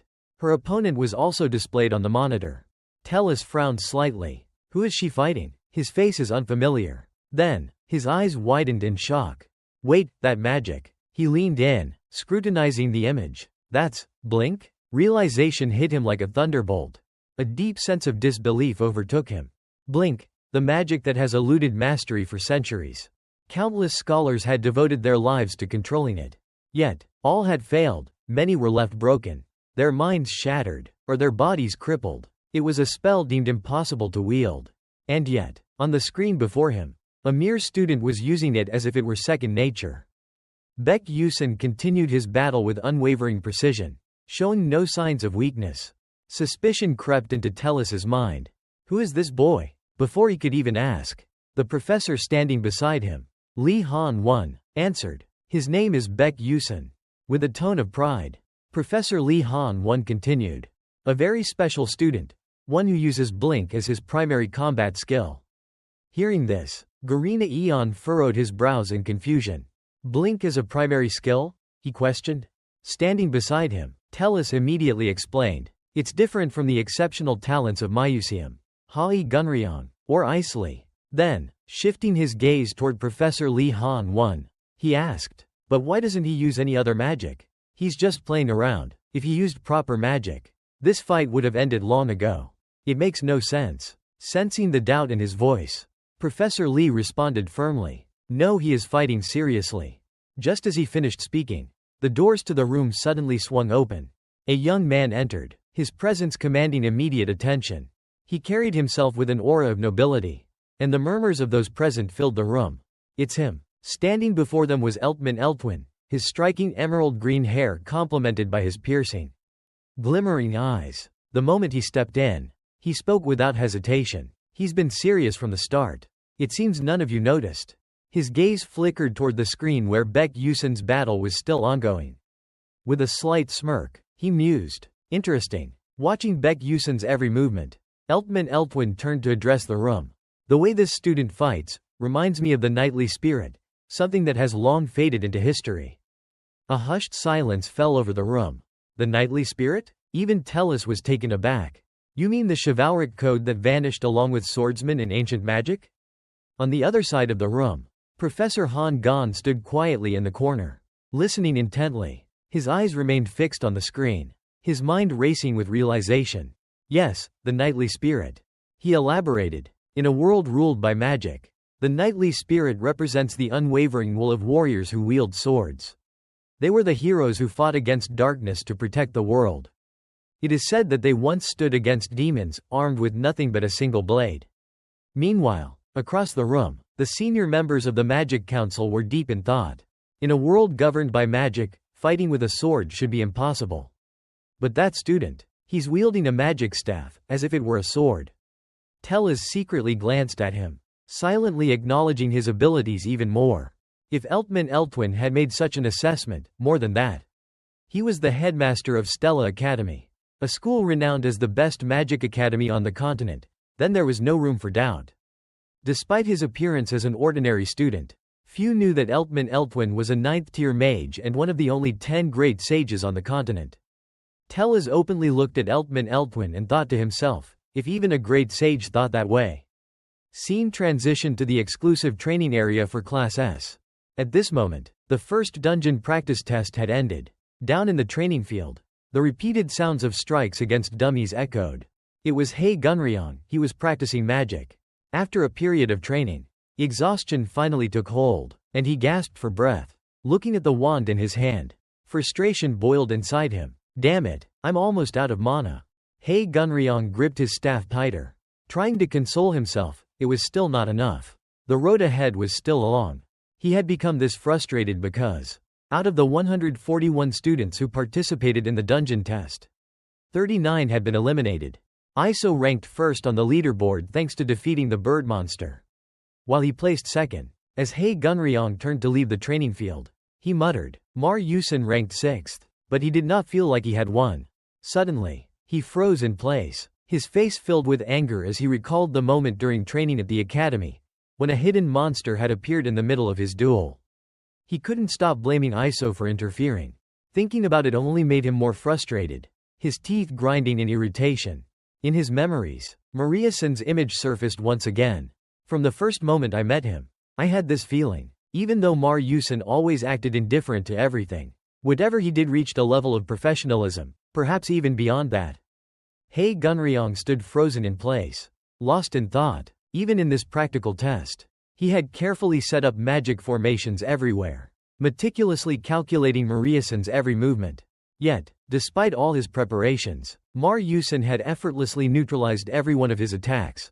At that moment, the image of Mu-san kept surfacing in his mind, creating immense pressure. He kept questioning himself, will I ever be able to defeat him?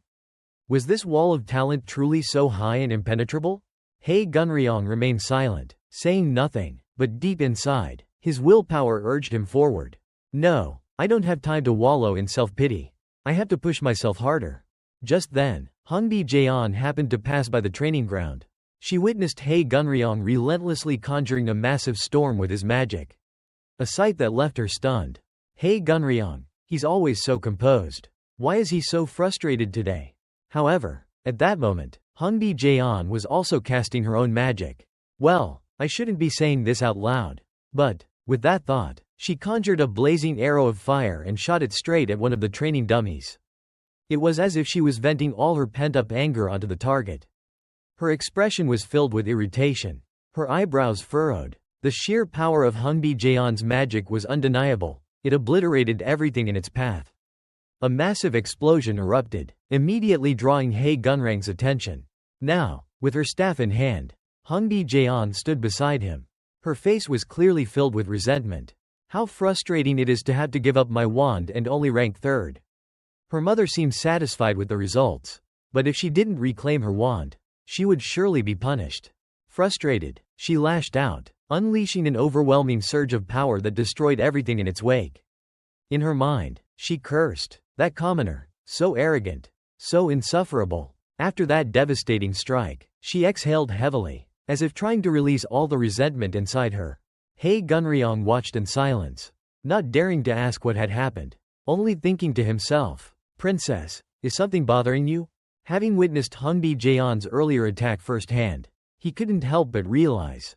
I don't know if it's just my imagination, but the princess's magic seems more precise than before. He remained silent, watching. Princess B. Jeon's fire magic was undeniably powerful, but controlling it with precision had always been difficult for her. There was no way she could have improved this quickly. Was it just a coincidence? On the other hand, Hongbi Jeon paid little attention to him, still lost in her own thoughts. Damn it, the more I think about having to rely on him, the more I realize, even though she didn't want to admit it, Baek Yusun's special lessons had actually worked. Her grip on her staff tightened. Thanks to those ridiculous words of his, my mindset has changed, and my ability to control magic has improved significantly. The harsh truth was undeniable. Even if he was just a lowly commoner with terrible grades and an infuriating personality, Baek Yusun was the only one who knew how to fix her weaknesses. By now, Hongbi Jeon felt somewhat relieved, but deep inside, she still couldn't accept it. It still pisses me off. Suddenly, a voice interrupted her train of thought. Princess. It was her attendant. Hongbi Jeon turned and spoke. Return. What is it? Return quickly replied. The telephone wand you requested has been repaired. He held a box containing the wand in his hands and cautiously continued. Shall I deliver it to Baek Yusun now? Hongbi Jaeon remained composed and nodded. Do that. Return immediately responded. Understood. Then, with your permission. Before he could finish his sentence, Hongbi Jaeon placed a hand on his shoulder, stopping him. Wait. Return turned back, noticing the faint blush on her cheeks. Her expression showed hesitation, almost nervousness. In a softer voice, she asked, Is something wrong, princess? Scene transition. The second tower annex.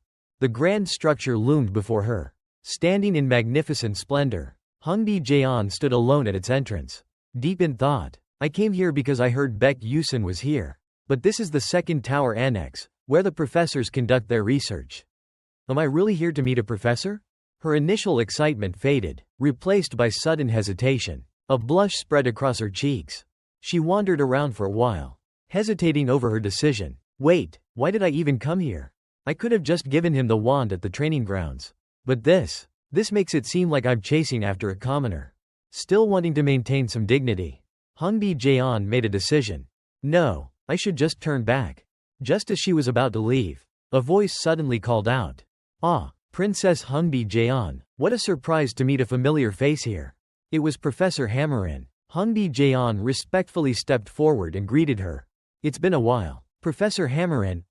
No, Professor. Hammerin nodded politely and replied. It feels like just yesterday I was teaching you magic at the royal palace, and now you've grown so much. With a hint of curiosity, she asked, What brings you here, princess? Hongbi Jaeon quickly avoided the question, replying hurriedly. I just had some business here. But I was just about to leave. The professor responded gently. That might be for the best. Things are rather chaotic here at the moment. That statement puzzled Hongbi Jaeon, but she still nodded politely. I see. Understood. Seeing her confusion, Professor Hammerin explained. Right now, a large number of mages are gathering here, because of a student named Baek Yusun. The situation is getting a little out of hand. The mere mention of that name struck Hongbi Jaeon like a bolt of lightning. Her thoughts immediately turned to him. Baek Yusun. A flicker of irritation crossed her face as she asked. That commoner? What's so special about him? Professor Hammerin calmly replied. I'm sure the princess already knows from first-hand experience. He never used magic during battle. Did he? Hongbi Jaeon instinctively responded. Yes, but inside, her mind was in turmoil. So even the professor was watching that match. How humiliating, to have shown such a pathetic display before my most respected mentor. Professor Hammerin noticed her silence and, sensing her unease, offered gentle reassurance. Princess, you shouldn't blame yourself. Your opponent fought with everything he had, just as you did. Then, with an intrigued expression, she continued. But do you know why he doesn't use magic? It's because of his beliefs. Hongbi Jaeon frowned, confused. Beliefs? What do you mean, Professor? Professor Hammerin elaborated. After observing the practical test, the headmaster suspects that this student, Baek Yusun, may be trying to revive the ancient knightly spirit that disappeared long ago. Hongbi Jaeon's heart nearly stopped at those words. Her voice trembled slightly as she repeated. Baek Yusun, following the path of knighthood? That's absurd. But in that instant, her eyes widened in realization. She had just uncovered an undeniable truth. She recalled the moment he fought against her. Indeed, Baek Yusun had wielded his magic staff like a sword during his duel with her. Hongbi Jaeon suddenly remembered the box. And this magical sword as well. She fell into silence. Out of nowhere, Hongbi Jaeon spoke up again. But not using magic within the Magic Academy carries severe punishment. His points will be deducted during magic practice sessions. And there are many other consequences as well. Professor Hammerin calmly responded. That's right, that student knew it well. Yet he still chose this path. She then added, Isn't it truly astonishing? Despite already achieving remarkable feats with Blink, he continues to push himself forward. That kind of conviction must be real. After a while, their conversation ended. Professor Hammerin had left, leaving Hongbi Jaeon standing alone in silence. Her mind was now in turmoil. If someone said they aspired to be a knight, they would surely be ridiculed. After all, the era of knights was long gone. But Baek Yusun, was he truly serious about pursuing the chivalric spirit? The golden hues of the setting sun only deepened Hong Bi-jaeon's contemplation. Yet, she had gotten angry at him, telling him not to joke around. Just as her thoughts were unraveling, Baek Yusun suddenly appeared. Still relishing the reward he had received, 5 idyllic roots, he approached and asked, "What are you doing here?" Hong Bi-jaeon was startled by his words and turned around, her cheeks flushing red like a ripe tomato. Upon seeing him, she suddenly snapped and shouted, I came here because of you." Baek Yusun responded indifferently. "Huh? Says who?" She simply stared at him, her cheeks still tinged with pink. Regaining her composure, Hong Bi-jaeon handed him a box and said, "Forget it, just take this." Baek Yusun cheerfully replied, "Oh, a terraphone? Thanks." He slowly opened the box.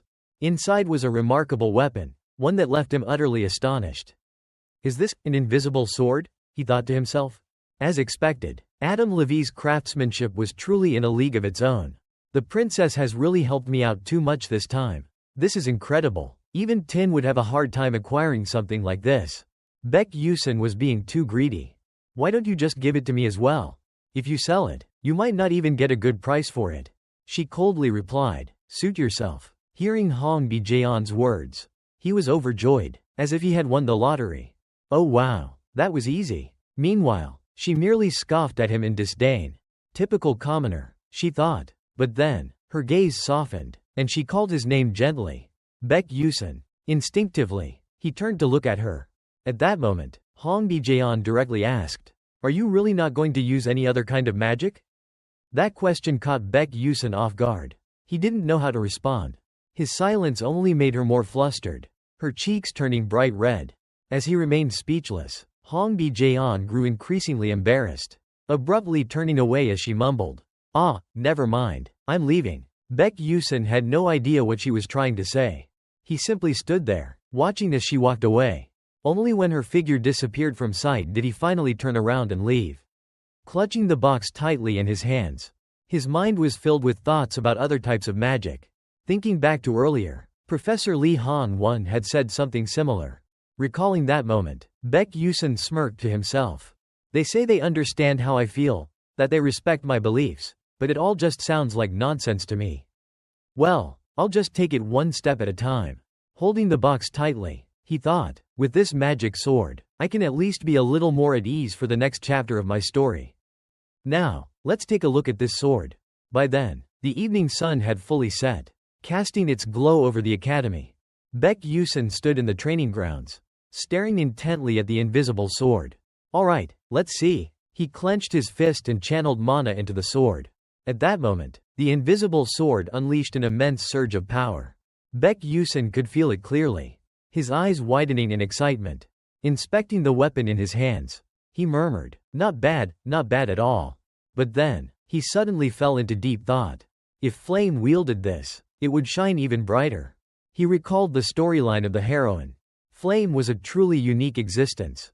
Although she was human, she could wield all types of magic, from elves, dwarves, and even angels. Baek Yusun remained lost in thought. This staff alone constantly absorbed mana from its user, making it unusable for most people. But Flame could wield it as an ultimate ability, thanks to her natural ability to restore mana from the environment. Yet, he came back, feeling disappointed in himself. "I don't even have mana to lose. Although mana is constantly being absorbed, since I am a magic power leaker, it cannot accumulate in my body and is instead expelled." According to Baek Yusun's thoughts. In other words, the concentration of mana in my breath will determine the strength of Terraphone. Thinking that, he cheerfully said, "Let's check the status window." Immediately, the status window appeared. Baek Yusun, stats, strength, 1 star 77%. Perception, 2 stars 29%. Strength, 1 star 87%. Perception, 1 star 55%. Agility, 0 star 97%. Stamina, 1 star 43%. Next was the system window. Magic power leakage, level 2. Increases strength by 5%. Increases agility by 8%. Increases perception by 15%. Intuition. Activated by consuming the user's mental energy. Faintly senses mana flow within an 18-meter radius. Simultaneously activates perception acceleration. Automatically activates when the user is in danger. Increases mana circulation speed by 1%.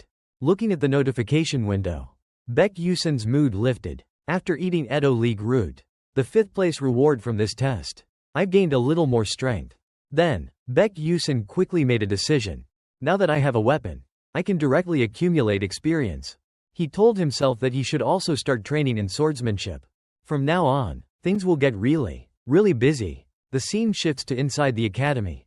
A new day begins. A class is also starting its first lesson. The stern voice of the instructor rang out. Today, we will have a practical combat magic session. That person was Bien, the defensive magic instructor. He ordered, all students, spread out and grab your magic staffs.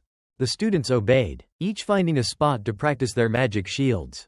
Bien walked around observing, silently assessing. This batch seems to have many talented students. Dividing the class by rank was indeed a wise decision. Suddenly, he stopped in his tracks. Far away, he noticed Baek Yusun standing there, motionless. He thought to himself, isn't that the commoner student from the rumors? The one in Class S? B. Ryan observed him for a moment and silently assessed. A commoner, yet he can resonate with a mid-tier magic staff and even placed 5th in the dungeon test. How annoying. With that thought, he approached directly and asked, Hey, Baek Yusun, why are you just standing there? Startled, Baek Yusun awkwardly replied, I'm practicing a different type of defense, so I don't need to learn basic magic. Hearing Baek Yusun's defiant response, B. Ryan forced a fake smile. Oh, is that so? A defense style of your own? Sounds interesting. Though he said that, deep inside, the instructor was full of disdain.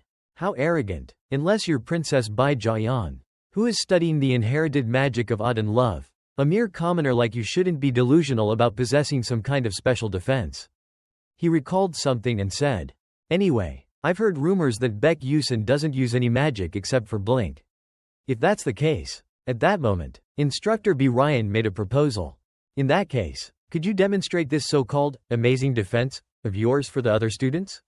Let them broaden their horizons a little. Turning to the class, he scanned the students and quickly picked out a suitable opponent. Let's see. Moso from Class B seems like the perfect choice.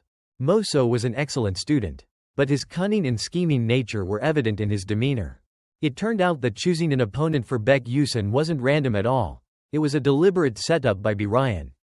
As a defense instructor, maintaining good relationships with the students was crucial if he wanted to keep his position at the academy. Moso Dodon was from the Steven Empire. Gaining his favor wouldn't be a loss at all. With that thought, B. Ryan smiled and asked, So, what do you think? If you perform well in a match against an S-class student, it would look great on your record. Without hesitation, Baek Yusun replied, Sure, let's do it. Let's get to the battle arena. Before long, Baek Yusun and Moso Dodon stood on the academy's combat stage. Moso looked at him with contempt, his confidence almost excessive. Baek Yusun, on the other hand, remained completely calm. He didn't underestimate his opponent but instead observed him cautiously. Below the stage, Moso's group was cheering wildly. Crush him, Moso. Humiliate him in front of everyone. With a voice full of confidence, Moso Dodon responded, Alright, just wait and see. Baek Yusun found the scene in front of him tiresome. Letting out a sigh, he thought, Seriously? Turns out he's a lackey of EU Blade and Raiden. Kids these days are so petty. Seeing Moso's arrogance, he couldn't help but feel secretly pleased. Perfect. This is a mandatory class anyway. And I can't really do much since I can't use magic. Might as well make use of this opportunity. Then, his attention shifted to the instructor who had orchestrated this battle. Thinking back, Bien had already gained a reputation for being ruthless since the first-year arc. With a cheerful mood, Baek Yusun quickly made his decision. Alright, let's do this. My confidence isn't any less than Moso's. This is a great chance to test my training results. After both opponents had assessed each other for a while, the rules were set. The battle would be conducted in turns, attack and defense. No magic other than the agreed techniques was allowed. The announcer called out, Moso will attack first. Moso immediately took his stance, preparing to strike. His group of followers erupted in cheers. Moso will definitely win. Defense aside, he's also skilled in offensive earth magic. It's going to be tough to block his attack. At some point, Jeremy Steven had also arrived, silently watching the intense match from the sidelines. Instructor B. Ryan then raised his voice. Get ready. Then, He shouted. Begin. At that moment, Moso, wearing a smug expression, unleashed his special magic. The students below began murmuring amongst themselves. That's a 2-star magic spell.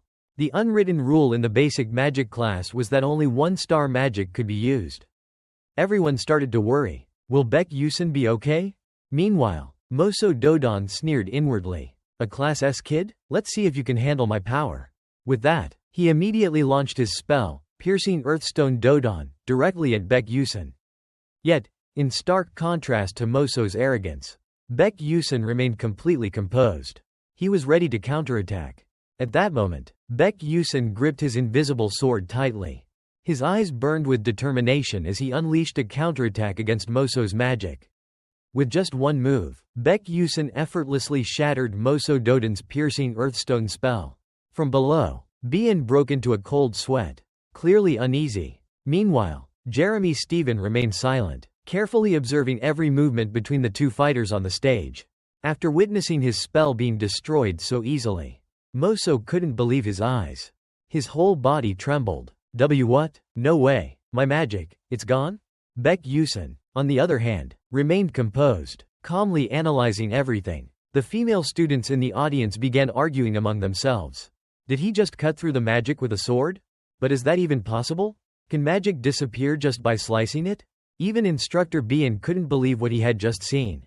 He tried to make sense of it. Just cutting through it shouldn't be possible. But Baek Yusin definitely made Moso's magic disappear. From what Bien knew, all magic had a mana flow. If one could precisely sever that flow, then the spell would be nullified. Looking at Baek Yusin standing there with such an imposing presence, Bien couldn't help but wonder. Did he really just do that? At that moment, Baek Yusin glanced at the invisible sword in his hand and grinned to himself. So this is NDT0. Huh? Right now, I can only cut through 3-star magic, but my relentless training day and night in the practice hall has finally paid off. Without hesitation, he made his decision. This was enough. But Moso refused to accept reality. His face turned red with rage as he gritted his teeth. Damn it, a filthy commoner like you dares. Instructor B. Ryan was no exception. He, too, was starting to panic. This is bad. If Moso loses here, I'll be in serious trouble too. Right away, B. Ryan raised his voice and spoke loudly. Baek Yusin, I acknowledge your defensive abilities. But that method of defense can only block one attack at a time. His tone was deliberately emphasizing a crucial point. After all, there's a limit to how many attacks you can handle, especially when facing a barrage of consecutive strikes. Hearing this, Moso's expression suddenly shifted. His lips curled into a sinister smirk. B. Ryan's words had given him an idea. Baek Yusin, however, felt irritated. What nonsense is this guy spouting? Before he could fully process the situation, Baek Yusin's intuition flared up, strongly warning him. Moso was preparing another spell.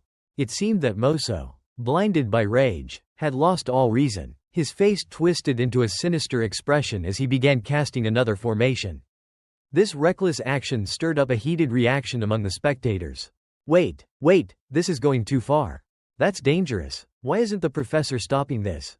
Fueled by anger and adrenaline, Moso grinned wickedly and charged forward without hesitation. It's over. He launched straight toward Baek Yusin, unleashing his spell, Piercing Stone Lance. Baek Yusin was caught off guard by the sudden ambush. For a brief moment, he couldn't react, simply staring blankly as the vicious magic formation closed in on him. However, in reality, he was already calculating his options.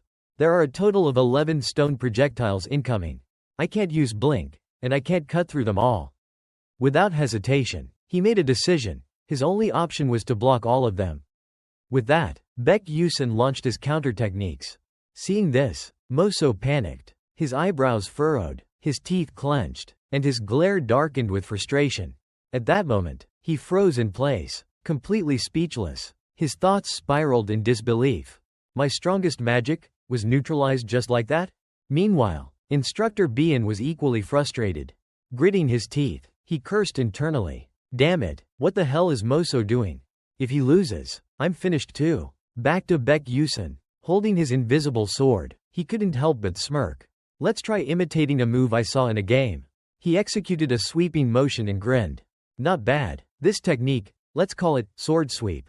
Based on his experience, maintaining Terraphone's form required an immense amount of mental energy, several times higher than usual. This led to a significant drop in his stamina after usage. On top of that, my defensive capabilities are weaker when dealing with multiple targets at once. If this were a real battle, it'd be tough to use effectively. Still, he felt secretly satisfied. Luckily, this was just a practice match. Moso's crushing defeat sparked intense discussions among the students. Whoa, that's the first time I've seen a technique like that. It almost looks like a magic shield. Is there even a defensive magic like that? If this keeps up, Moso's definitely going to lose. These remarks stabbed Moso's pride like a dagger. His face twisted in humiliation as he clenched his fists. Damn it, he gritted his teeth, struggling to endure the shame. At that moment, Moso seemed on the verge of turning evil. The magic in his hands became strange, and his mind was filled with curses. How dare a mere commoner like him? The other students had already noticed something unusual and kept whispering in confusion. Is he really going to continue attacking? Moso's turn is already over. Instructor B. Ryan stood nearby. Hearing this, he couldn't help but secretly rejoice. Yes, go ahead and attack. That way. Moso, consumed by dark power, let out an enraged roar. Prepare yourself, Baek Yusun. This time, I won't hold back. Just then, a voice rang out from below. Instructor Bellin. Hearing his name, Bellin turned and responded. Huh? He saw a student calmly stepping forward. Lowering his voice, he asked, what is it, Jenny? Jenny Steven gave him a friendly smile, showing no respect for the instructor at all. Without hesitation, he asked, why haven't you switched the turn to Baek Yusun? Bellin's expression stiffened, awkward and flustered. That, he mumbled, unable to find an answer. His cunning eyes darted around as he muttered something under his breath. The other students began voicing their frustration. This isn't a basic first-year training session. If something goes wrong, someone could get seriously hurt. What is this instructor trying to pull? The turn has already passed. Among the crowd, B. Ryan couldn't bring himself to meet Jeremy Stevens' gaze. Instead, he stammered, I was too focused on the match and didn't notice everyone's reaction.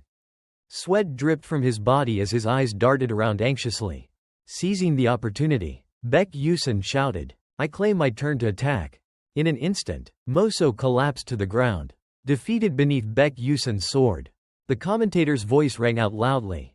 Baek Yusun wins. Moso was left in shock, no longer boasting arrogantly. Instead, his face was filled with fear and anxiety. Down in the audience, Jeremy Stevens smirked in satisfaction. Finally, Baek Yusun won. He's even stronger than I expected. But then, his expression shifted. A sinister, eerie smile spread across his face.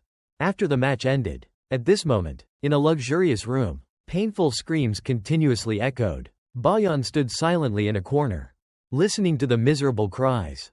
Please spare me. The screams belonged to none other than the one who had suffered a devastating defeat. Moso, who was now being punished. After his challenge match against Baek Yusun, he was now lying motionless in a pool of his own blood. And the one delivering the punishment was none other than Jeremy's Kevin. At that moment, as he wiped the remaining blood off his hands, he called out to B. Ryan. She quickly responded, yes, Jenny. At this moment, Stephen was calmer than ever as he spoke to her. It seems that my friend is quite seriously injured. Take good care of him, alright? If anything happens to him, I will be very heartbroken. B. Ryan could only reply, yes, I understand. The young man also politely added, sorry for the trouble. Then, without another word, he turned and left, leaving her with growing curiosity. Barian watched his departing figure, her mind in turmoil. Not a subordinate, but a friend? As far as she knew. In the Steven Empire, where power was determined by magical strength, Jeremy Steven had surpassed all his brothers to claim the position of Crown Prince at just 12 years old. But if Moso was not Jeremy's subordinate, that meant the Donnell family would be exiled from politics forever. With a worried expression, B. Ryan was deep in thought. Not just Moso. Once someone catches the attention of Crown Prince Jeremy, that commoner, Baek Yusun, will never have a peaceful school life again. The scene shifts to the academy, a place coveted by countless students. At the moment, it was a class on alchemy. The students were all present. Among them, 2 students were engaged in an animated discussion. Hey, have you heard about Baek Yusun from Class S? What about him? Something about knightly spirit. Knightly spirit? This is a magic academy. What does that have to do with knights? But he defeated Moso from the Donald family. Really? The Donald family has some influence in the Steven Empire, doesn't it? At that moment, Flame had arrived early to prepare for the lesson. By chance, he overheard their conversation. Hearing their discussion, his frustration grew. Everywhere I go, all I hear about is Baek Yusun. I don't want attention, but this is getting annoying. Just who is that guy? Right after that, a sharp female voice rang out. Alright, focus. The speaker was none other than Maison Tiran, the professor of alchemy, holding a vial in her hand. She continued speaking. Alchemy demands absolute precision in dosage, time, and temperature. Maison Tiran then raised her voice to announce. Today, we will practice concocting the Tiran recovery potion, a formula I have personally researched and developed. Everyone, pay close attention. Meanwhile, Flame was carefully measuring each ingredient, not feeling the least bit enthusiastic. She thought to herself in frustration, one tiny mistake and everything is ruined. Listening to the professor's lecture made her feel even more disheartened. Honestly, I want to stay as far away from alchemy as possible. It's too complicated and meticulous. At the same time, from the other side of the room, Maison's scolding voice echoed. Antonissa, what on earth are you doing? She continued berating the student. You call that alchemy? How do you expect to become an alchemist like this? The poor student trembled in fear, stammering, I'm sorry. Seeing this, Flame's thoughts shifted. I've heard that Professor Maison Tiran will one day become a notorious dark mage. I need to gather more ingredients. So unfortunately, I have no choice but to continue taking this class. Just then, something caught her eye. She glanced over and saw him. He was crafting something, his face filled with a sinister expression. That's right, it's him. A sense of unease crept into her mind as she recognized Baek Yusun. The sight of him threw her thoughts into chaos. At first, I thought he joined this class just to get close to Angel. But now, he's a full-blown creep. What the hell did I just witness? She let out a long sigh. Forget it, I need to focus on gathering ingredients. After a long period of careful work, Flame finally completed her 2 chemical vials. She let out a weary sigh. But inside, she felt a small sense of joy. Finally done. Thankfully, my academic skills are top tier. Or else this would have taken much longer. Suddenly, something crossed her mind. She glanced around the classroom. Wait, where's Angel? Just then, right next to her table, Iso Moon was standing there, completely immersed in her research. Watching her work so diligently, Flame felt reassured. Thank goodness. Looks like she's doing just fine. As soon as her intense thoughts ended, Flame suddenly froze, realizing, wait, something's not right. According to what she knew from the original story, Angel had accidentally obtained the magic technique notes of Ma Elva. A miracle had occurred. She had created a high-grade recovery potion, even more advanced than the Tiran recovery potion being taught in this class. Flame sank into her thoughts. Then why was she just making a regular potion like this? Her train of thought was abruptly shattered by the harsh voice of Professor Maison Tiran. Baek Yusun, who gave you permission to change the experiment's ingredients? He calmly replied, huh? But doing this gives better results. Hearing such a defiant response, her anger flared even more. And she snapped, is this the time to talk about results? Maison Tiran continued scolding. This isn't even the Tiran recovery potion I asked for. Flame was startled upon hearing those words and questioned herself. What, again? Looking at his expression, she still couldn't believe it. Could it be that the high-grade potion that Angel was supposed to create had actually been made by Baek Yusun? Flame stared at Baek Yusun in shock. Something felt off. She glanced at the vial in his hand, confused. Why is Baek Yusun able to create a high-grade Tiran recovery potion instead of Iso? Maison Tiran let out a sigh and placed a hand on her forehead. This is ridiculous. Your attitude is terrible. See? I told you, commoners simply can't do it. Upon hearing this, Flame suddenly recalled the plot and thought to herself. That line, it was originally supposed to be, see? That's why your whole family was wiped out. And that line was originally meant for Iso from Professor Maison Tiran. Those very words had haunted Iso, a person who had lost her family, and had followed her like a curse until the very end of the story. Flame kept her eyes on Baek Yusun, analyzing. Could it be, he knew this was going to happen, so he deliberately drew Maison's attention to himself to protect Iso? She felt slightly worried. After all, Professor Mason had great influence in Stella Academy. Once she set her sights on a student, their grades in other subjects would surely be affected. Without realizing it, she blurted out, "That guy." Then, she continued thinking, could it be, he's willing to go this far, just for ISO? Suddenly, Professor Mason Tyran shouted, "You, how dare you talk like that?" Furious, she ordered, "Call your guardian here immediately." At that moment, Baek Yusun finally realized the gravity of the situation and let out a sigh. I almost forgot about this troublesome event. Feeling annoyed, he thought to himself, I was too caught up in alchemy and completely overlooked this nuisance. Then, with a dejected tone, he responded, "I don't have parents." Hearing this, Mason Tyran's face turned red with anger. "You, how dare you say such a thing to me?" But he didn't care anymore. "Forget it, I'm already being targeted, so what's there to be afraid of? Tomorrow, I'll try creating kimchi potion and cola potion." A few weeks later, Baek Yusun, the booming voice of Professor Mason Tyran echoed once again, drawing the attention of every student in the class. It seemed the argument between them hadn't ended since that day. She scowled and said, "How many times do I have to tell you? You are not allowed to change alchemical ingredients on your own." He nonchalantly replied, "But I only made a slight adjustment to your formula. And the results were better." Hearing this, she was so furious that she couldn't even speak. "What, you?" Baek Yusun casually touched his glasses, activating the built-in magic scanner to analyze her status. A system window appeared before his eyes. Mason Tyran. Dark corruption rate, 21%. Insecurity. Envy. Dark pact signer. Alchemy professor. Boss of Chapter 8. Confirmed to be corrupted. Watching Mason Tyran tremble with rage, he smirked to himself. Good, everything is going according to my plan. Baek Yusun recalled the storyline related to her. Chapter 8, Mason Tyran. A boss corrupted by dark forces. She was one of the antagonists who succumbed to darkness, unable to overcome the shadows in her heart. Once her dark corruption rate exceeded 90%, she would fully transform into a dark magus. However, as long as her corruption rate was below 50%, she could not be detected by magic. Deep in thought, he analyzed the situation. Right now, Mason's dark corruption rate is at 21%. There's no way to prove she's a dark magus yet, nor can she be accused. The only option is to keep provoking her. Once her dark corruption rate exceeds 50%, we can send the Dark Mage Extermination Squad after her.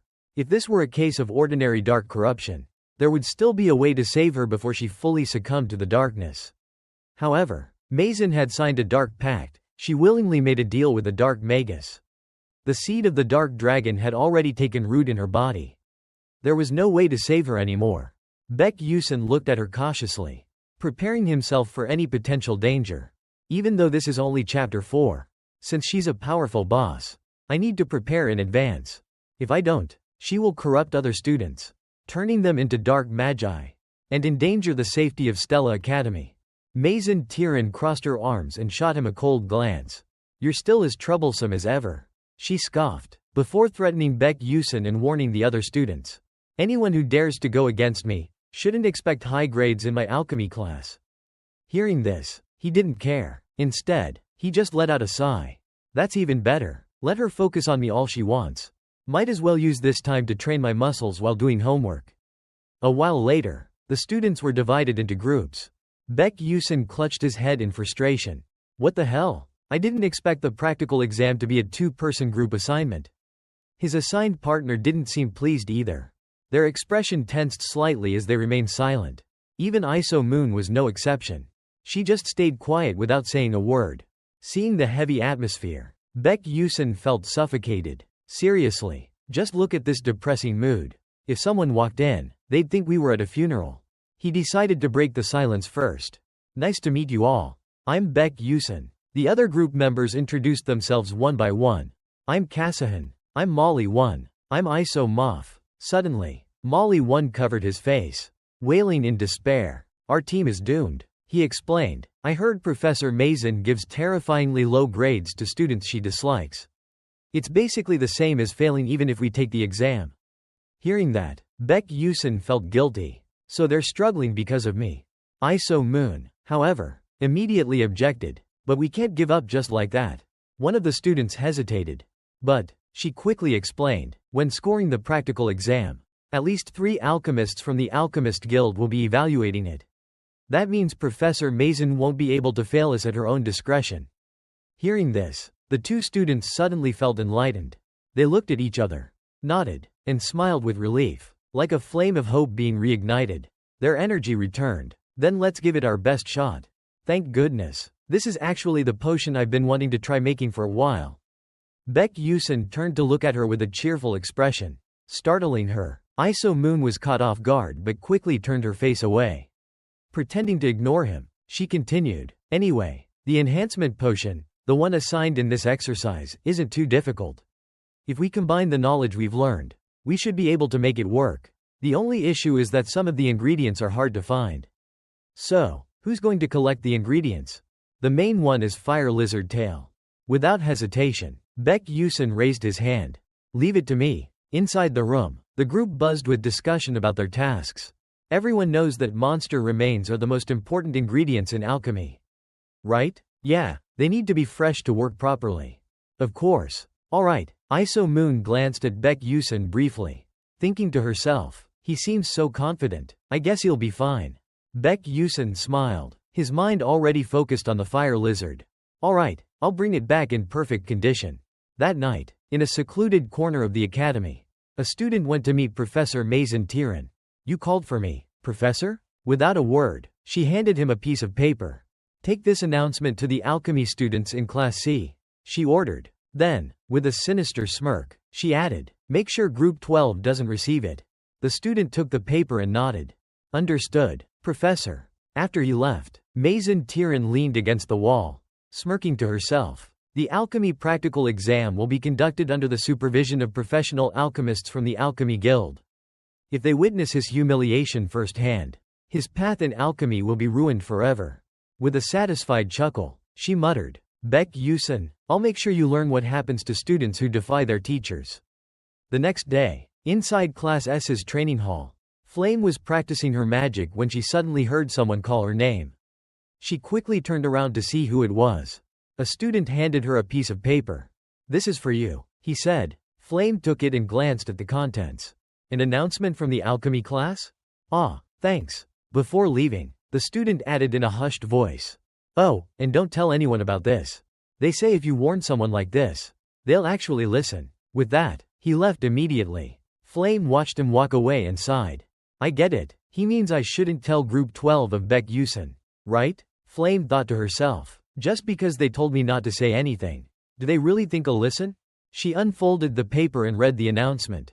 Practical exam update. The assignment will be changed from Enhancement Potion D to Tiran Supplement Potion.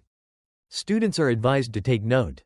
After reading it, Flame was taken aback. Wait a minute? She realized that if Baek Yusun truly knew the contents of the original story, he would have anticipated this and prevented it from happening. Instead of preparing Fire Lizard Tail, the key ingredient for Enhancement Potion D, he would have prepared Miran Catalyst, the key ingredient for Tiran Supplement Potion. Thinking this far, she clenched the paper in her hand. She had made up her mind. This was the perfect opportunity to test him. To prepare the ingredients for the practical exam, Baek Yusun used teleportation to travel to the Dirabelli Grand Arena. The moment he arrived, he clutched his head and groaned. "Teleportation is great and all, but stepping out of the portal always makes me dizzy." Just then, a cheerful voice caught his attention. "Welcome, Mage Baek Yusun." A blonde receptionist greeted him with a bright smile.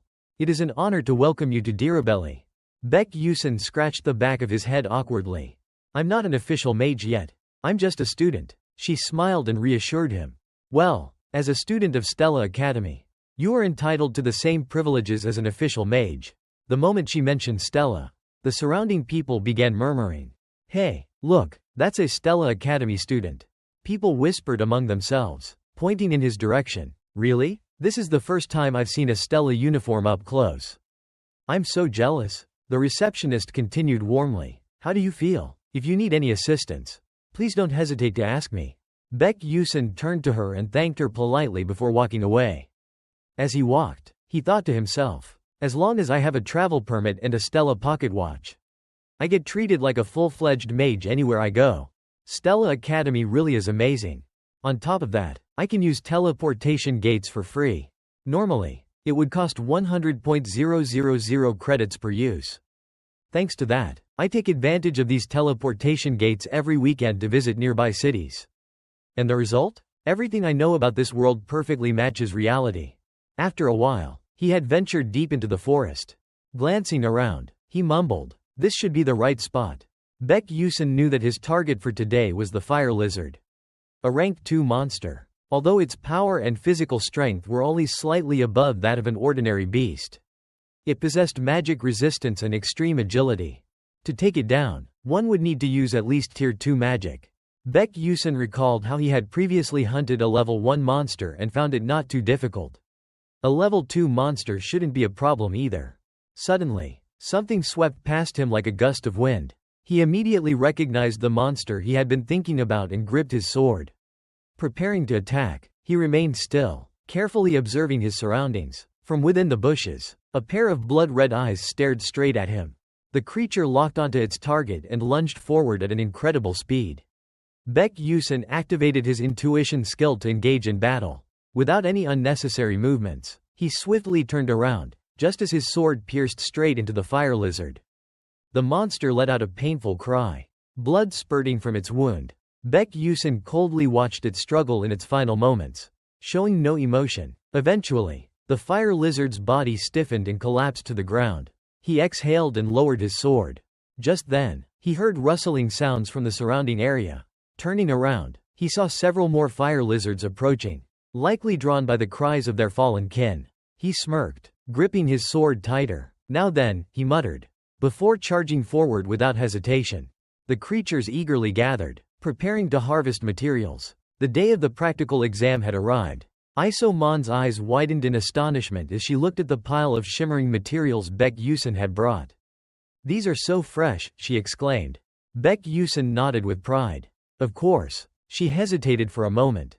"At least you know how to pick the right materials." He responded bluntly. "Now that you know, just be quiet." Iso Mon beamed with excitement upon realizing they had everything they needed. "Great, now all that's left is to combine them." The group exchanged glances and smiled, encouraging each other. "Let's do our best." At that moment, Professor Mezentirin stood nearby alongside 3 other examiners. She looked around before speaking. "Is everyone gathered and ready?" After confirming with the other judges, she continued, "As previously announced, today's test will take place under the observation of alchemists from the Alchemy Association. If you perform well in front of them, your future in alchemy will become much brighter. Now, let's begin." Mezentirin reiterated the task at hand. Today's exam is the creation of a Type B Tyran supplement. Upon hearing this, Baek Yusen's group was stunned. The professor continued, "Has everyone prepared their materials?" Iso Mon panicked and quickly raised her hand. "Excuse me, Professor. We thought the test was for Enhancement Potion D." The professor smirked. "That's correct, but I already announced the change. It's now the Tyran supplement." She glanced at the students. "Isn't that right?" Iso Mon looked around, but no one else objected. The entire class was aware of the change, except for Baek Yusen's group.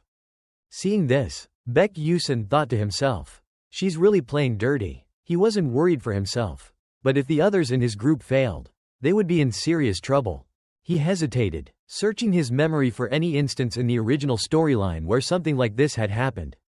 As he was deep in thought, he suddenly noticed Flame looking at him. When he met her gaze, she quickly turned away, leaving him puzzled. Friend furrowed his brows, confused. What's going on? He wondered why Baek Yusen, despite knowing the original events, hadn't prevented this from happening.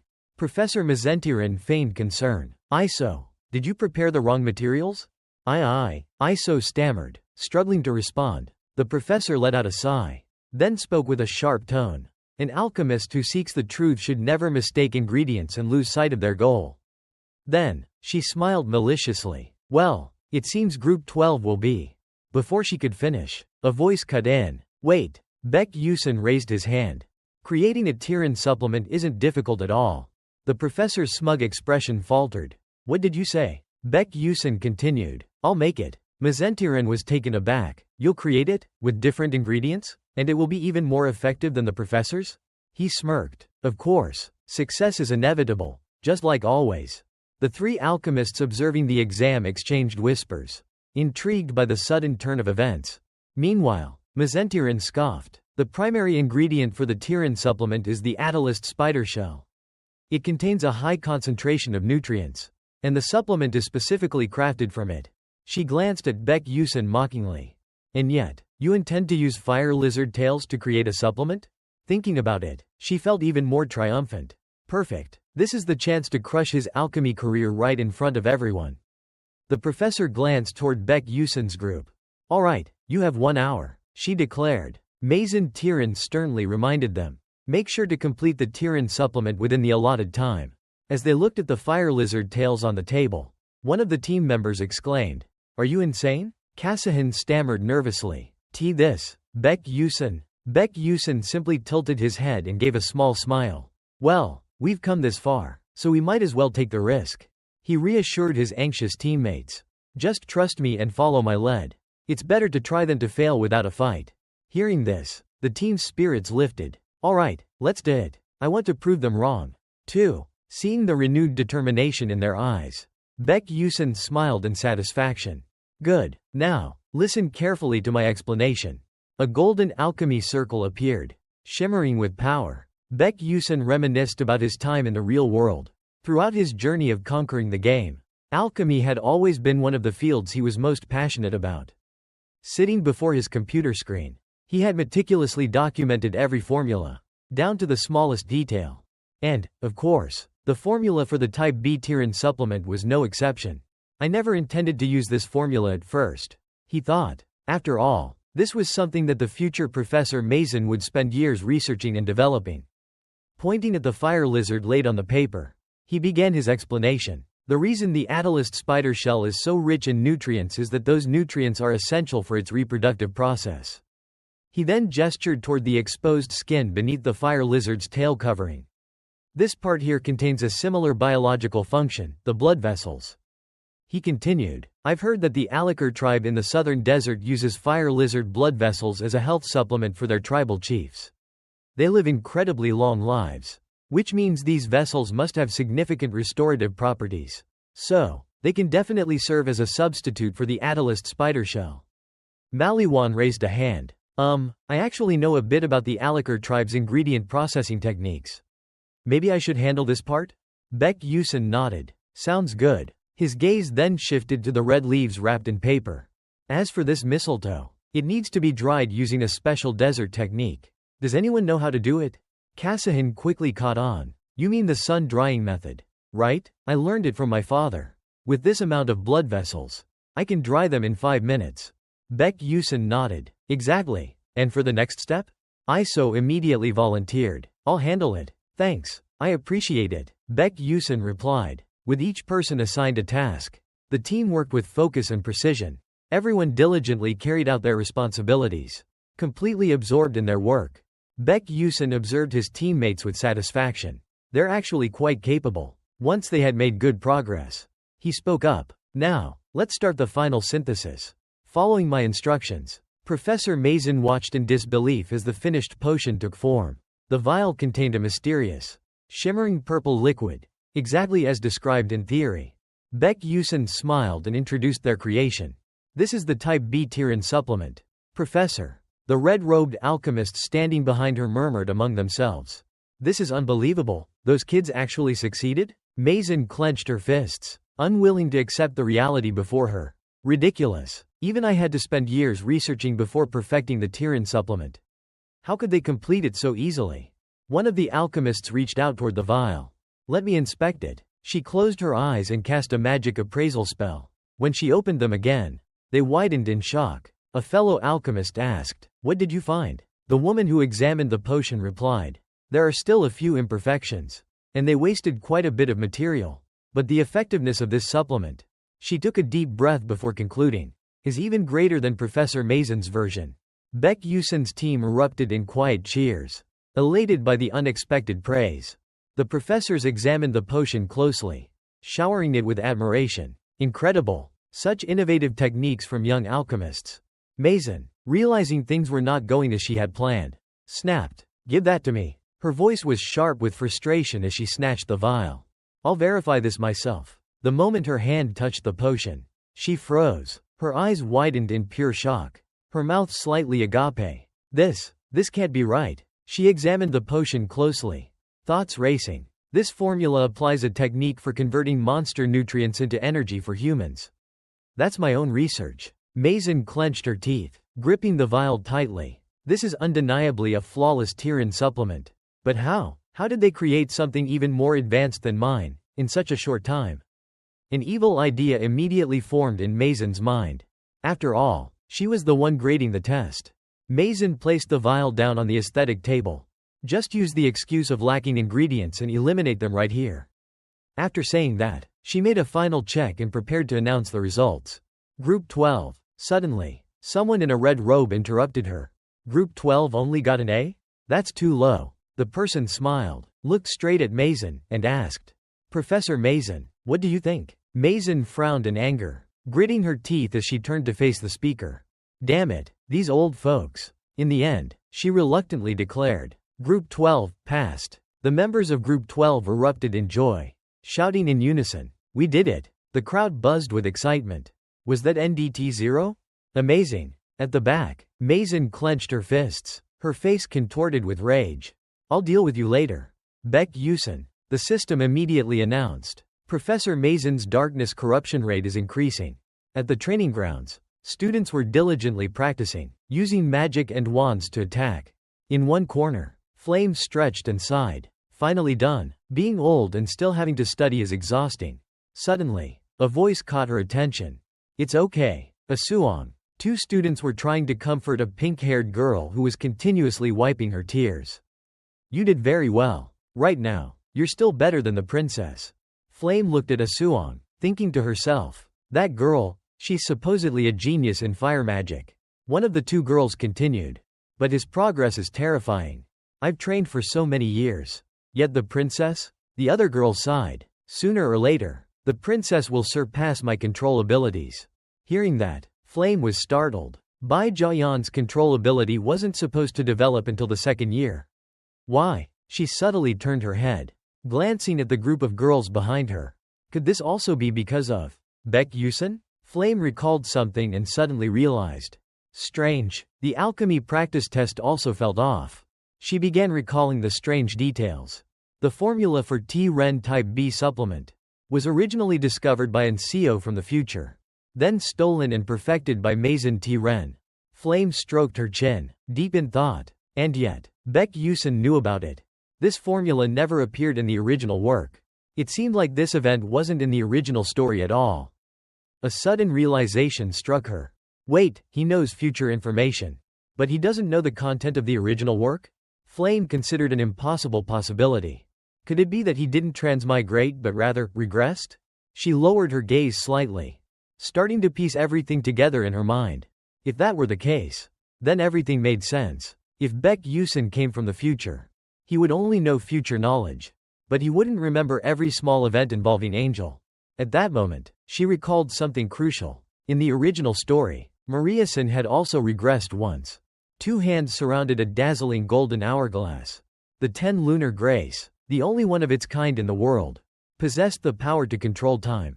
If it was that person's power. A voice suddenly interrupted her train of thought. What's wrong? She turned in surprise. The person approaching was Hei Guriang. She quickly ran up to him. Just in time. Do you know Beck Yusen? Did he leave any impression on you? Hei Guriang looked puzzled and asked back. What do you mean? I just see him as a slightly unusual student. Flame pressed further. Is there anything else? You don't feel anything different? Hei Guriang shook his head. No. She sighed in disappointment, covering her forehead. I see. Curious. Hei Guriang asked. Flame, do you have feelings for Beck Yusen? She hesitated before replying. It seems like I do. His eyes widened in surprise. Really? Flame lowered her head slightly and affirmed. She sighed, deep in thought. After all, Beck Yusen is like me. Someone who knows the contents of the original story. Golden sunlight bathed the lecture hall, where the two of them were talking. But this won't do. If things continue like this, it won't be okay. What do you mean? Hei Guriang asked. Flame made up her mind. Staying stuck here like this. It's just not my style at all. Speaking of Beck Yusen, she continued, her voice resolute. How about I just go to him and confess right away? He Guriang paused for a moment, processing what he just heard. Confess your feelings? After talking with He Guriang, Flame smiled and waved her hand. Thanks for taking the time to listen to me. I'll be going now. With that, she turned and walked away, leaving He Guriang behind with a faint, awkward smile. As her figure disappeared into the distance, his smile faded as well. His expression turned serious as he muttered to himself. Flame stood alone in the middle of the schoolyard, a solitary presence against the vast surroundings. The next day, inside the academy's cafeteria, Baek Yusin sat alone, sipping tea. Laughter and chatter filled the air around him. But his mind was elsewhere. What should I do now? Maison T-Ren's darkness corruption rate had already reached 37%. In less than 3 months, the tragedy would strike. Her corruption would bring disaster. Upon a random student, Baek Yusin mentally went through the list of possible victims. JKI, Flame's close friend. Asuong, the loyal knight of Bijayan. He Guriang, the sole successor of the Lunar Shadow Tower. If He Guriang were to fall into the abyss of darkness, the consequences would be unimaginable. Thinking about it, Baek Yusin abruptly stood up and left. His mind clouded with concern. Even though the chances were incredibly low, He Guriang's corruption would mean the worst possible outcome. He needed to be extra cautious. Among the three, the one with the highest probability. Just as he was lost in thought, Baek Yusin stepped out of the cafeteria and immediately ran into Flame. The moment she saw him, she crossed her arms and confronted him. What do you think you're doing? Baek Yusin blinked in confusion. What are you talking about? Flame responded. Last time, you didn't give me a clear answer. About your identity. Baek Yusin hesitated. Not this question again. She's really putting me in a tough spot. His gaze met Flame's, and for a moment, an idea flashed through his mind. What if I just told her the truth? Maybe I could gain more information to reach a better ending. All or nothing. Might as well take the risk. He opened his mouth to speak. I am. Suddenly, a flood of red warning messages appeared around him. Insufficient plot power detected. Warning. You cannot reveal your transmigration identity to this character. Warning. You cannot share knowledge or information that you possess with this character. Baek Yusin raised his hand to his forehead, feeling like he was about to go crazy. What the hell is this? He muttered. In the end, he had no choice but to follow the system's instructions. Trying to find another way, he spoke up. How about this? Everyone has their own secrets. So let's just reveal half of the truth. How does that sound? Flame responded. Alright, I agree. Baek Yusin let out a relieved sigh. Thank goodness, he thought. Flame then continued. Let me ask first. You can see the future, can't you? Baek Yusin broke into a cold sweat. He had just suggested revealing only half the truth. Yet Flame had bluntly stated it outright. Trying to divert, he asked. If you're saying that, does that mean you can too? What's your reason for coming to this school? Flame answered. To prevent the world from being destroyed. This world is in danger. Baek Yusin felt a wave of relief. I don't know if that's true or not, he thought to himself. Flame crossed her arms and countered. Now it's my turn. Why are you acting like this? Baek Yusin was confused. Acting like what? He wondered. He wasn't sure what she meant, but he decided to evade the question. For no particular reason, he replied. I just do what I think is right. He anxiously hoped that was enough to satisfy her. But to his surprise, Flame reacted intensely. She trembled, then shouted, Don't lie, how can someone be so kind? Baek Yusin was stunned. Flame was certain he had a goal, something he wanted to achieve. Flustered, he stammered, I don't. She cut him off. What is it that you're after? What do you really want? I don't really know myself, he admitted. Flame seemed puzzled. You don't know? Baek Yusin sighed and confessed. I just want to survive. His words made Flame freeze. Survive, she echoed softly. Something seemed to shift in her mind. Her voice softened. I see, I'm sorry, I misspoke. Baek Yusin had no idea what was going through her head. Suddenly, Flame covered her face, tears welling in her eyes. She turned away and ran off, leaving only one sentence behind. I'll be going now. Baek Yusin stood there, bewildered. It's my turn to ask. And now she's crying? Before he could stop her, a voice called out from behind. Baek Yusin. As he turned around, he saw He Gunryong approaching with a menacing aura. Baek Yusin stammered. What now? He Gunryong's expression was dark as he asked. Answer me, why was Flame crying? Don't you dare lie to me. or I won't let you off." Baek Yusin froze on the spot. Shit, getting glared at by the rival of the strongest character is enough to send chills down my spine. Then, he suddenly remembered, wasn't there a plot point where Hae Gunryong had a one-sided crush on Flame? If he misunderstands the situation now, it's going to be a huge problem. I need to clear this up right away. So, he spoke frankly, there's nothing between me and Flame. Why are you asking? But Hae Gunryong still looked unconvinced. You think I believe that? Baek Yusin forced an awkward smile. Trust me, especially whatever you're imagining right now, it's not happening. Don't worry. That should be enough, right? He thought to himself. Hae Gunryong fell silent, lost in thought for a moment. Then, to Baek Yusin's shock, he lowered his head. I asked unnecessarily. I apologize. Baek Yusin waved his hand. It's fine, really. Without another word, Hae Gunryong turned to leave. I'll be going now. Baek Yusin watched him go, smiling as he said goodbye. But deep inside, he felt uneasy. What was that? That didn't seem like him at all. Hae Gunryong, who was always cold and rational, had just shown an uncharacteristic lapse. Why do I feel a bit unsettled about this? That night, in her room, Iso Moon closed her book with a sigh, frustration written all over her face. I couldn't focus on anything today, she thought. Her mind drifted back to the conversation she had with Baek Yusin earlier. At the end of class, I have something to ask you, she had said. Baek Yusin had glanced at her. What is it? That formula from earlier, did you come up with it on the spot? He had answered nonchalantly. I guess you could say that. She had murmured. I see. That response had hit Iso Moon hard. I always thought of myself as a genius, believing that talent alone could let me surpass anyone. But today, I was utterly humiliated. She clenched her teeth. If this keeps up, how can I ever avenge my father? Her fingers, resting on the book, curled into a tight grip. Her father, betrayed, framed, and sentenced to death. The rotten, filthy Adam Levy family. I won't let them get away with it. I can't give up now. With determination burning in her chest, Iso Moon slapped herself hard across the cheek, snapping herself out of her hesitation. This is only the beginning. I have to become stronger. At that moment, a voice rang out. If there was a way to get revenge on her in the most satisfying way possible, would you be interested? Baek Yusin asked, his expression serious. Before him, his assistant trembled with fear. Antonissa stammered as she denied it. Me? I'm just a lowly assistant. What's the point of revenge? If I get fired, I'll end up on the streets.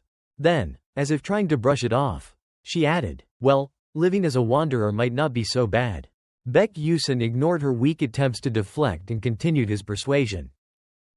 What if I told you this instead? You could become an alchemist, one even more skilled than Professor Mason. Hearing those words, Antonissa looked shocked. What? Baek Yusin pressed on. No one would ever look down on you again. Her eyes flickered with an almost dreamlike expression, full of longing and gratitude. If that were possible, that would be amazing. Observing her reaction, Baek Yusin fell into thought. Antonissa was exhausted. That much was clear. There was no way she could truly be content with just being an assistant, spending her days cleaning that dusty old storeroom. He recalled how dedicated she was to her work. Antonissa had always dreamed of becoming an alchemist, of creating her own inventions freely. And she had the talent to make that dream a reality. His gaze grew resolute, because one day, she would become the greatest alchemical genius of her era. The one who would craft countless masterpieces with unparalleled intelligence and creativity. Yet, the Antonissa of today was nothing like the figure she was destined to be in the future. Still flustered, Antonissa muttered, I'm sorry. In the end, I couldn't even buy you a cup of coffee. Baek Yusin chuckled. Don't worry about it, assistant. His mind was set, though reality had forced her to put her dream on hold for now. He would make sure that dream came true. As the midterm exams at Stella Academy neared their end, Baek Yusin began visiting Antonissa more frequently. One day, as they worked together, she clapped her hands excitedly. Oh, you think so too? She had been brainstorming an upgrade for the magic pen. I was considering adding a color-changing function with a button, she explained. Baek Yusin suggested, how about including an eraser as well?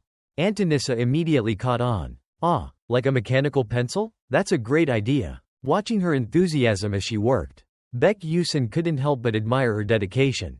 Antonissa's list of inventions was steadily growing. Antonissa's ability to decipher formulas was still lacking. Baek Yusin observed her efforts day after day, silently hoping that she could escape her current fate. I need to help her find the answer before Mazendiran does. But, it's so damn difficult. Lost in thought, he barely noticed when someone called out to him. Hey, kid, why are you wandering around like a ghost? It was Flame, snapping him out of his daze. You're going to bump into someone if you keep walking like that, she warned. Recognizing her voice, Baek Yusin scowled. Who are you calling, kid? He grumbled. Flame shot back instantly. Just look at yourself. You totally fit the description. Baek Yusin clenched his jaw in frustration. He wanted to retort, but there wasn't much he could say. He had no idea how old she actually was. Maybe we've been running into each other too much, he thought. Still, meeting her now wasn't a bad thing. He grabbed her arm before she could leave. Hey, do you know Jackie? At the mention of the name, Flame immediately became wary. Her body tensed as she sidestepped the question. What are you planning? She asked suspiciously. You're not thinking of committing a crime, are you? Baek Yusin was caught off guard by how quickly she jumped to conclusions. What? I haven't even said anything yet. He defended himself. Flame still looked doubtful. Baek Yusin sighed and clarified. Just keep an eye on him. His expression turned serious as he added. He might be going through something. Analyzing the situation in his mind, he reasoned. If he's being influenced by the darkness, his emotions will be unstable. Flame crossed her arms, considering his words before responding. I don't know much about that, but we've planned to go hunting together this weekend. I'll keep an eye on him then. Hearing this, Baek Yusin immediately took the chance to ask for her help. All right, I'll leave it to you. In his mind, he quickly calculated the next step. A hunting trip? No need to ask where they're going. It has to be Matavis Cemetery. Matavis Cemetery was a desolate, forsaken land, completely shrouded in dark energy. All the key players, Mai Oshin, Iso Moon, Flame, would be there. And a massive battle would break out, marked by the arrival of a rank 5 necromancer. Baek Yusin made a mental note. I may not be directly involved in the main plot, but if I can get my hands on the hidden reward from this event, it'll be a huge advantage for the familiar bonding ceremony. Baek Yusin politely handed over the document to Professor Lee Han-won. Here's the travel permit, sir. The professor glanced at it, muttering as he read. Training, huh? Then, as if answering his own question, he added, well, that makes sense. Stella doesn't exactly have anyone teaching swordsmanship or knightly principles. Baek Yusin narrowed his eyes, sensing something off. Is that so? He probed. The professor immediately dodged the topic. It's nothing. Baek Yusin's gaze shifted toward a stack of papers on the professor's desk. He caught sight of a familiar name and wondered. Is that M. Yusun's leave request? A thought struck him. Maybe he could dig a little deeper. He casually brought up. Lately, a lot of people have been taking leave to go hunting. Huh? This time, Professor Lee Han-won was more forthcoming. Yeah, most of them are heading to Matavis Cemetery for club activities. They're probably planning to set up some kind of shop. That was his chance. Baek Yusin subtly guided the conversation toward what he really wanted to know. Right, I heard M. Yusun and Hei Gunryong are both top students. Pretty hardworking too. But Professor Lee Han-won quickly corrected him. No, M. Yusun said he's going home. Then, as if it was just a minor detail, he added, Hei Gunryong is going with Flame. Baek Yusin froze. What? No M. Yusun? Then, how were they supposed to survive the necromancer's attack? His mind raced as he recalled Yusun's usual arrogant, overconfident demeanor. Why now? What kind of wind blew through for him to take leave? He never goes home unless he has a serious reason. Analyzing the situation quickly, Baek Yusin came to a grim conclusion. With their current lineup, they have no chance of defeating a rank 5 necromancer. He stroked his chin, his expression dark with worry. What do? I don't have any concrete evidence, so I can't just request reinforcements. And because of the constraints of the storyline, I can't reveal too much information outright. His fists clenched tightly. But I can't let them die. His eyes turned cold, his thoughts shifting toward a dangerous idea. There's no other way. I have to handle this myself. A few days later, at Matavis Cemetery, dark energy shrouded the entire area, making the desolate landscape feel chilling to the bone. A young man stood among the ruins, having just defeated a massive creature. With a smirk, he tossed the gigantic fish onto the ground. The second-year student, known for his ruthless nature, sneered. A rank 2 monster? This piranha was pathetic. A voice from the distance shouted angrily. Hey, You idiot, you just ruined everything. Cass Deek, a second-year student, stormed forward, yelling, "Did you even hear the captain's orders?" The reckless student scratched his head with a sheepish grin. "Oh, sorry." His nonchalant attitude only made Cass Deek even more furious. "You're still smiling? Are you serious right now?" On the side, Baldion, another second-year student, observed the scene with mild amusement. "Just leave him be," she said, "no point in wasting words on him." Then, she turned to Iso Moon, attempting to reassure her. "Don't mind them," she said. Iso Moon, slightly flustered, quickly responded, "All right." However, their brief exchange didn't go unnoticed. The two bickering boys overheard everything. "Hey, we can hear you, you know." Baldion smirked and teased. "And, what are you gonna do about it?" Her words were met with an exasperated yell from one of her teammates. "Shut up, you're supposed to set an example for the juniors." But Baldion just kept laughing, unfazed. Despite the banter, the three of them seemed to be enjoying themselves. Meanwhile, Iso Moon stood awkwardly beside them, feeling somewhat out of place. Still, she thought to herself, "I only came here because I heard the club was allowed to skip class. And they were recruiting members. But at least they don't seem like bad people." "Hey, Iso, let's go." "Why yes, senior," she quickly replied. However, before she could even finish her sentence, a sudden surge of magic power erupted nearby, freezing her in place. Baldion frowned. "What was that?" The reckless student, hands still stuffed in his pockets, responded lazily. "Sounds like someone's having a serious fight nearby." Baldion turned to Cass Deek and suggested, "Should we go say hello? We wouldn't want to stumble into someone's hunting grounds by accident." "Right, Captain?" Cass Deek, a little slow on the uptake, stammered, why yeah, sure." With that, the four of them set off toward the source of the overwhelming magical energy. When Iso Moon arrived, she froze in shock at the sight before her. "What is this?" Standing across from each other were Flame and Hungbi Jaeon. The space around them was cloaked in dense dark energy. A heavy, suffocating atmosphere engulfed the area. The town, already steeped in an eerie gloom, only intensified the tension between them. The two girls stood in silence, locked in a standoff, exuding an air of quiet hostility. Baeyeon and Flame locked eyes, both of them radiating unwavering determination. A silent question lingered in the air between them, one that neither could put into words. Why are Pyeon and Flame here? The tense atmosphere was soon disrupted by the loud bickering of the surrounding group members. A sharp voice snapped, "I was the one who took down the giant merha fish first." Another voice, equally agitated, shot back, "Nonsense, it was in our hunting ground, so it belongs to us." A surprised voice chimed in. "What?" Iso Moon glanced at the massive fish lying on the ground, her expression slightly dazed. "That's a giant piranha?" A mix of surprise and curiosity flickered through her mind as she realized just how rare this creature was. "I heard this is a rank 3 monster, and incredibly rare." 2. Watching the others argue over their spoils, she remained unbothered, simply stepping back to let them sort it out.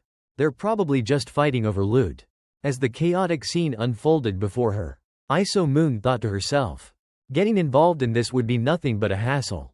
She glanced upward, hesitating for a moment. Something held her back. Her gaze drifted toward Jaeon, who stood silently, head lowered, saying nothing. "I don't want to face the sister of the person who killed my father." The urge to leave surged through her. "I need to get out of here."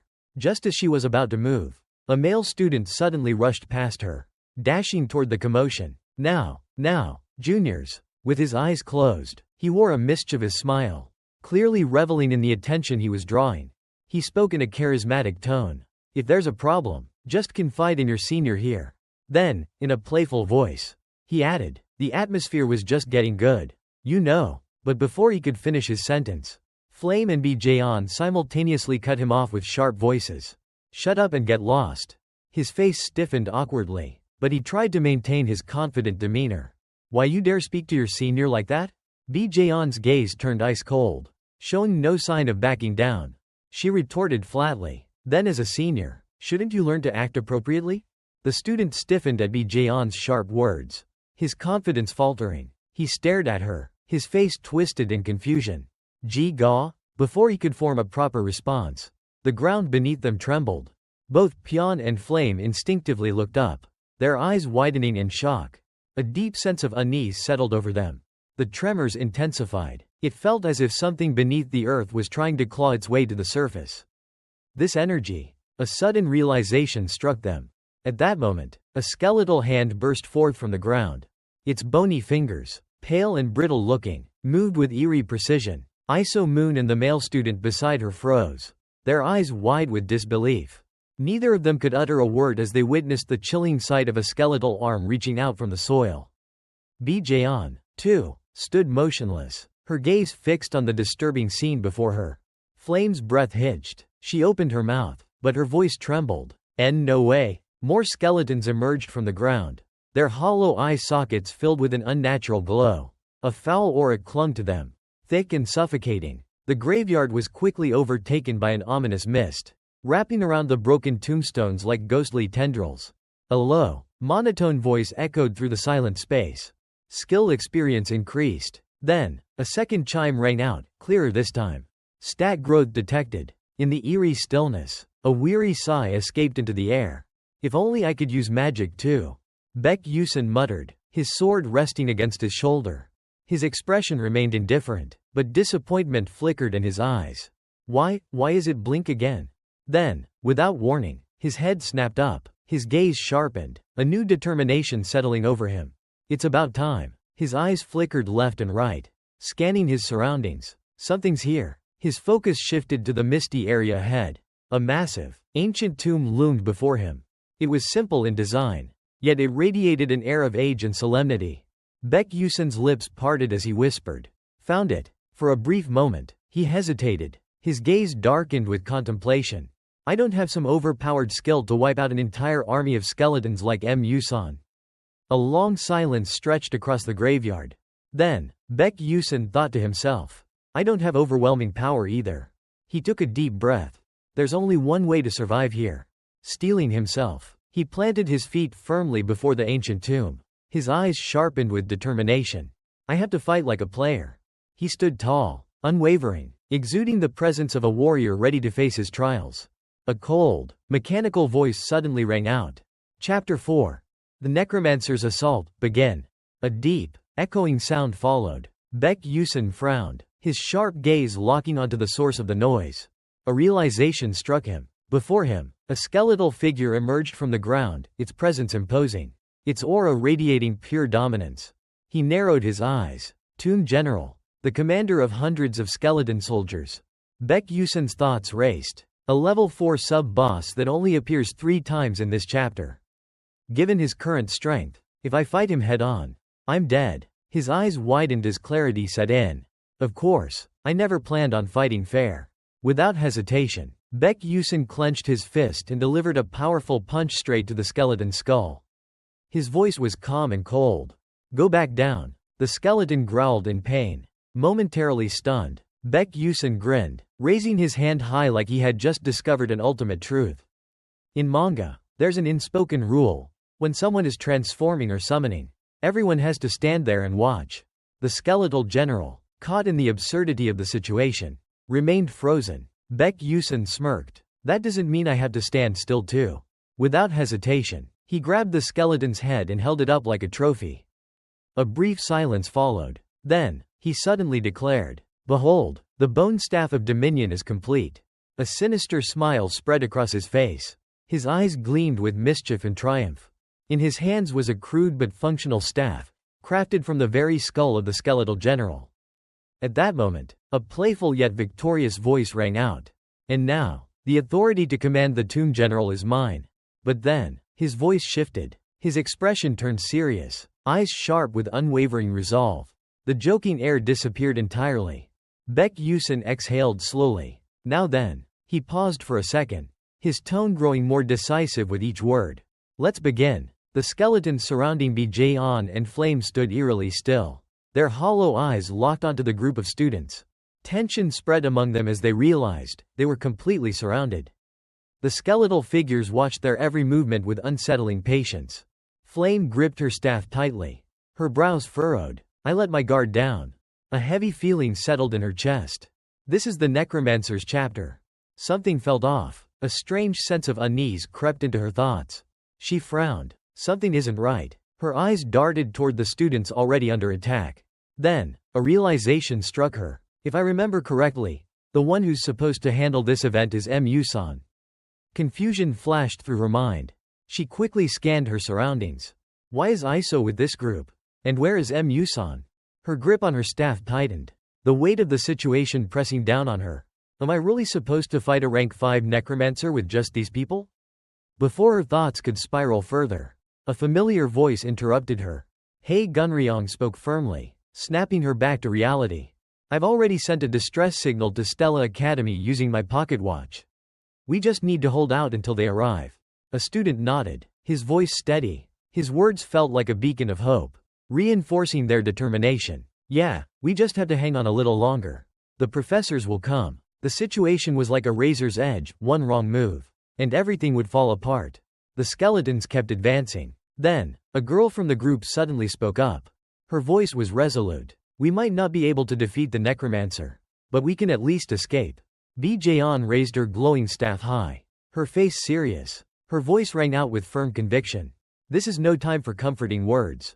She assessed the battlefield in an instant, her sharp gaze scanning their surroundings. This is a graveyard. Her tone was unwavering as she continued. The longer we stay, the more skeletons will appear.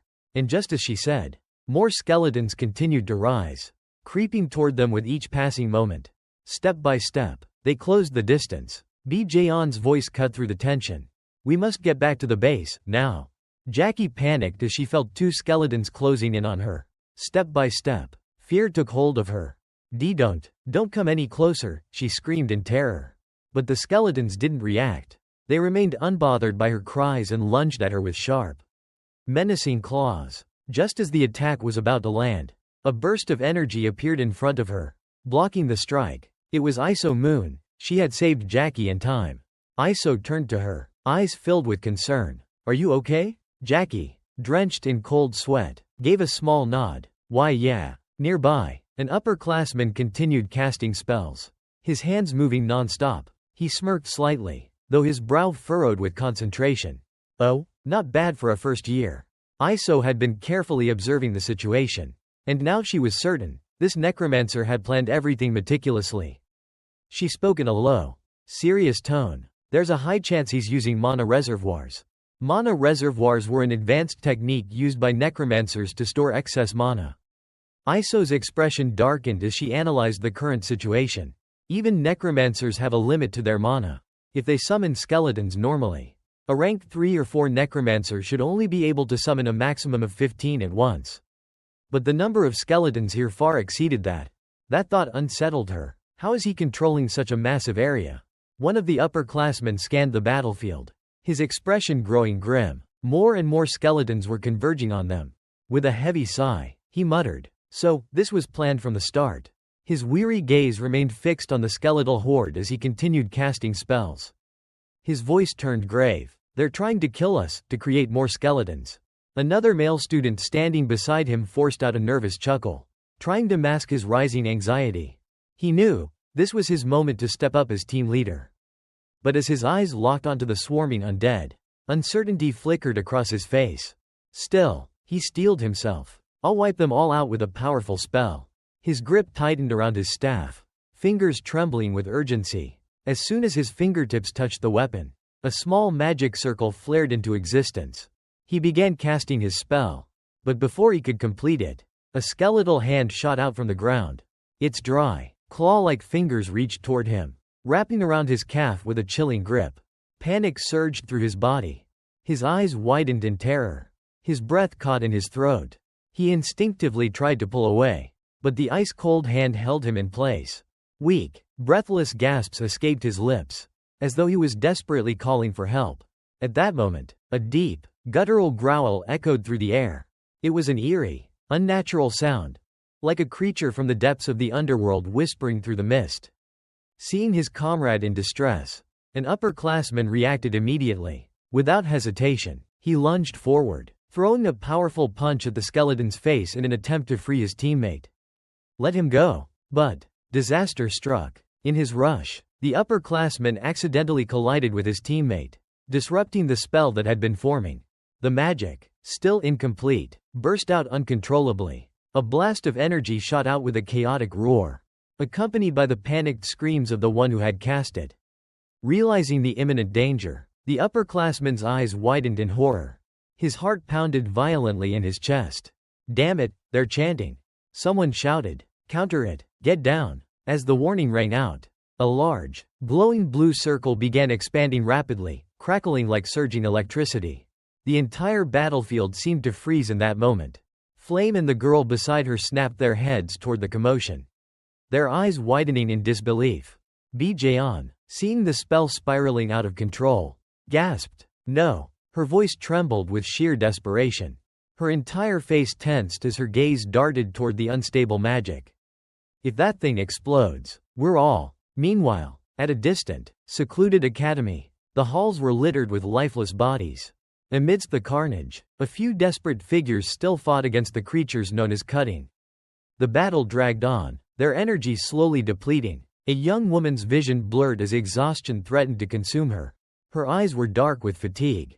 Flame, struggling to stand, clenched her fists. "This is bad, I'm at my limit." Her friends had already fallen one by one. The situation was dire. She barely had any mana left, and there was no time to recover.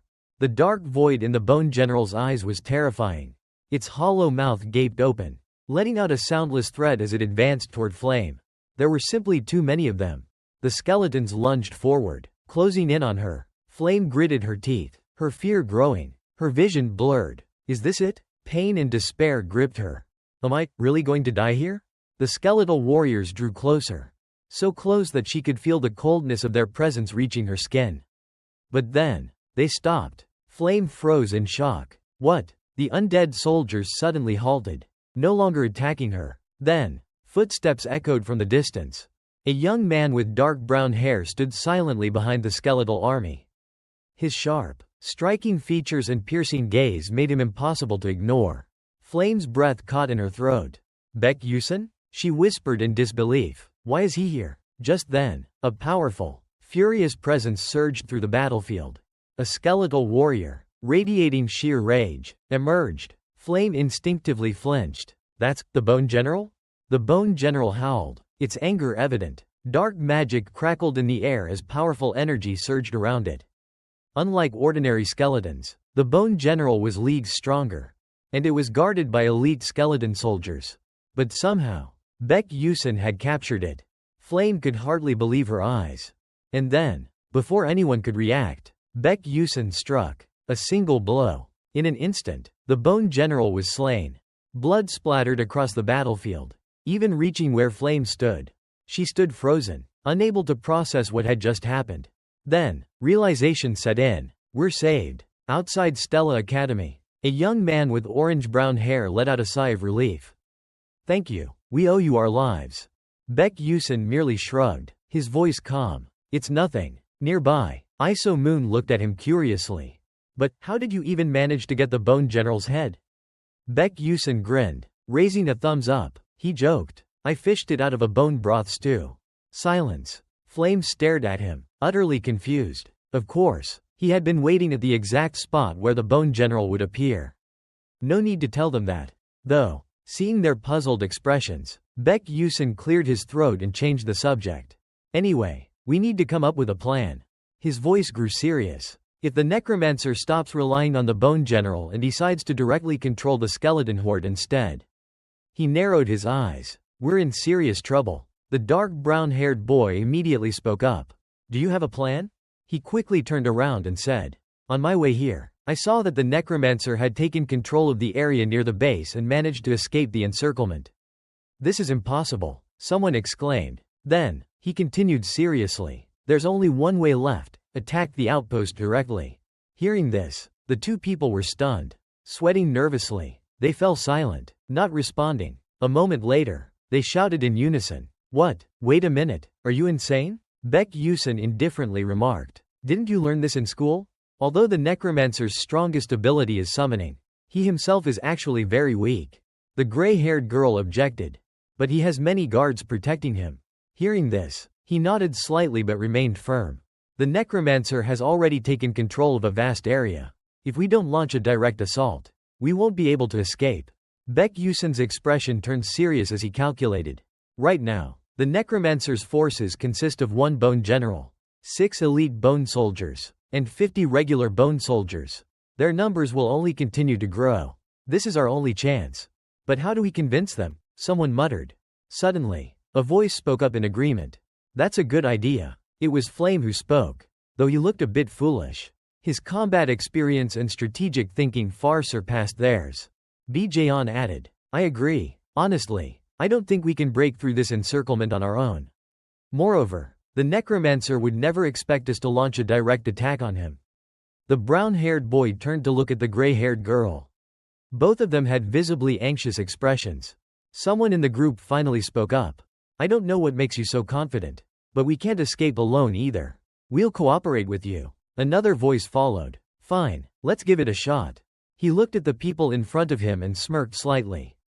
Before the necromancer could notice anything, in a forest deeper inside, there stood an old church. A chilling mist enveloped the place, making it look eerie. Out of nowhere, the foot of a man appeared. Then, he spoke in a sinister tone. What luck, running into Tellez's little chicks here. His appearance was nothing short of eerie. He continued, if I turn them into skeletal mage soldiers, those Dark Alliance fools will no longer dare to look down on me. Sap Hyuk, a level 5 necromancer from the Dark Tower, stepped forward into an area filled with tombstones. The cold mist shrouded the place, making it hard to see what he was looking at. Then, he muttered to himself, 7 years of gathering mana for the energy vessel. This place holds 700 skeletal soldiers. A twisted smile formed on his face as he confidently declared, now, no one can underestimate me anymore. Suddenly, his eyes widened in shock. A wave of panic washed over him as he questioned himself. What is this? My senses are reacting. Could it be that my bone general has been stolen? His expression darkened. Just then, from behind him, a blinding blue light burst forth. As he spun around, the magical energy shot toward him in an aggressive attack. Sap Hyuk's eyes widened in terror. Sweat dripping from his forehead. The mist shield he had created trembled violently before collapsing entirely. He staggered back in disbelief, gripping his magic staff tightly, and furiously shouted, the mist shield, created using Tier 4 magic, has cracked? Damn you, bastard, I won't forgive you. But before he could react further, his eyes widened again. This time, he saw something even more alarming than the broken mist shield. A sudden explosion erupted with a deafening boom, followed by blinding streaks of lightning and fire crashing down from above, striking the ground where he stood. 2 unfamiliar girls stood in the distance, watching the scene unfold. The mist shield had been completely incinerated, leaving behind only traces of lingering smoke. Sap Hyuk stood frozen in place, unable to believe what he was seeing. His jaw clenched, and his grip on his staff tightened. A deep sense of unease rose within him. I was too careless. I never expected them to dare attack me head-on. In the distance, the silhouettes of 4 figures were approaching him. They're just rookies, but they're still students of Stella Academy. He thought to himself, I didn't want to resort to this. But if I keep facing them directly, it'll be too dangerous. I have to summon the elite skeletal soldiers. Without hesitation, he raised his index finger to his mouth and bit down, drawing blood. Sap Hyuk spread his arms wide and shouted, soldiers, heed my call and serve me. Dark purple magic erupted around him, blood splattering in all directions. The skeletal soldiers began to stir. One by one, countless skeletal warriors emerged, surrounding him in a terrifying formation. Suddenly, Sap Hyuk coughed up blood. He wiped it away angrily and muttered to himself. Overusing the summoning spell caused internal injuries, but this should be enough. With a loud roar, he commanded the skeletal soldiers. Stop them. The undead horde let out eerie growls, Gro Akuo, as they began charging forward in chaos. Sap Hyuk grinned with satisfaction. Good, they're fighting well, now I can relax. But just then, Baek Yusun raised his staff, which crackled with golden lightning. His jaw clenched with worry. Sap Hyuk turned around, eyes widening in shock, his mouth agape. Who are you? In response, Baek Yusun merely smirked confidently, as if fully prepared for battle. Thick smoke billowed around them, shrouding the battlefield in mist. Baek Yusun stood tall, gripping a skull-headed staff, his aura commanding and powerful. Seeing this, Sap Hyuk roared in fury. Who are you? Where the hell did you come from? But instead of answering, Baek Yusun simply gave a faint smile. For a split second, Sap Hyuk felt a shiver of fear. He thought to himself, I've already pinpointed the locations of all Stella students through Blackpink's vision, yet this guy. Before he could make sense of the situation, his eyes locked onto the object in Baek Yusun's hand. It was his bone general. No, that's my bone general. Before he could utter another word, Baek Yusun swung his arm and slammed the bone general into the ground. Boom! Within 2 seconds, a surge of energy erupted from within the skeletal commander. A bright light flashed, then, shattered into countless fragments. Sap Hyuk let out a pained gasp. Clutching his chest, blood spewed from his mouth as he cursed through gritted teeth. Damn it. His face turned deathly pale as realization struck him. I underestimated him. Standing before him, Baek Yusun exuded an imposing presence. Sap Hyuk looked up at him in awe, thinking, so this is the power of C. But then, within a mere second, that cool, dominant figure was suddenly replaced by a bewildered, clueless expression. This wasn't part of the plan. Baek Yusun's mind reeled. Wait, this isn't how it was supposed to go. He recalled the original strategy. Dok Chol Wong and Baldi Jaeon were supposed to handle the Bone General and support him. But with the addition of the elite skeletal soldiers, they were completely trapped. Meanwhile, on the other side, his teammates were desperately fighting off the overwhelming undead army surrounding them. Baek Yusun felt extremely anxious. Did he really have to fight on his own? The thought of having to rely solely on himself gave him a headache. After all, he was the weakest among them. Should he just run away? As Baek Yusun was lost in his chaotic thoughts, a cough from his right snapped him back to reality. Looking at the figure struggling to stand, his eyes narrowed in assessment. He seemed injured. A sudden realization struck Baek Yusun, so that was it. The man must have overexerted himself summoning elite bone soldiers, leading to internal injuries. Feeling confident that his deduction was likely correct, Baek Yusun smirked provocatively and reassured himself. Perhaps he actually stood a chance. Meanwhile, the battlefield was engulfed in chaos. Fire raged everywhere, and Hongbi Jaeon was surrounded by the elite bone soldiers. Seeing this, she grew increasingly worried about Baek Yusun's situation. This isn't good. I need to deal with these enemies quickly and get to Baek Yusun. Just then, Asuong rushed toward her in panic, cutting off her thoughts. Princess, this is bad. The necromancer and Baek Yusun are engaged in a one-on-one duel.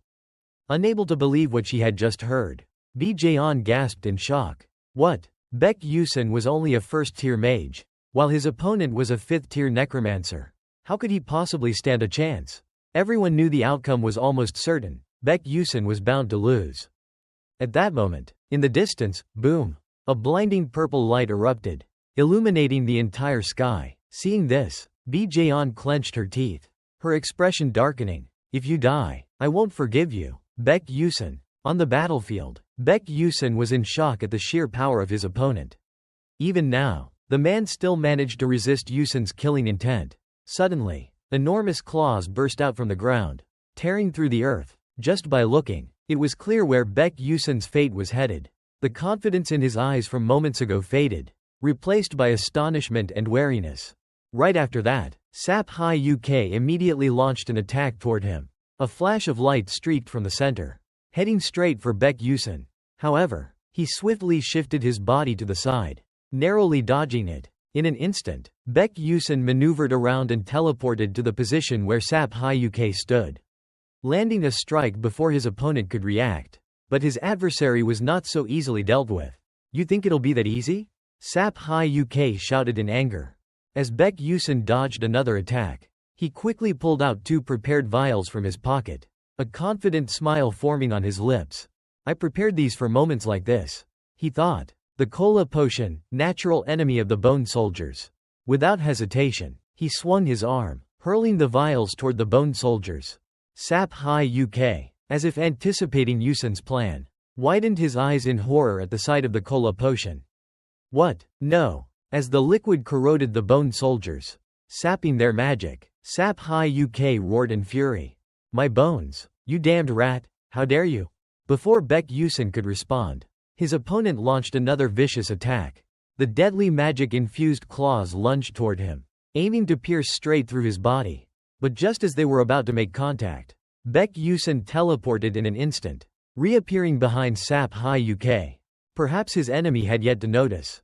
Baek Yusun wasted no time, he swung his sword toward Sap Hai Uk, ready to strike him down. But at that moment, Sap Hai Uk turned around with a chilling grin. Baek Yusun's heart dropped. Damn it! Before he could react, a skeletal finger emerged from beneath the ground, as if it had been lying in wait all along. The sharpened bone shot up, impaling Baek Yusun right through his torso. A sharp cry of pain escaped his lips as his face turned pale. Got me, he muttered through clenched teeth before forcing himself to leap backward, widening the distance between them.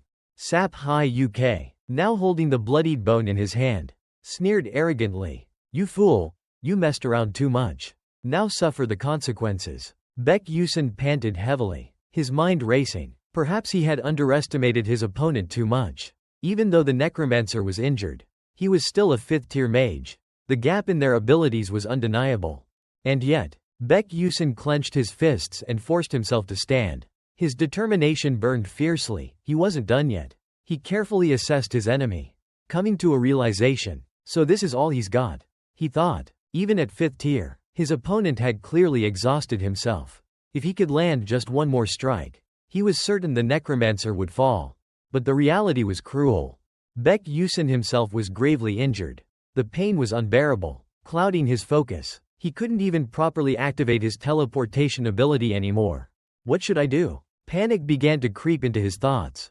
His usual composure was slipping away. But then, a sudden flash of insight struck him. Yes, that's it. Baek Yusun remained kneeling on the ground, feigning helplessness. This was his chance. Sap Hai Uk took the bait, striding toward him with a triumphant grin. He raised his weapon for a final, fatal blow. Die, he roared. On instinct, Baek Yusun rolled to the side, narrowly avoiding the attack. However, his injuries caused him to stumble and fall into a pool of mud. Sap Hai Uk burst into laughter at the sight of his once proud opponent struggling so miserably. Peeved, ha ha ha ha, look at you, running like a scared rat. But Baek Yusun ignored his taunts. He gritted his teeth and crawled forward, his goal clear in his mind. Just a little more, I just need to get a little closer. His staggering movements only seemed to fuel Sap Hai Uk's excitement. The necromancer eagerly gave chase, thrilled by the hunt. Struggle all you want, it's useless. I'll kill you right here and now. Baek Yusun, however, remained unfazed. A smirk played on his lips. I've already won, he thought. His battered face was smeared with dirt and blood, his breath ragged. Then, Sap Hai Uk's voice rang out once more behind him. I'll kill you right here and now. Baek Yusun halted his movements. He inhaled deeply and tightened his grip around his weapon, his eyes sharpened with unwavering resolve. Then, in one swift motion, he turned around, lowering his stance into a battle-ready position. The distance between me and the necromancer is exactly 13 meters. Baek Yusun smirked confidently, thinking to himself, that means I don't need to cancel my teleportation move. Snapping out of his thoughts, he immediately activated teleportation. Before Sap Hai Uk could react, a blinding flash of light burst beside him. Baek Yusun had appeared right next to him. Before his opponent had a chance to move, Baek Yusun swung his sword with full force, aiming directly at him. Sap Hai Uk, caught off guard, had no time to evade. Baek Yusun roared with determination, channeling all his remaining strength into the attack. The blade pierced through Sap Hai Uk's body, sending blood splattering into the air. At that moment, across the battlefield, something changed. The elite bone soldiers suddenly halted. Their movements ceased entirely. Everyone watched in stunned silence as the once fearsome undead warriors began to fade away. One of the surviving fighters, still panting from exhaustion, stammered in disbelief. Did Baek Yusun just defeat the necromancer? Jackie, collapsing to his knees in exhaustion, stared blankly ahead. I can't believe it. A second later, a wave of joyous cheers erupted from the crowd. We're saved. We're alive. Meanwhile, Sap Hai Uk lay motionless, defeated at the hands of Baek Yusun. Baek Yusun, covered in dirt and blood, slowly sat up and groaned. I'm dead tired. Let's go home already. Shortly after, the Magic Knights of Stella arrived and escorted them back to the academy. At the academy, the firm voice of the professor echoed through the room.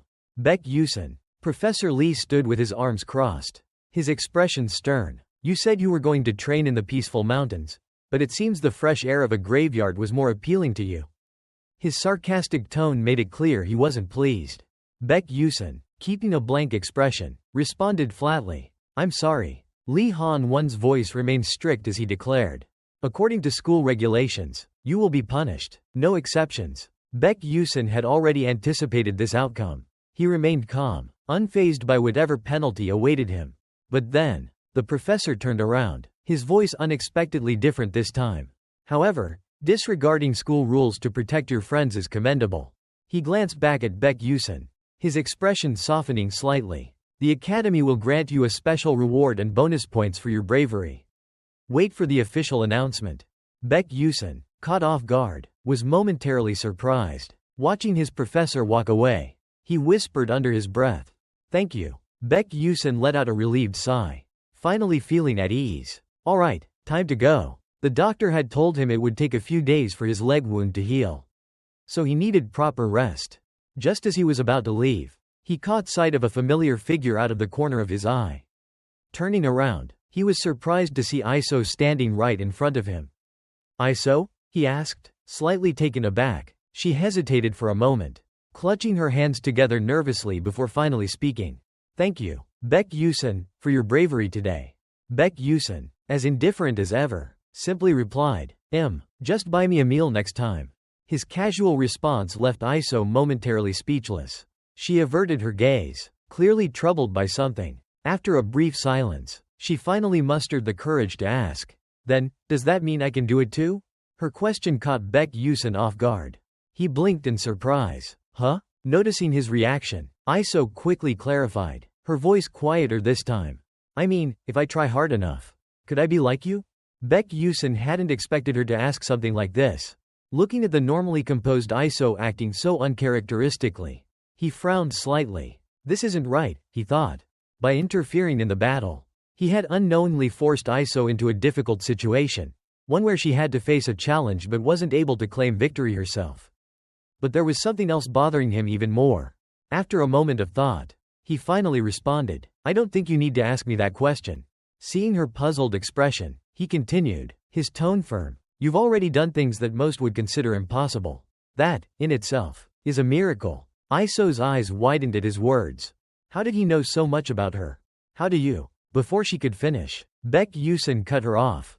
"Because I've been watching you." The moment those words left his mouth, Iso's eyes shot wide open in shock. Baek Yusun, too, froze in realization. Wait, hold on, did I just make myself sound like a stalker? His mind raced. That totally sounded like I've been keeping an eye on her for a long time. What the hell did I just say? But the words were already out, there was no taking them back now. Baek Yusun, still flustered, desperately searched for a way to escape the situation. "I am leaving now," he stammered before making a quick exit. Phew, that was close. If he had stayed a moment longer, Iso might have actually confronted him about what he had just said. Meanwhile, Iso lowered her gaze in silence, seemingly lost in thought, watching Baek Yusun's retreating figure. Her emotions surged uncontrollably. No one had ever cared about her before, not the daughter of a traitor like herself.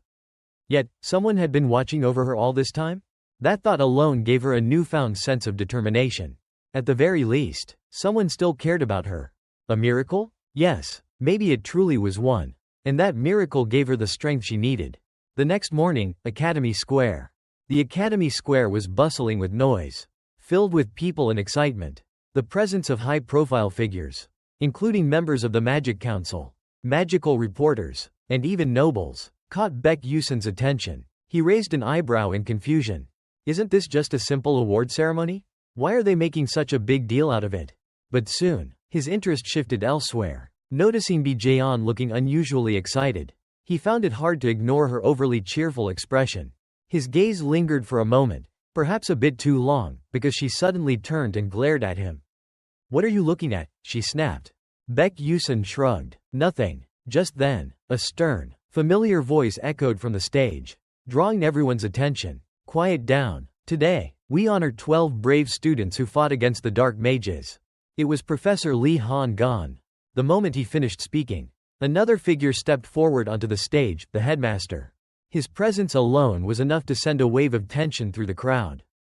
Dressed in pristine robes, he calmly approached the podium, patiently waiting for Han Gan to continue. The headmaster still wore his signature polite yet artificial smile, as though this entire event was merely routine for him. After a brief pause, Han Gan finally continued. The awards will be personally presented by the headmaster himself. The announcement hit the audience like a lightning strike. Gasps of shock spread throughout the crowd, and even Baek Yusun's eyes widened in disbelief. What? The headmaster himself would be handing out the awards?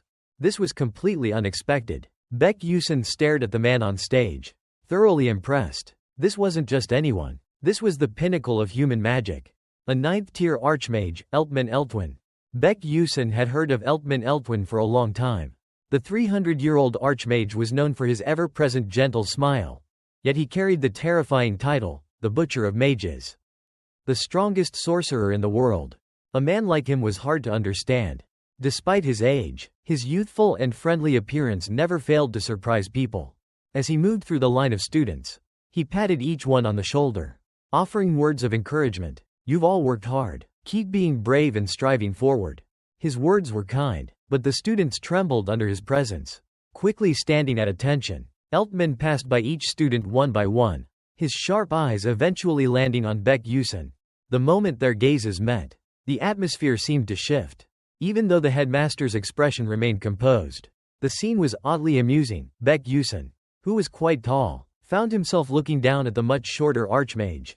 Yet, despite his unassuming stature, Eltman radiated an overwhelming aura. A mix of deep violet and icy blue energy swirled around him, exuding an unfathomable pressure. Just standing near him, Baek Yusun could feel the immense weight of his power.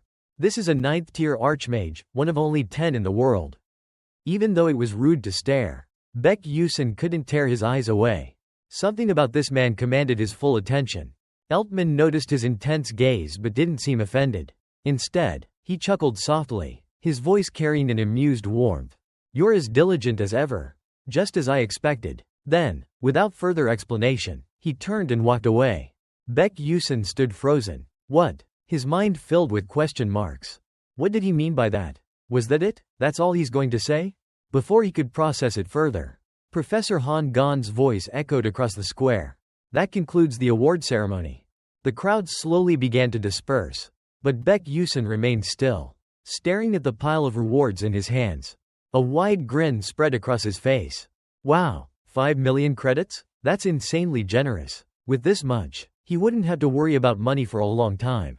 But then, his excitement shifted as his eyes landed on something else, a floating energy sphere beside him. His voice slowed. And, I even got the necromancer's heart energy core. That alone was enough to make his heart bloom with joy.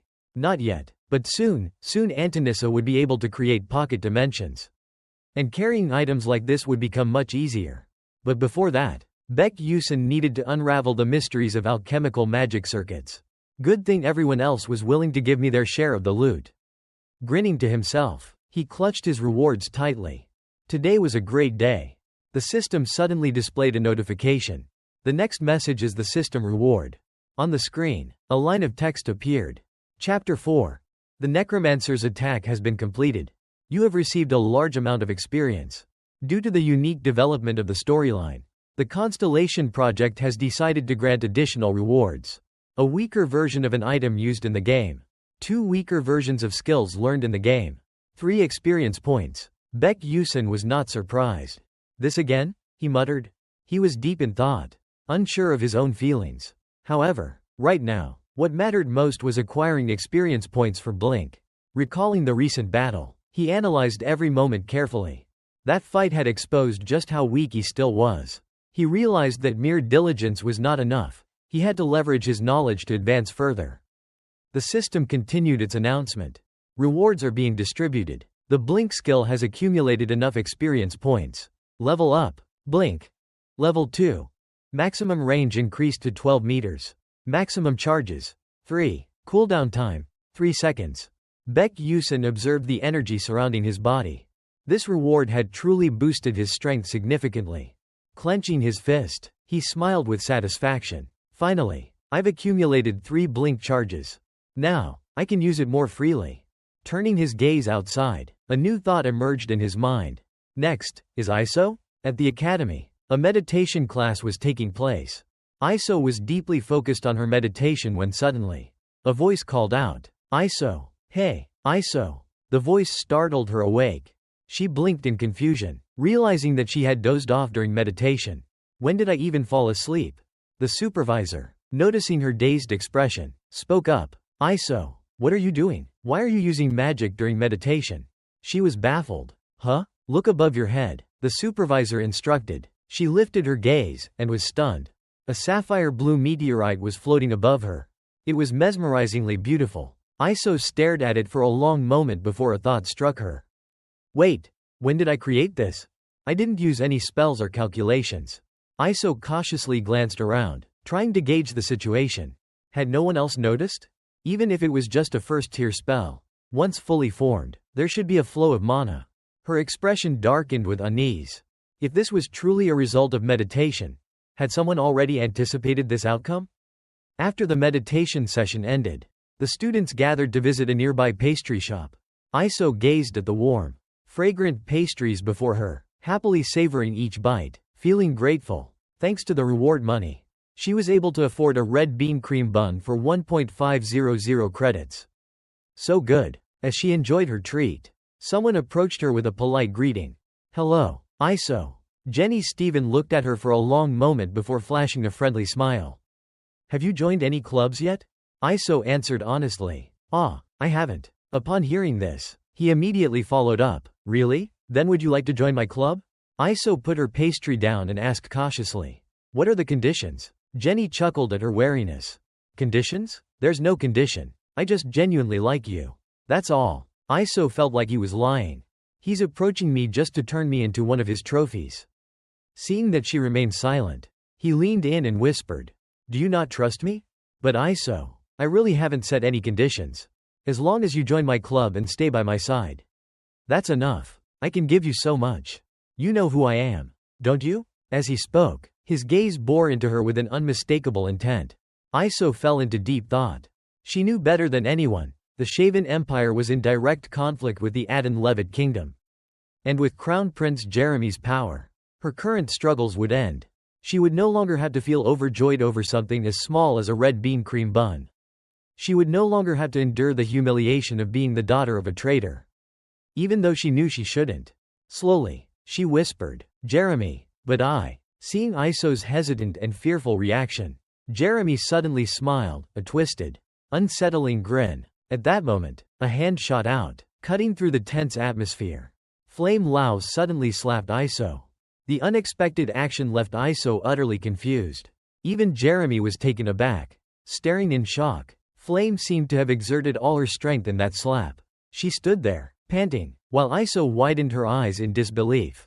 Instead of offering an explanation, Flame lashed out. You trash, she yelled. You said you wanted to date me. But now you're secretly flirting with someone else behind my back? I already told you that I like you. And now you want to abandon me? Iso, completely dumbfounded, had no idea how to respond. Before she could say anything, Flame grabbed her hand and dragged her away. Come with me, we need to talk. Huh? Was all Iso could manage? Flame urgently pulled her along, her voice impatient. Why are you still standing there? Hurry up. Still bewildered, Iso stammered. Wait. As the two girls disappeared from sight, Jeremy's lips curled into an eerie smile, like he had seen through everything. Flame led Iso to the fortress wall. Only after making sure they were safe did she let out a deep breath of relief. Phew, that was close. Iso, still confused, demanded, what is going on? Flame didn't bother explaining. Just let it go, she said. You should be thanking me.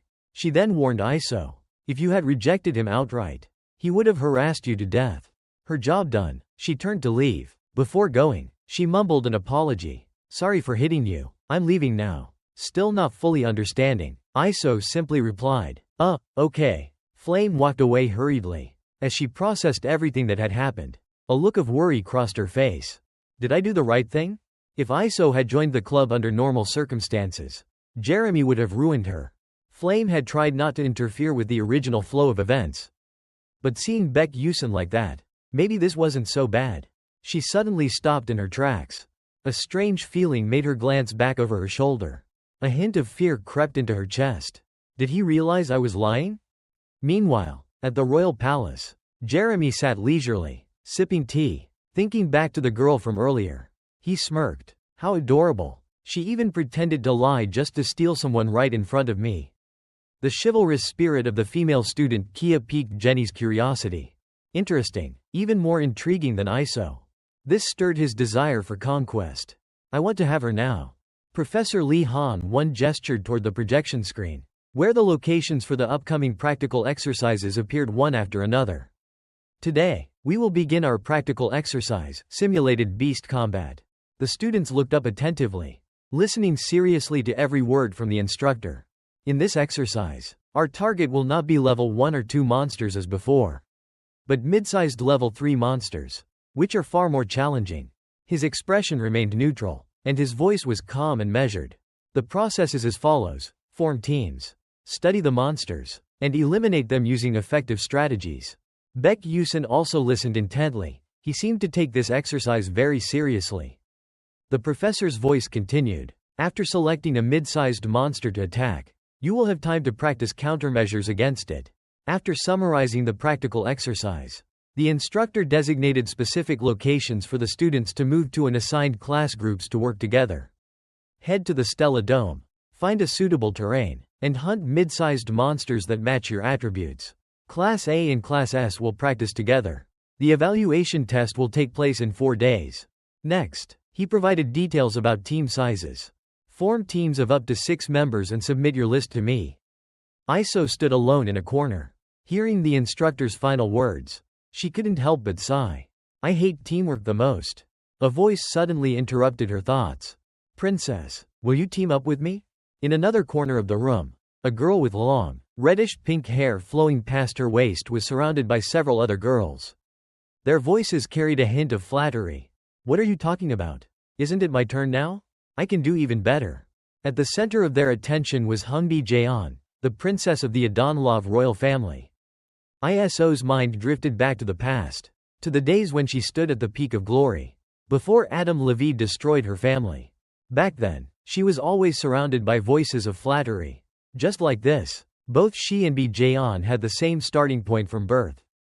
The Moff Ducal family, with its ice attribute, and the Adonlov royal family, with its fire attribute, were once fierce rivals, competing for dominance in the magical world. At the height of this rivalry, Jeon and ISO were born, 2 prodigies destined for greatness. However, perhaps due to their opposing attributes, they could never stand together at the peak forever. One of them was bound to win. ISO hugged her own arm as if embracing herself. Back then, I thought I was the chosen one. Can I still take revenge for Adonlov now? Someone approached, noticing her standing alone. Just like that, her train of thought was interrupted once again by another voice. Are you going alone? She lifted her gaze to see who had spoken. Levekusen. ISO stammered, responding to his question with another. Is something wrong? Baek Yusin smiled slightly, raising his hand, his fingers pointing towards himself. With a bright expression, he extended an invitation. Team up with me. From the other side, Hongbi Jeon quickly noticed the exchange between the two. She frowned slightly. Why her? ISO, too, was caught off guard by Baek Yusin's invitation. Did you just say, team up? He nodded, as if confirming her suspicion. You know there's no minimum team size requirement, right? We can form a 2-person team and earn bonus points for having fewer members. Hearing that, ISO immediately objected. She couldn't believe that just the 2 of them could complete the exercise smoothly. Are you crazy? How can 2 people possibly handle mid-sized level 3 monsters?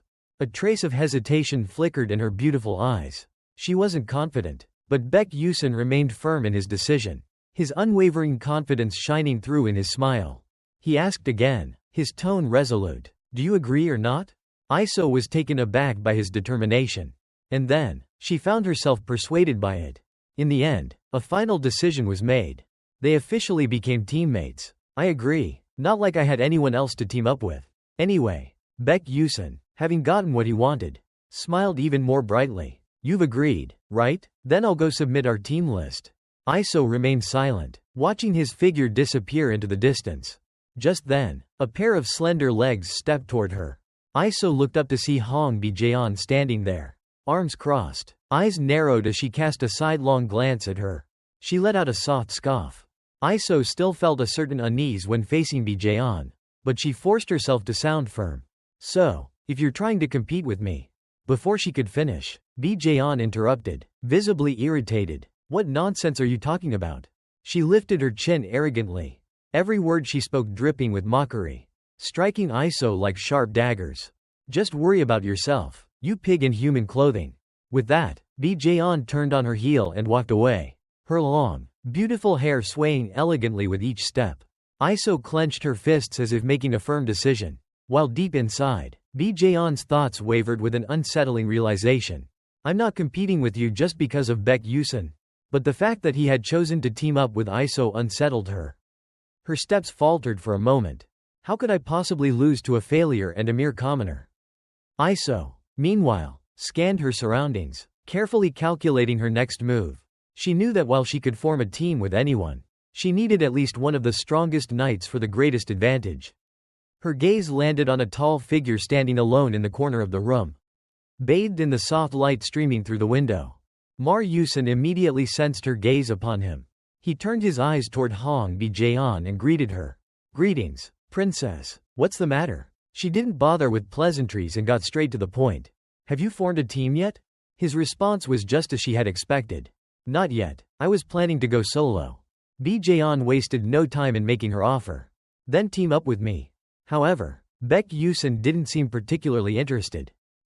Is that necessary? Baekhyusen and Iso have already formed a team, she added, watching his reaction closely. Her words seemed to strike a nerve. Sensing an opportunity, Baekjeon continued. I don't think they're aiming for ordinary mid-sized monsters, but rather special mid-sized and even large ones. His gaze shifted toward the two who had just formed a team, now chatting and laughing together. Baekjeon seized the moment while Baekhyusen was still wavering, reinforcing her offer. I'll say it again. Team up with me. He smirked, considering her words before finally responding. All right. A confident smile spread across his face, anticipation for battle flickering in his eyes. Baekhyusen accepted her offer. Sounds interesting. I'd like to test my skills against Baekhyusen at least once. Baekjeon, having achieved her goal, smiled as well. Good. I'm counting on you. Her eyes sharpened as she glanced toward the two chatting in the distance. A determined thought took root in her mind. Baekhyusen and Iso Moff. This time, I will defeat both of you. Time passed, and after 4 days of preparation, the simulated beast combat finally began. A monstrous, grotesque purple creature loomed before the students. Lee Han-won glanced at the board in his hands, listing the student teams. All right, he announced. The evaluation test for Class S and Class A begins now. 2 students formed a magic circle to attack a giant snail-like monster.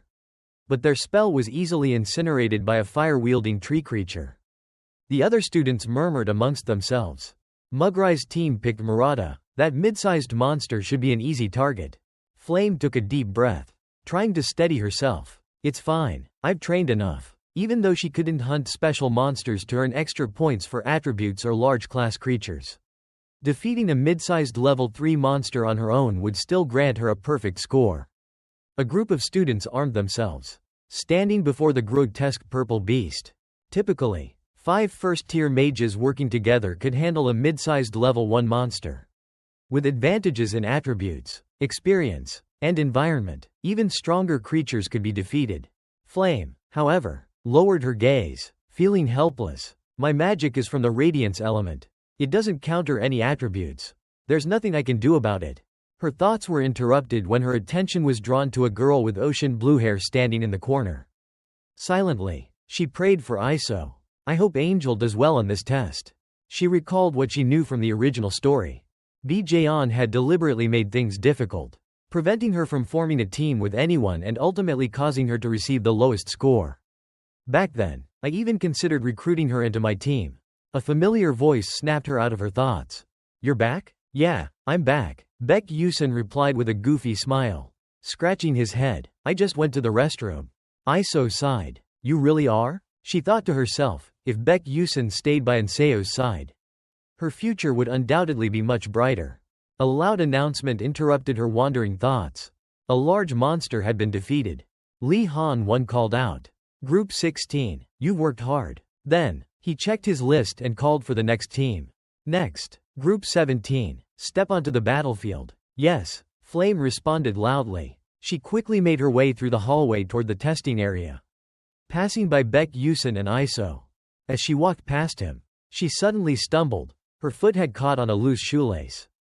Wah! By instinct, she braced for a fall. But before she could hit the ground, a strong hand caught the back of her collar and pulled her back. Flame was still in shock, blinking in confusion as she regained balance. Baek Yusin, looking just as flustered, muttered, Flame, still processing what had just happened, let out a dazed, gently. He let go, ensuring she landed safely. Facing him, she spoke, thank you. Baek Yusin glanced down at her shoelace and reminded her, no problem, but tie your shoelaces properly. Only then did Flame look down and notice the undone lace. Huh? But Jenny tied them for me earlier, they were really secure. Just then, Baek Yusin offered, want me to tie them for you? Flame shook her head. No, it's fine, I'll do it myself. Good thing I noticed in time, otherwise, that could have been dangerous. With that, she steadied herself and stepped onto the battlefield, both hands gripping her weapon. She assumed a battle-ready stance. The surrounding students started murmuring among themselves. She's fighting alone? Looks like it. Another student, clearly skeptical, commented, no way. Is she planning to take down that monster by herself? A massive, ferocious boar was summoned onto the field to face Flame Martin. Despite the intimidating opponent, she remained calm, analyzing the situation. This monster doesn't have any special attributes, so there's no elemental disadvantage. Lee Han-won raised his voice to signal the start of the battle. Group 17, your test begins now. The students watched in awe as the boar monster charged forward with overwhelming force. Look at how reckless it is. How is she supposed to handle that alone? But Flame remained calm, beginning to cast her spell. The whisper of the flowers follows the wind. She focused her energy, locking eyes with the rampaging beast. Ivy vines sprouted rapidly from the ground, coiling around the frenzied boar. The monster let out a painful shriek as the magical vines tightened around it. Without hesitation, Flame chanted another incantation, transforming the fragile ivy into hardened stone. The boar, now ensnared by stone chains, thrashed even more violently. Flame narrowed her eyes. It's not over yet. Above her, a shimmering magic circle appeared. The stone vines, strained by the monster's immense strength, began to crack. Then, under the sheer force of the beast, the hardened restraints shattered completely. The moment it broke free, the wild boar let out a deafening roar and charged straight for Flame. But she was ready. Gripping her magic staff tightly, she stood her ground. As the beast lunged toward her, jaws wide open, ready to swallow her whole, she remained unfazed. She used its momentum to her advantage, channeling all her mana into a single, concentrated attack. A brilliant golden radiance gathered at her fingertips. Then, with precise aim, she struck the monster directly in its gaping mouth. The golden energy burst forth, searing through its blood-red eyes. The boar monster barely had time to react before its massive body collapsed with a thunderous crash. Silence. The students stood frozen, processing what had just happened. Then, whispers rippled through the crowd. Whoa, our team of 5 couldn't even take down a mid-sized monster. Who is she? Flame barely paid attention to the murmurs. She exhaled in relief. Finally, it's over. As she walked back, something, or rather, someone, caught her attention. Her eyes widened in surprise. Huh? Did I just see that wrong? Meanwhile, Lee Han-won called out the next team. Hong Bi-jaeon and Mar Yusin. Step onto the battlefield. The two were already standing side by side, ready for their test. The evaluation for Team 31 begins now. The students who had yet to take their tests gathered around, enthusiastically cheering. Look, it's the princess. Go, princess, you can do it. Flame observed the scene, puzzled. Why is Bi-jaeon teaming up with Mar Yusin instead of someone from her own faction? In the original story, the two had no connection whatsoever. What kind of lineup is this? Before she could think further, a mysterious green light flashed across the battlefield, signaling the summoning of a monster. A massive beast materialized, a hulking figure with crimson lips, sharp white teeth, and tough green scales covering its body. The towering creature roared, red streaks glowing along its skin. A few students quickly recognized it. Wait, that's Suwa Elba. Excited murmurs spread through the crowd. No way, that's a special mid to large class monster. As expected of the princess, only she would dare choose such a rare beast to hunt. Flame narrowed her eyes, studying the creature intently. That's not just any special mid to large monster. She carefully analyzed Bijayan and Maryusen's elemental affinities, fire, earth, and lightning. Then, she turned her focus to the monster. Sensing the aura of a Sawalp-type beast. It's a water element monster with high fire resistance, and it can even fly. It completely counters both Bijayan and Maryusen. Her eyes widened slightly as she reached a conclusion. They're not just aiming for a special mid to large monster that no one else could defeat. They're willingly giving up their elemental advantage too? They're going for the highest possible score, but that score only matters if they actually succeed. The beast's powerful. Ocean blue wings fluttered, generating fierce gusts of wind. Then, with a deep, guttural roar, it spread its wings wide. Bijayan gripped her staff tightly, her expression calm as she gazed at the monster. Let's begin, Maryusen. Maryusen unsheathed his sword in response. Understood, princess. He took several steps backward. The watching students murmured in confusion. Huh? What are they doing? I thought they'd attack right away. A curious student turned to ask. Why is the knight retreating instead of charging in? Maryusen didn't offer an explanation, he simply smiled. Then, in an instant, he vanished, leaving behind a faint streak of black and violet light. A moment later, he reappeared above the battlefield, hovering midair within a magic circle. The brown-haired student stroked his chin in admiration. Oh, impressive. That's quite the jump for a first-year student. The girl beside him added. But with that level of skill, there's no way he can even touch Sawalp. She furrowed her brows in confusion. Besides, jump magic doesn't work midair. What are they planning? Maryusen smirked, activating his magic. A vibrant green light shimmered from his sword, and the sheer force of his energy caused nearby boulders to lift off the ground. Then, he leapt onto one of the floating rocks. Beneath it, flames erupted in a powerful burst. Using the momentum, he kicked off the boulder, propelling himself even higher, so high that he surpassed the flying monster. At the same time, the rock beneath him exploded in a fiery blast. The brown-haired student's eyes widened in excitement. Whoa! The girl beside him gaped in astonishment. From below, Hong Bijayan remained composed, wielding her staff as she continued to cast fire magic in support of Maryusen. High above, he glanced down at her. Their teamwork so seamless that the spectators couldn't help but be impressed. This is unbelievable. With a single hand, Maryusen conjured an enormous boulder, twice his size. Then, using his momentum, he hurled it with all his strength at the monster. As expected, Sawalp tried to evade, but it was too late. The massive rock crashed into the creature, slamming it from the sky down to the ground. Its once impenetrable green scales cracked from the impact. Maryusen wasted no time. Channeling his energy, he chanted an incantation, causing green-hued stones to erupt from the ground. The jagged rocks trapped Sawalp, forcing it to let out a pained roar. It struggled, thrashing its body in an attempt to break free. Then, its eyes glowed a bright gold. In mere moments, the monster shattered the stone restraints, breaking free completely. Maryusen landed smoothly, letting out a sharp breath. HMPH, just as expected, it tried to escape. He smirked, but it's already too late. A surge of red-orange mana swirled around Hong Bijayan. Her spell was complete. Her fire magic was now fully charged, ready to be unleashed. A brilliant red column of light descended from above, striking Sawalp with tremendous force. The watching students gasped in disbelief. Oh my god, they couldn't believe what they were witnessing. The monster, despite its high fire resistance, was writhing in agony. Sawalp, the formidable, near-invincible beast, was now at the mercy of Hong Bijayan's overwhelming power.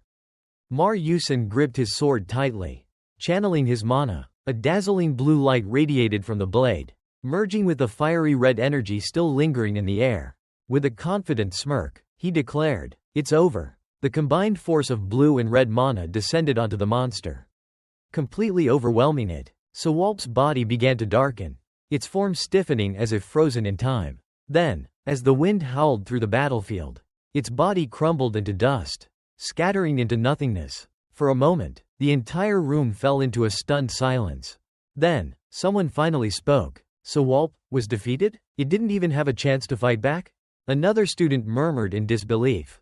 The students this year are absolute monsters. Their level, it's comparable to third-year students in Class S. Several students turned their gaze toward Hong Bi-jaeon and Mar Yusin as they stepped down from the battlefield. Admiration and awe in their eyes. So this is what it means to be a genius. Hong Bi-jaeon's lips curled into a satisfied smile. Well, Baek Yusin, she muttered to herself, turning her gaze toward the arena. No matter what monster you choose, you won't be able to surpass me. With a confident smirk, she shifted her eyes toward Baek Yusin and Iso as they stepped forward. This time, I win. But then, Baek Yusin casually looked at the examiner and made an unexpected request. Give me 5. Hong Bi-jaeon's smile froze. The entire room erupted into whispers. Did I hear that right? 5 monsters? It took 5 people to struggle against one mid-tier monster. And they're taking on 5 with just 2 people? All eyes locked onto Baek Yusin and Iso. Despite the murmurs and shocked reactions around him, Baek Yusin remained unfazed. Some students outright gasped, "Is he insane?" Without hesitation, the examiner granted his request. In an instant, 5 monsters materialized, surrounding him. The summoning was complete. Biden, a monster research specialist, immediately noticed something odd. He furrowed his brows, analyzing the creatures before him. That frog-like creature with the unnaturally long tongue. That's Hyam Radon. And the one with an iron ring through its nose and a white mane. That's a black sand bison. The bird with a massive golden beak, it's Cardin. And that one, the one that looks like condensed liquid, that's Namichim.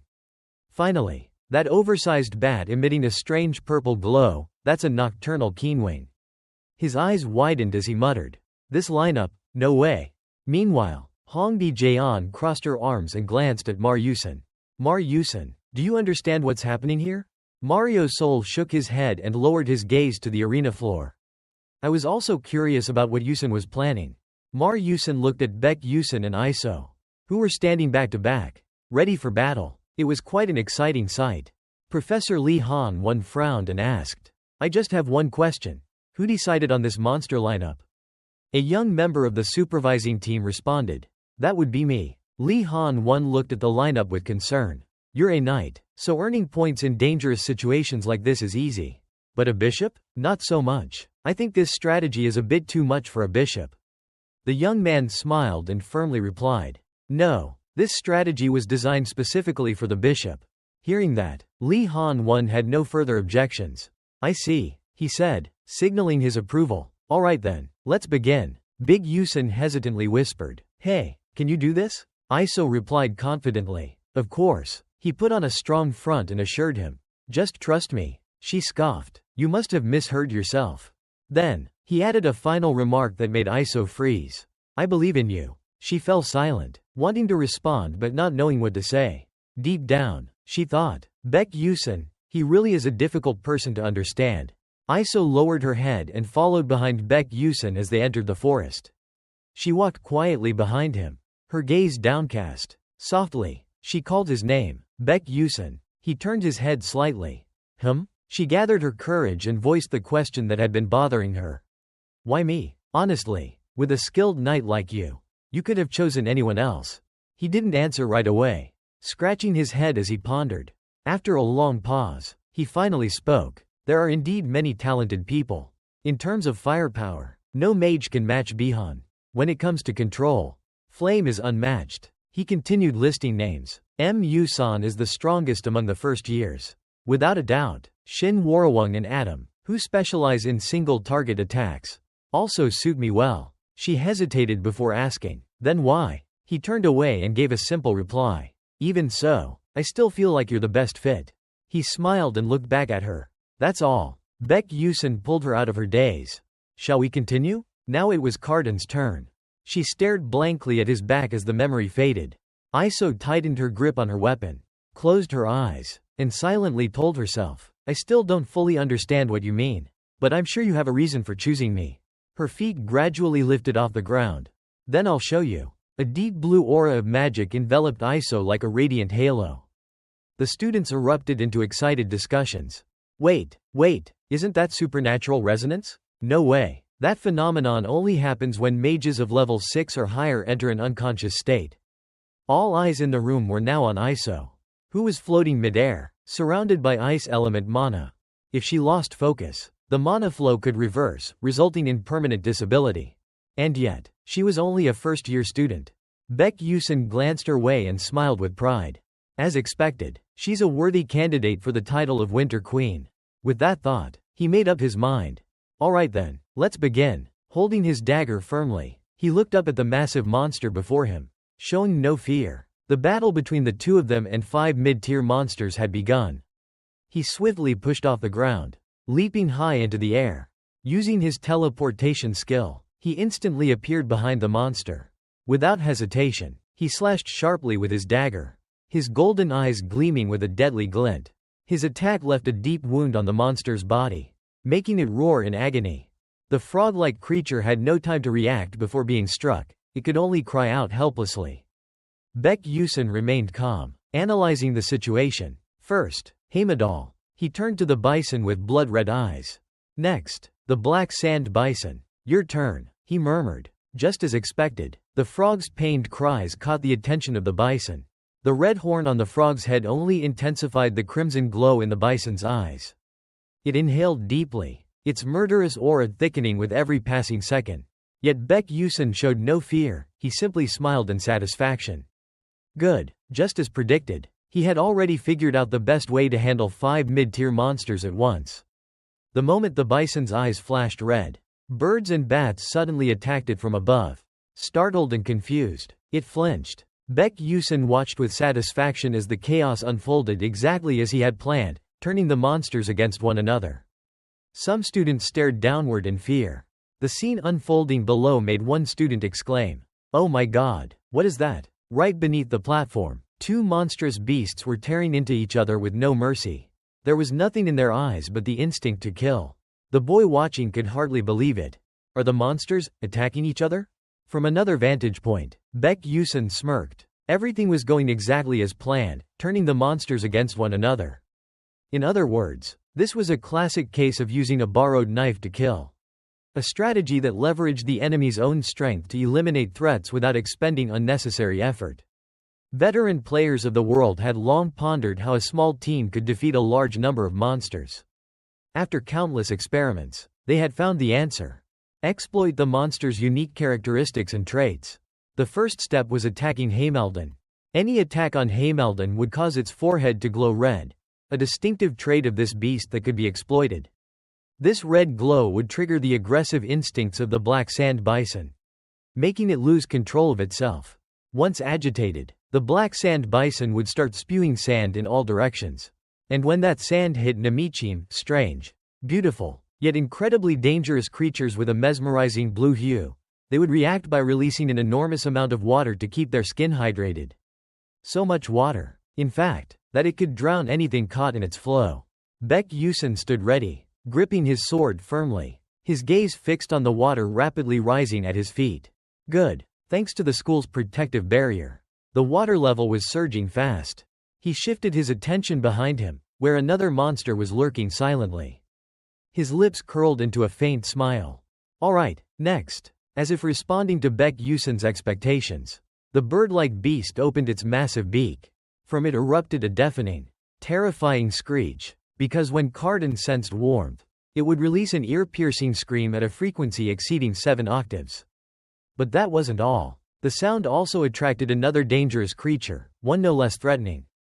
Bats. And finally, it triggered the hypersensitivity of the sound-reactive beast, the chimera-like monster with the body of a bird. The massive bat stomped its dark claws directly onto the bird's head, exerting immense force and leaving its opponent completely defenseless. Nami Slim wasn't going to sit this one out either. It surged forward with a powerful current of water, targeting the bird that had unleashed that piercing shriek moments ago. The bird and the bat locked eyes, seemingly communicating in a silent language no one could understand. All 3 monstrous creatures stood in a tense standoff, none willing to back down. A spectator observing the chaotic battle made a remark. All of these monsters are provoking each other. Beside him, a man with reddish-brown hair stroked his chin in surprise.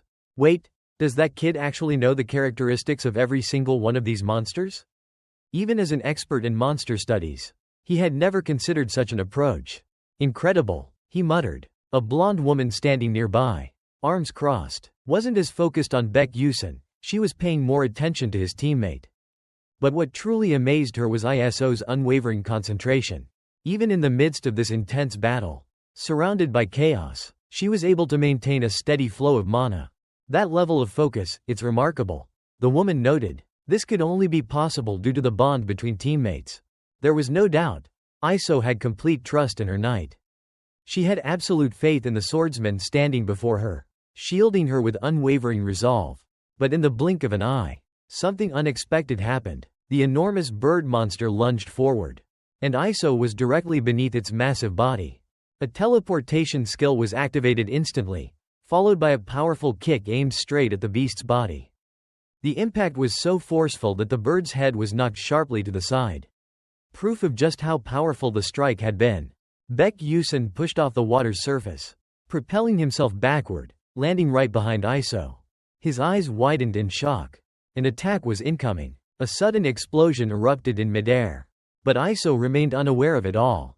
She was still deep in concentration, eyes shut, maintaining her focus. Meanwhile, slashes flew in every direction. Baek Yusun was doing everything he could to protect the girl standing behind him, ensuring she remained completely safe.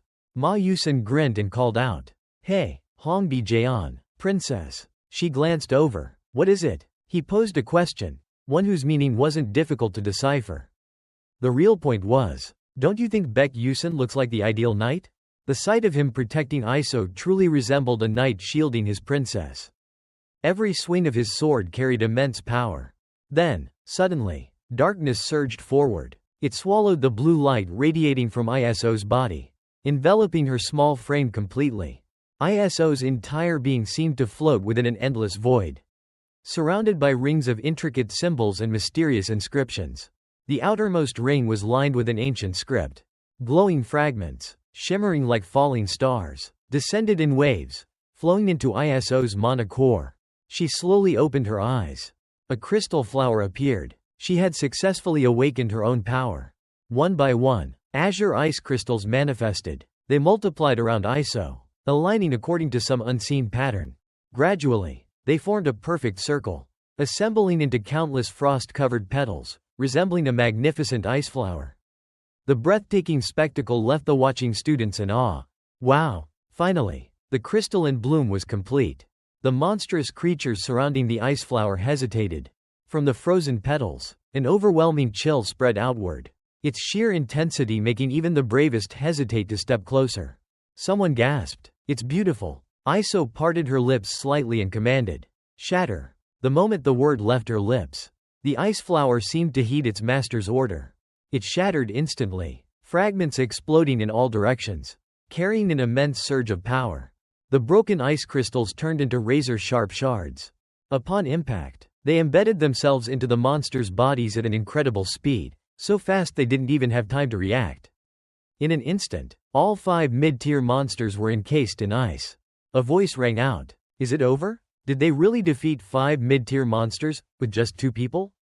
But nothing was ever that simple. Wait, look, the frozen layer began to crack. The ice's immobilizing effect was losing its hold. The monsters' eyes gleamed with a newfound, chilling sharpness. They were furious now. The monsters, they're waking up. ISO, she failed. The spectators let out a sigh of disappointment. So, in the end, they couldn't finish them off. What a shame. Another voice chimed in, but with a performance like this, they've definitely scored incredibly high. Before that sentence could even conclude, ISO raised her hand once more. A surge of golden energy erupted from her palm, brilliant and overwhelming. The sheer intensity of the mana flow left everyone speechless. Could it be? ISO shouted, "Descend." At her command, a massive golden magic blast crashed down upon the monsters. The immense magical energy radiated from her, forming a devastating explosion that obliterated the grotesque creatures. The spell's area of effect expanded rapidly, growing stronger and stronger. The entire horde was struck mercilessly, their screams piercing the air.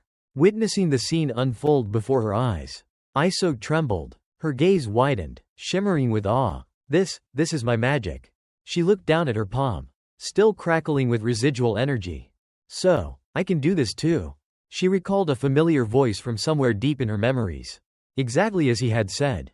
Still in shock, Iso turned to Baek Yusun and shouted, "5 at the same time?"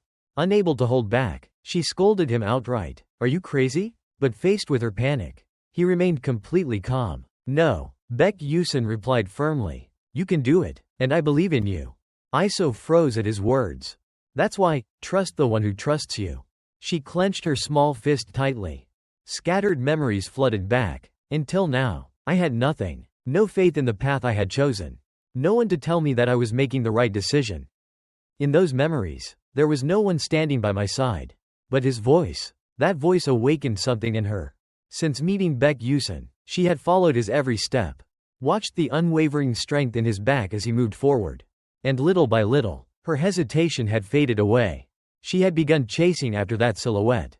But now, things were different. Following in his footsteps, she told herself, "From now on, I will never lose my way again." The announcement echoed through the arena, bringing a sense of relief to Iso. The test for Group 32 has now concluded. She smiled in satisfaction. In contrast to her tranquility, Baek Yusun clung to the wall, mumbling, "I almost got caught up in that. At least give me a warning next time." Meanwhile, Hongbi Jaeon and Mario Seoul were staring at the results displayed on the wall, which clearly showed the rankings for the simulated monster battle test. First place, Group 32. 199 points, Baek Yusun. Isel Moff. Second place, Group 31. 127 points, Mar Yusun. Pyeon A Don. Love it. Love it let out a deep sigh. We lost completely. She crossed her arms, muttering, even though we specifically selected mid to large-sized monsters with elemental advantages against them, we still lost. Guess I'll have to accept it. Her teammate smirked. Wow, you're giving up that easily? She shot him a cold glare. Shut up. Despite her nonchalant attitude, Hongbi Jaeon's mind was racing. When she looked at him, she couldn't help but compare him to Baek Yusun. To her, the image of the knight was Baek Yusun. She clenched her arms tightly, stubbornly thinking, if Iso can wield magic like that, then I can too. Yet, she couldn't comprehend why that commoner was so devoted to Iso. Her thoughts darkened. If a perfect knight exists in this world, then that knight should belong to me. The perfect queen. She gritted her teeth, her face betraying her unwillingness to accept defeat. Admitting I lost? That was a lie. I refused to accept it. Conflicted, Hongbi Jaeon turned on her heel, resolving to investigate Baek Yusun further. Then, her footsteps abruptly stopped. Her eyes widened in surprise. Standing before her was a girl with long, sleek hair and glasses. Hongbi Jaeon stared at her intently. Scene organ. The name echoed in her mind. Without a word, she resumed walking, brushing past the girl, her thoughts a chaotic mess. She had only come here to confirm that she had lost, to a group of commoners and a traitor. How irritating. The two passed each other without another glance. And behind the closing door, the shadow of Sai Alan Okan lingered. She cast a sidelong glance in the direction Hongbi Jaeon had just left. Then smirked, mumbling to herself, still too inexperienced. Elsewhere, Flame was engrossed in her notebook, her small hands moving fluidly as she delicately traced elegant letters onto the page. A bead of sweat rolled down her cheek. I can't believe she manifested the crystal bloom so quickly. She carefully sketched an image of Iso's ice magic, crystal bloom. That spell, a symbol of Iso's strength, only appeared when she had overcome hardship and regained her confidence. Her pen came to a halt, but her thoughts continued to drift. By all logic, Iso should have been breaking down right now. Then, she recalled Baek Yusun and suddenly understood. So that's why she could cast Crystal Bloom in front of everyone. It must be because of him. In the original romance novel, Ma Yusun and Iso had faced the apocalypse together. But what if there was a hidden side story she didn't know? What if Baek Yusun, this unknown character, was the one who truly loved Iso? What if, at the moment of the world's destruction, he had chosen to regress instead of Ma Yusun? She rested her chin on her hand, lost in thought. Regressing for the one you love, even at the cost of being forgotten by the very person you cherish? Would Baek Yusun truly have no regrets? Flame absent-mindedly tapped her cheek with her pen, her eyes distant and unfocused. A love so deep that you'd sacrifice your very existence to turn back time. What would that feel like? Baek Yusun folded his arms. scanning the system notifications flashing before him. Chapter 51 Monster Combat Simulation has ended. You have gained a significant amount of experience. You have successfully guided the story toward a positive direction. Project Content Ratio will grant an additional reward. He furrowed his brows, muttering under his breath, "What should I choose?" His expression grew more determined. "My skills have already been enhanced quite a bit. It's best to prepare for the next chapter." After careful deliberation, he spoke to the system. "I choose the leaf key of Jifa Nail." Silence. The system did not respond immediately. A hint of unease crept into his mind. After a moment of waiting, the system finally responded. "The system is verifying the granted reward." Baek Yusin cheered. "Awesome." The leaf key of Stevenel, though not an artifact, was an exceptionally rare item. One that only high-level players could obtain. It was the key to the dwelling of the gods. He stroked his chin, seriously considering his next steps. "But to use it, I need to go outside." Due to the recent necromancer event, security had tightened, making it even harder to leave. "What should I do?" Suddenly, his eyes lit up. The club, in an ancient, elegant building, the soft morning sunlight bathed the surroundings. A letter rested on the table, its ink narrating a childhood memory.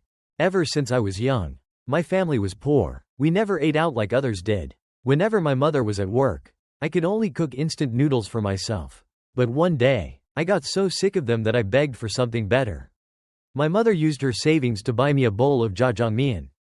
I was so happy. I asked her to eat with me. But for some reason, she didn't. She said she didn't like jjajangmyeon." Baek Yusin stretched his arms and loosened his muscles. "All right, that's done for now." His eyes sharpened with determination. Now to find a club. Standing before the club recruitment board, which was plastered with flyers from various clubs, he hesitated. Baek Yusin rubbed his chin thoughtfully. "Which club should I join?"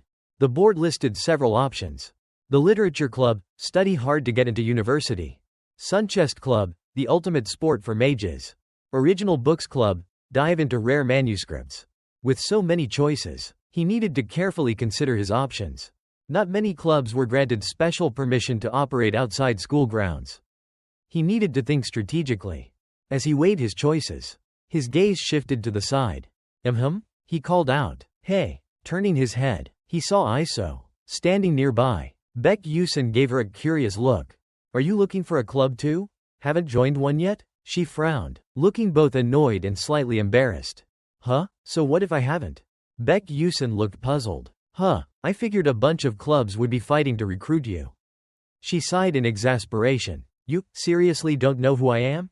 Baek Yusin casually replied. "I know you're Iso. You've been pretty famous lately." Iso hesitated, a bit flustered. Well, yeah, I guess." Baek Yusin studied her thoughtfully. After the test, Iso's reputation had changed significantly. She must have realized it too. Before he could dwell on it further, Iso cut in. "But we need to choose our clubs carefully." The two of them continued whispering back and forth, unaware of the presence behind them. A voice suddenly chimed in. "Buy one, get one free? Why are you treating me like this?" Mar Yusin had approached, placing a friendly hand on Baek Yusin's shoulder. "Hey, Yusin," he said cheerfully. Without hesitation, Baek Yusin brushed his hand off and sighed inwardly. "Mar Yusin? Why does he always ignore my clear annoyance?" But Mar Yusin remained unfazed. "I watched your test, you know," he continued, "and I heard you led the attack on the necromancer too. That was seriously impressive." Baek Yusin dusted off his shoulder where Mar Yusin had touched him and replied dismissively. That was just luck." But Mar Yusin wasn't fooled. He scrutinized Baek Yusin with a sharp gaze, as if trying to uncover something hidden. After a long pause, he finally spoke. "As I thought." Mar Yusin finished his sentence in his head, watching Baek Yusin's subtle reaction. "You're definitely different from the others." Baek Yusin remained silent, internally weighing his options. After a brief moment, he decided to respond. "You know, I'm just a commoner. That means I always have to work harder than everyone else." Mar Yusin smirked. "Oh, I see. So, you've been using your time way more efficiently than I have." Baek Yusin quickly changed the subject. "So, what are you doing this weekend?" Mar Yusin blinked. "Me?" Then, without hesitation, he answered, "Studying." Both Baek Yusin and Iso froze for a second. Baek Yusin gave him a deadpan look. "I was just making conversation, but thanks for the completely dry response." Mar Yusin hurriedly defended himself. No, seriously, I am studying. Then he added, studying, then training. That only made Baek Yusin more surprised. Huh? Baek Yusin raised an eyebrow. You never used to do that. Mar Yusin looked slightly flustered. Yeah, that's true, but I don't know why. Lately, I've just started. Hearing that, Baek Yusin quickly ran through the timeline of past events in his mind. Mariasin's training? That was supposed to happen much later. So why is it happening now? Suddenly, Iso spoke up. You've been training in the dungeon, right? Mar Yusin beamed. That's right. If the lady here hadn't interfered, I might have been in real danger. Iso snapped. Don't call me lady. Hearing that, Baek Yusin began piecing things together. Of course, in the original story, Mar Yusin had teamed up with Flame and easily defeated He Juliang.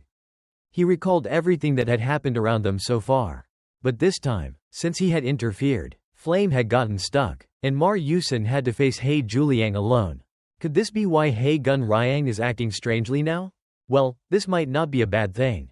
If both He Gun Ryang and Mar Yusin were forced to grow stronger, it would only improve their chances. Baek Yusin glanced at the two, calculating his next steps. Unlike himself, their growth would have a direct positive impact on ensuring a happy ending. Before he could dwell further, Mario Soul abruptly interrupted his thoughts. Hey, Baek Yusin, you still haven't joined a club? It's been a while since school started. Baek Yusin, unfazed, answered flatly. I've been busy. Mar Yusin grinned and pointed at himself enthusiastically. Then why don't you join the same club as me? Baek Yusin turned away indifferently. We'll see. If you meet my requirements, I'll consider it. Mar Yusin raised an eyebrow. Oh, what kind of club are you looking for? This time, Baek Yusin rattled off a long list, leaving both Iso and Mar Yusin completely speechless. A quiet place, few people, no private gatherings, full 4-tier insurance, free lunch with cheese-stuffed pork cutlets, outdoor activities, respect for individual schedules, special permission to leave campus. Iso blinked. Wait, cheese-stuffed pork cutlets? Mar Yusin, equally confused, frowned. 4-tier insurance? Iso shattered his delusion. There's no way a club like that exists in this world. Baek Yusin blanked out for a second before sighing. Of course, there isn't. I was just joking. But instead of being discouraged, Mariasin's face lit up with excitement. Oh, really? He pointed confidently at his own handsome face. Then I'll make a club like that just for you. Baek Yusin was utterly shocked. No way. He couldn't believe it and asked again.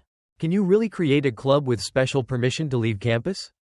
Mar Yusin, full of confidence, nodded. Yep, I can think of a way. Baek Yusin quickly realized. Of course, with M. Yuswan's connections, it was actually possible. But still, he crossed his arms and skeptically questioned Mar Yusin. And what do you get out of making a club just for me? Mar Yusin responded without hesitation, so confidently that Baek Yusin nearly fell over from sheer disbelief. Because you're special. A bead of sweat ran down Baek Yusin's face. Does he know something? But he stopped himself from saying anything unnecessary. Then, it clicked. I remember now. One of Mariasin's biggest issues in the original story was his fear of loneliness. After a moment of internal debate, Baek Yusin finally sighed and relented. Fine, go ahead and create the club. Not that I care or anything.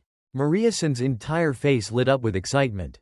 Seriously? Baek Yusin, still indifferent, confirmed. Yeah. Then, he pointed at Iso. But she has to join too. Iso blinked in surprise. Huh? Me too? Baek Yusin crossed his arms again, calculating. In the original story, these two were practically soulmates. If Iso was there, she could help support Mariasin's mental state.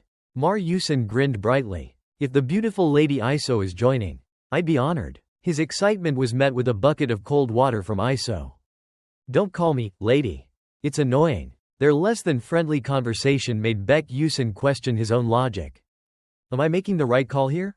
Probably. Mario Soul, completely thrilled, jumped in. Alright, so what should we name the club? Baek Yusin hesitated. About that, I already had an idea. On the club registration form, the club's name was written clearly. Application for club establishment. Club name, Culinary Exploration Club. President, Baek Yusin. Members, Mar Yusin. Iso. Objective, exploring various cuisines. Iso stared at the form, Puzzled, is this even allowed? To get special activity approval, they needed a faculty advisor, at least 4 members. Mar Yusin, brimming with confidence, assured them, I'll handle the extra member and the approval stamp. However, his energy slightly deflated as he added, but finding a faculty advisor is gonna be tough. Baek Yusin frowned. Wait, you can get special permission to leave campus, but you can't find a professor? Faced with Baek Yusin's question, Mariasin's face darkened. TCH, they're all just trash. His blunt response left Baek Yusin momentarily taken aback. Huh? What does he mean by that? Before he could press further, Mar Yusin casually waved the club registration form in his hand. Anyway, I'll go get the approval stamp for our application. Baek Yusin simply replied, alright, thanks. He watched as Mar Yusin walked away, his mind analyzing the situation. Getting a special permission stamp isn't something just anyone can do. If they're willing to approve this, then it must be one of them. The main tower number 1 was bathed in the warm hues of sunset, casting a serene glow over the building. Inside the vice principal's office, a middle-aged man was carefully examining a porcelain vase when the sound of the door opening caught his attention. He looked up, at the sight of the person entering. His expression froze in shock. You. Mar Yusin strode forward confidently, his steps firm and deliberate. The man barely managed to get out a proper sentence.